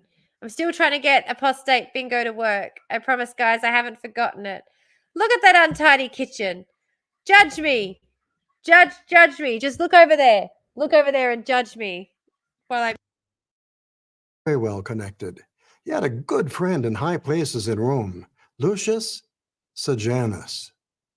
Now, maybe you've never heard of Sejanus before, but he was probably the most powerful man in the Roman Empire. The emperor left most of the major decisions to Sejanus. Now, he made many enemies, but they were powerless against him until the fall of 31 CE. At that time, Sejanus got on the wrong side of the emperor and was put to death. After that, the emperor commanded that anyone who had been friends with Sejanus was to be executed. How do you think Pilate felt? Okay. I think you're right. They've used this example before in some point. Like they've taken part of this and they've stretched it out into a whole talk on its own.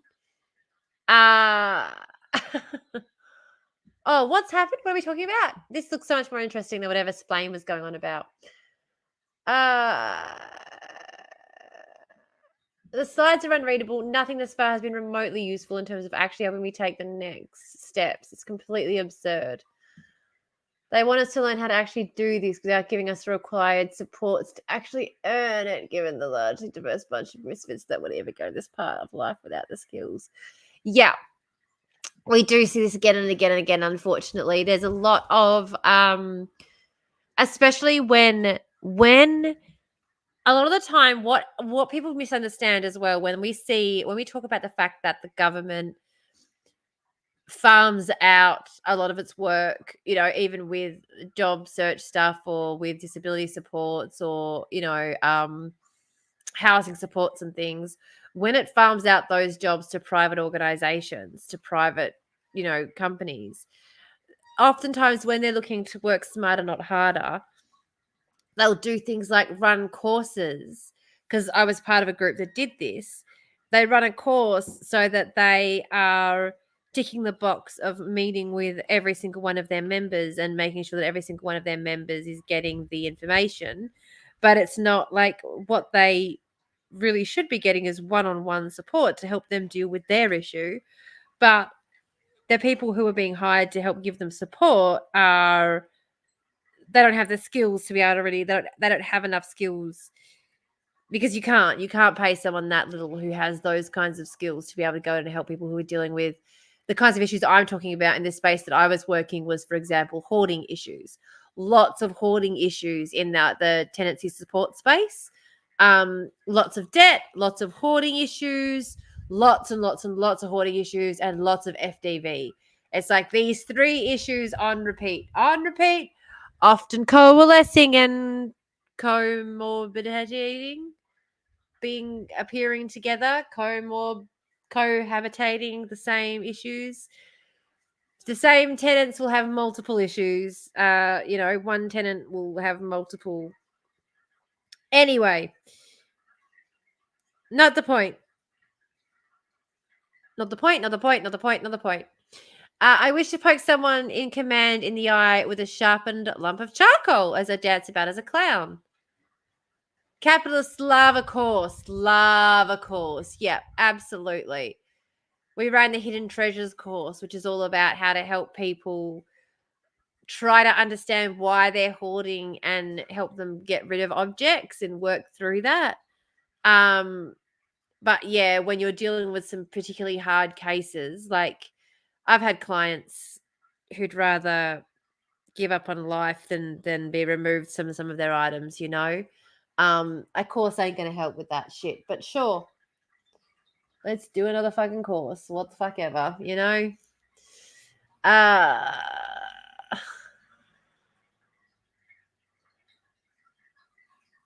I mean, I feel like dressing in a cloud costume and pie-facing authority is the correct response to capitalism. Like, what is the correct response when you wear what is the sane response in an insane world? Totally with you on that. However, since I am anti-having to deal with the authorities myself, and I don't want to have to come and spring you out, I am begging you not to pie someone in authority in the face with a pie, because, yeah, it's just going to get messy. Maybe wait until, like, if you're going to, again, Andreas Malm, if you're going to pie someone in authority in the face, you might as well go out to Pino Clean and do some pieing, if you know what I'm saying. Like, with all the trouble they're going to give you nowadays, with how far they've stretched the idea of terrorism and anti-terrorism, God almighty, it's ridiculous. It's ridiculous. I definitely need to do my own therapy before helping people with hoarding because all my bullshit with my ex. Yeah, understandable. What's the name of Isma 2? Isma 2. Yes, what is Isma 2's story? What Isma 2? What has they written? How to go mad without losing your mind? Is it her? Is it her writing or is it what she freely recommends? It's Isma 2, isn't it? Isma 2. Yeah, Isma 2. I hope I'm saying that correctly. All right, let's press play on Old Splain and see what else insanity we're dealing with. I think I've got... He must have been a nervous wreck. As we said, he and Sejanus had been very close. And now, a year and a half after Sejanus was executed, what do you suppose Pilate was thinking when the Jewish rulers cried out, "If you release Jesus, you are no friend of Caesar"? Some scholars believe that this was a factor in Pilate's decision to order Jesus' execution to protect his own job. Right. Did he protect it? No. Oh, that's right. 4 years later. Pilate wasn't immediately struck by lightning, but less than 4 years after. Less than 4 years. So he finished out his term in government. He finished out his term in government. And it wasn't about saving his job. It was about saving his life. You just heard what he did to people he decided weren't his friends. He had them executed. Like, far out. Ad starting in 10, 9, 8. We'll finish this after the ads, guys. We'll finish this after the ads. I'm going to get a coffee. But, like, do you understand what I'm saying when I get frustrated with this bullshit? With him going, he wasn't immediately struck by lightning, but less than 4 years later, he finished out his term and retired. We have spoken about this yet now. I'm not getting my ad notices now. Notices. You're not getting your ad notices. I don't know. Did Emery change something?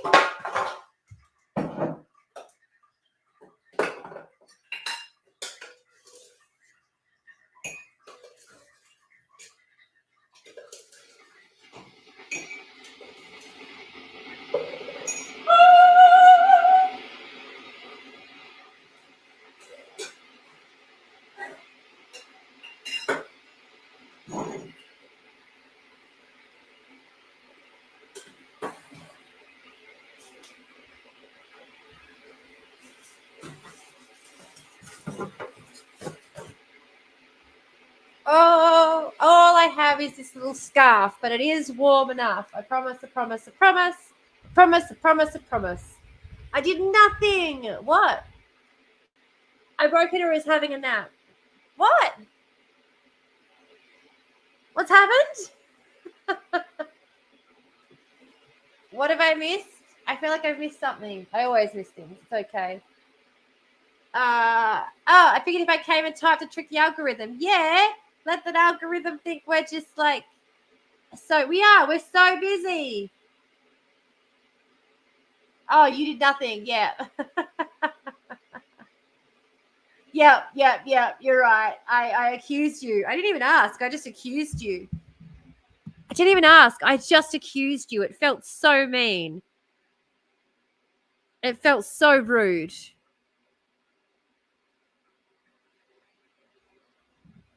Oh, you can't hear me.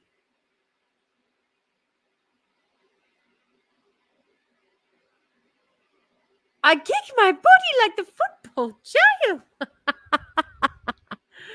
No, you don't mean that. I love you. Why, Kim? Why can Kim? Fußball and kicking. Foosball and chicken. Okay. I am going to press play. I love you too. Oh, let me know when the ad's back. I'll press play again when we're finished. We're finished already? Are we finished already? I feel like the kettle's finished boiling, which means we're back. And we're back.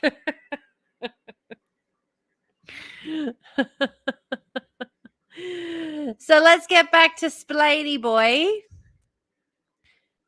I had my head in a meeting and you on the other screen. Of course. Let's see. I'm going to get my coffee from the bench quickly, and then we're going to finish seeing what Splaney Boy has to say. Now, unfortunately, I have not been able to get a preview to work this Monday, so we will not be having apostate bingo, and I do have to leave in 20 minutes to go and get my kids, but we will enjoy the heck out of our time together while we can. Yeah, boo to the meeting. Boo to being in meetings. Meetings aren't useful. No one likes a meeting. It's a little void kitty. It's a little void kitty. I see a little void kitty. Ninja. Little void kitty. Little void kitty. Okay, the void kitty can't hear me. It's fine. Let's press play. Void meetings are To valid and sentence good. Jesus to death. Agreed. He got into big trouble and was recalled to Rome. With no powerful friend to defend him, Pilate was removed as Roman governor. What happened next isn't clear. Some say Pilate committed suicide. Others say he was banished. Whatever happened, it wasn't good.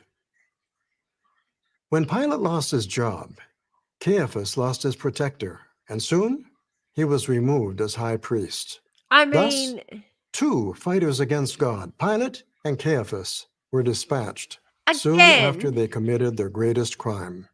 can I just say right now, 3 years isn't what I would call swift retribution, first of all. But second of all, he ended his term. Like, that just happened. He ended his term. He left. He was friends with a guy that Caesar had killed, and he also had all of that guy's friends killed.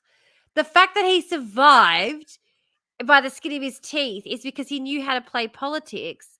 And when he finished his 3 years and he was banished, which happened quite a lot back then, like, it just happened. They used to just vote to banish people. It was like a common thing they just did.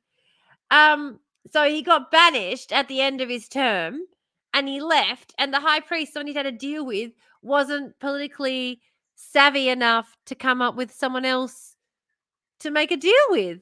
And so, like, he weren't fighting against God. He was just playing politics, my dude. He was just, like, talk about incorrectly applying a Bible teaching. We're just going to move this out the way. We certainly don't want to be fighters against Jehovah God. How can we cooperate with his purpose today? Consider Got to this make scenario. sure we cooperate with his purpose. A brother offends you, says something thoughtless. You're hurt. I Now, forgot how I did haven't set it Jehovah up. view that person?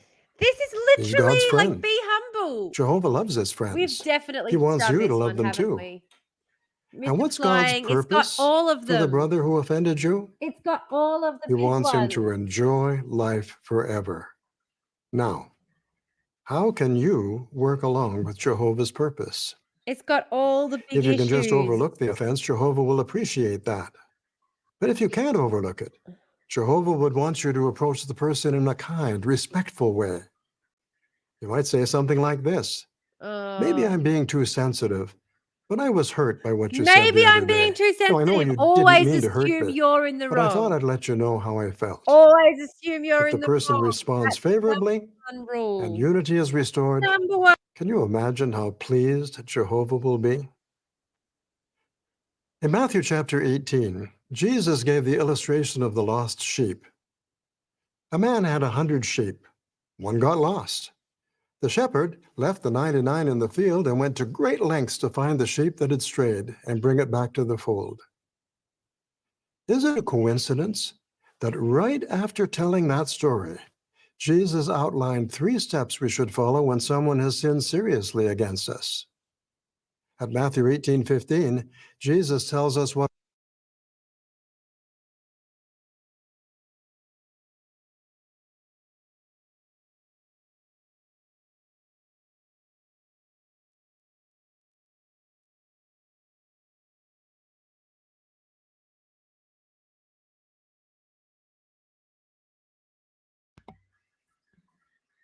Sorry. I really am sorry about that. Hey, I can do ASMR with this, can't I? Oh my goodness. What if I did political ASMR? Like, what if I read the news of the day in this voice? That could be the void after dark.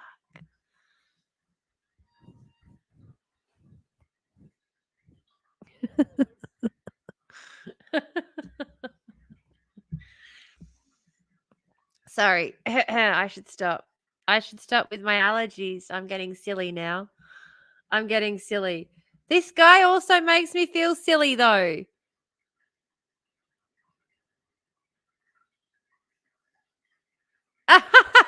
Usually it fucks you off.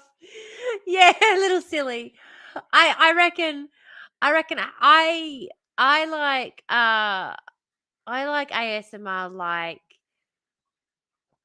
there's a guy who does a podcast, Sleep With Me, that helps put you to sleep, and I enjoy listening to his podcast to help put me to sleep. But there's also a YouTube video essayist named Horses who I listen to put me to sleep. But he talks in depth about political issues, but his cadence is just so chill and rhythmic that it lulls me to sleep. Oh, that's what it's about. I don't know, is it? Let's get back to Sleep With Me. Let's yeah, you know what? I'm done with Splain.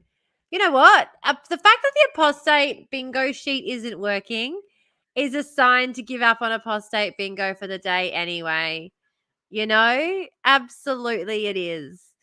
Because it's not working. So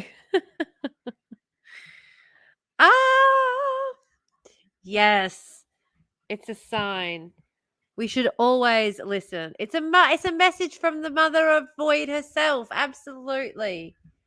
It's a message from the void, the void mother herself, letting us know that this is not what we need to be doing with our day today. Now, I did actually want to discuss, I know this is going to sound bizarre for something that I wanted to discuss today, and maybe we should discuss it quickly before I go. I don't know. Let me know if this is not what anyone else is interested in watching at all. But I think there's been some interesting ways of discussing crime in the news recently, especially with what's been going on in Alice Springs. Oh shit, the chat is being covered up a little bit. Let me just... Oh, eyes. Okay, I can see the eyes now. There we go. Oh, yep. There we are. That's better. Yeah. I gotta maybe move that out the way. I think I have to adjust some of these backgrounds a little bit, you know. Through use, I found them a little bit, some changes I need to make, but that's okay. I can do that. So, yeah, Anthony Albanese is actually going to Alice Springs today, along with Indigenous Minister Linda Burney. And I just think that, I think in particular, the way that we have been discussing crime since COVID has been with a lot more fear and a lot more prescience, as though it was building every day, you know? Now, the federal government has had committed previously. This is back in 2023. They committed like $50 million to regional and community infrastructure, as well as some other things in order to try and help, you know, as well as like 40 million for on-country learning. Now,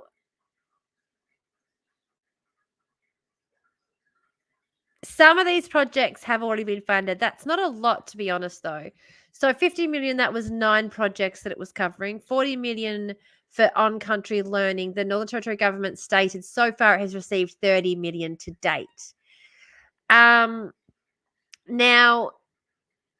there's a lot of money going in there for justice reinvestment as well, but that hasn't been spent yet. The grants are open for Northern Territory justice reinvestment, which is the kind of work I want to get into as well, doing a diversionary program too, by the way. Just FYI. Just FYI. We'll see how we go. Oh,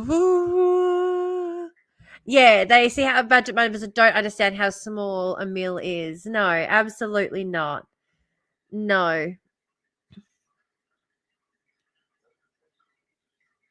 Yes.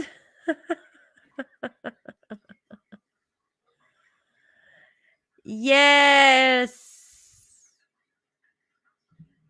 Now, can I share it with you? I think I can share my screen.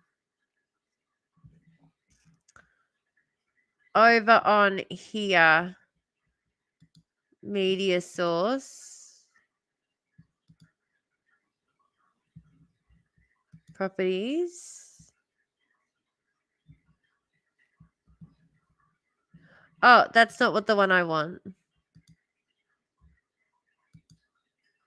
Is it?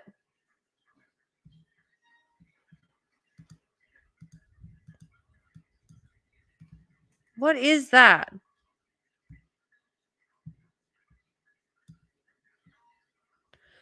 Hang on a sec. I'm confusing myself.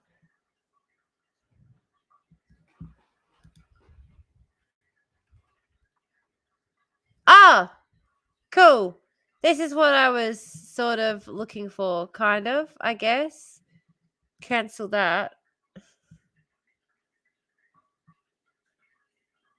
Ah! Cancel.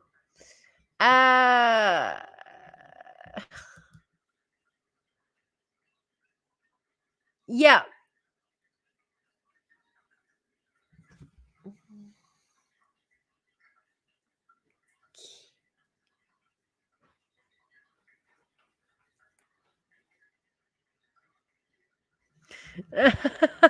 Thumbs up. Hey, awesome. Awesome. We have an agreeable we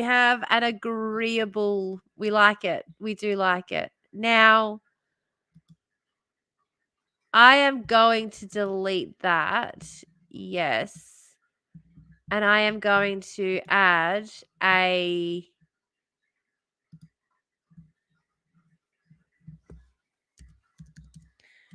Woo-hoo-hoo. Sorry, guys. Sorry, I forgot to do my what do you call it before I did that. I was supposed to do my whole like whoops swooch swoochy woochy woochy woochy woochy. No, that's not what I wanted. Okay.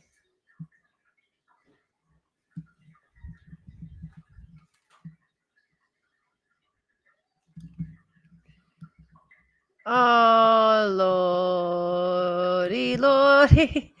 This is terrible, isn't it? Here we go. This is also terrible, but whatever. Whatever. It's the void. You know what? Get what?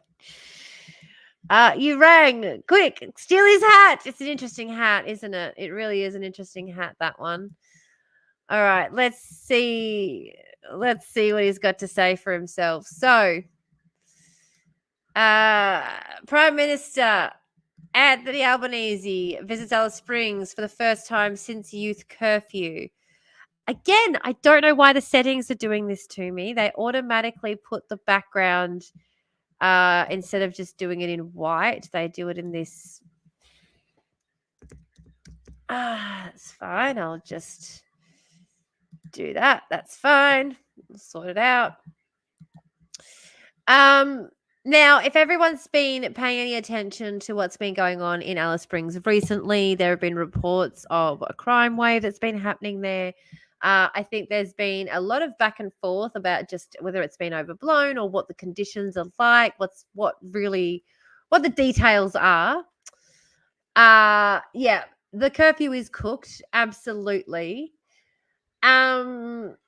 Yeah, the last couple of decades, absolutely. The last couple of decades going back, 50 years now, nearly 60 years. Yeah, great interventions. Because don't forget that the generation before this one is the generation who they were stealing still. Like they were full on taking kids, and they still are down to this day. And not to mention the fact that once again we see an increase in what we consider delinquent behaviour when there are strains on anomie, on strains and normlessness. So when we don't have access to things, and we are going to see this coming from those who are in the lowest socioeconomic statuses first, which of course is going to be the Indigenous kids, isn't it? And again, a lot of the behavior has been overblown as well. Yeah, have a tank going back 20 years. Yep, absolutely. Yep.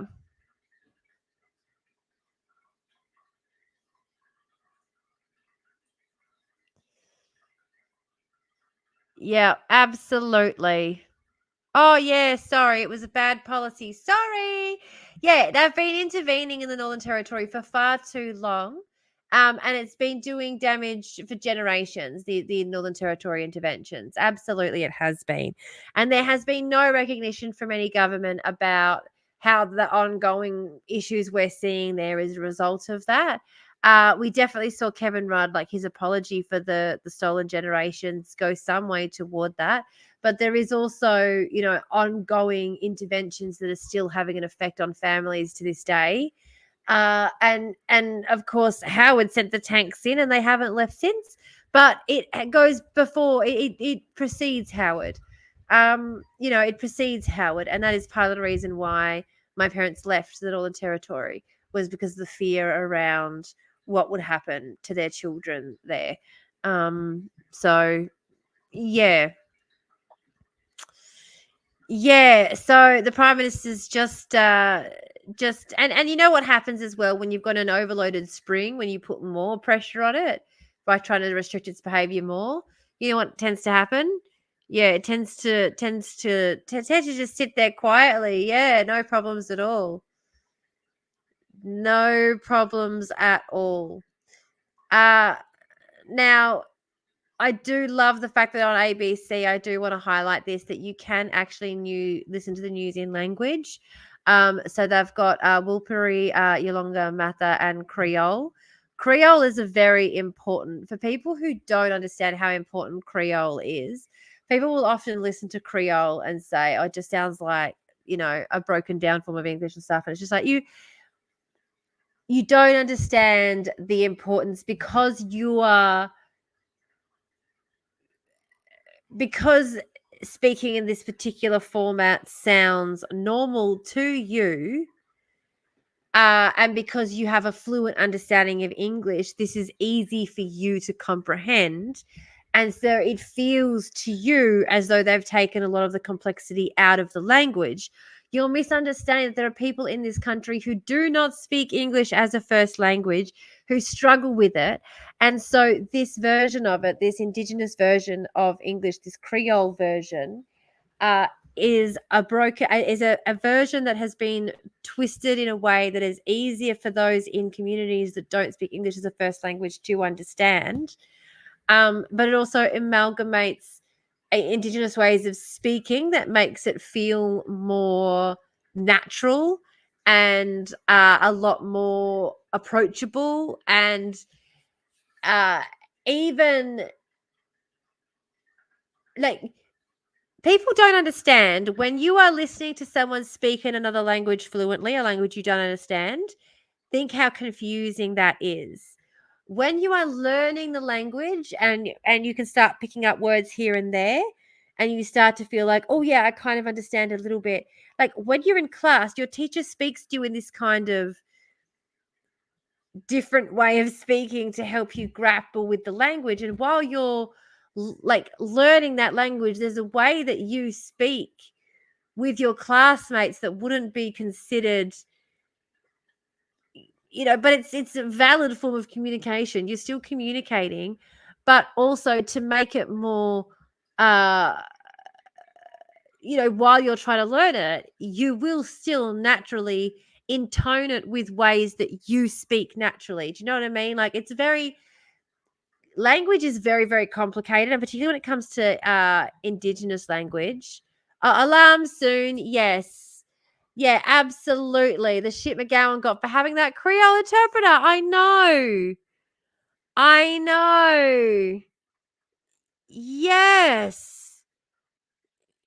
Yeah, absolutely. It is a valid way of communicating because any way that ensures a coherent understanding between you and your audience is a valid way of communicating. And so, yes, it's not going to seem valid to everybody because it's not going to be understandable to everybody. People aren't going to understand all the aspects of it. It's going to seem distilted and weird to some people. It's not going to, it's not going to be understandable and approachable for all, but it isn't made for all. It's made for a select portion of the population, and it is a very important communicative device and tool to have access to. Oh my God, I almost forgot Void. Juzzy Wuzzy, we are about to log off for the day. You're sneaking in. Don't break concentration. No. And yes, exactly. Auslish is more accessible when you're in Auslan Brain, and it's more accessible as well because English isn't necessarily a first language in terms of the language that you think in is Auslan. It's not necessarily English. So yeah, it is difficult to try and explain to people how fundamental English, how fundamental language and our learned language is to the way that we speak, is the way that we think, sorry. The way that we think, a large part of it is made up by the way that we speak. And I just think it's really like communication is so important, and particularly with our national broadcaster, it's so important that they in particular are able to reach people that other forms of communication don't even try to. And so, yes, in particular for our national broadcaster and for our ministers who are trying to communicate, absolutely they should have a Creole interpreter. When we've got a national health emergency, absolutely. Yes, movies that we watch teach us on healthy communication as well. All hail the void. Absolutely. No, absolutely. Jump into the void. Never, ever, ever stop. Never stop jumping into the void. Never be afraid to jump into the void. I was actually just saying we are going to do Void After Dark tonight exclusively on Twitch. And that is going to be in about 6 hours, I would say, from now. In about 6 hours, we're going to jump on, guys, to do Void After Dark Wednesday night, Wednesday evening, not during the day. We won't be live streaming during the day on Wednesday. Wednesday evening, we are going to be doing book club. Don't forget, it's going to be book club. So in 6 hours, join us for Void After Dark if you can. Wednesday night, we are going to be doing book club in the evening, Void After Dark. Once again, these are events that exclusively happen on Twitch, guys. They do not happen on other platforms. They only happen on Twitch. So please jump over to Twitch if you want to join in on both the book club, which is going to happen in the Discord, sorry. The book club will happen on the Discord and the Twitch. The Void After Dark only happens over on Twitch. So please jump over there if you would like to see Void After Dark. Thank you guys so much for joining us today in the Void. I'm going to play the outro now shortly. I do have to go and get my kids. You are correct. That was the alarm going off. What did you say? No. Scripting can get us in trouble when we learn from problematic behaviors. Absolutely. Yes. Love you. Bye. Appreciate you all for being here in the Void. We'll see you, as I said, in 6 hours, where we're going to have another dip into the Void. But for now, I love you lots. How dare we upset the algorithm? I love you lots. I'm so excited for our new high functioning amazing setup, guys. I'm feeling so professional. I'm loving what we're doing together. I'm so excited. See you in about 6 hours for Void After Dark. Love you lots and have a great afternoon. What do we usually say? What's our sign off? What do we want it to be, guys? What do we want our sign off to be? Someone tell me.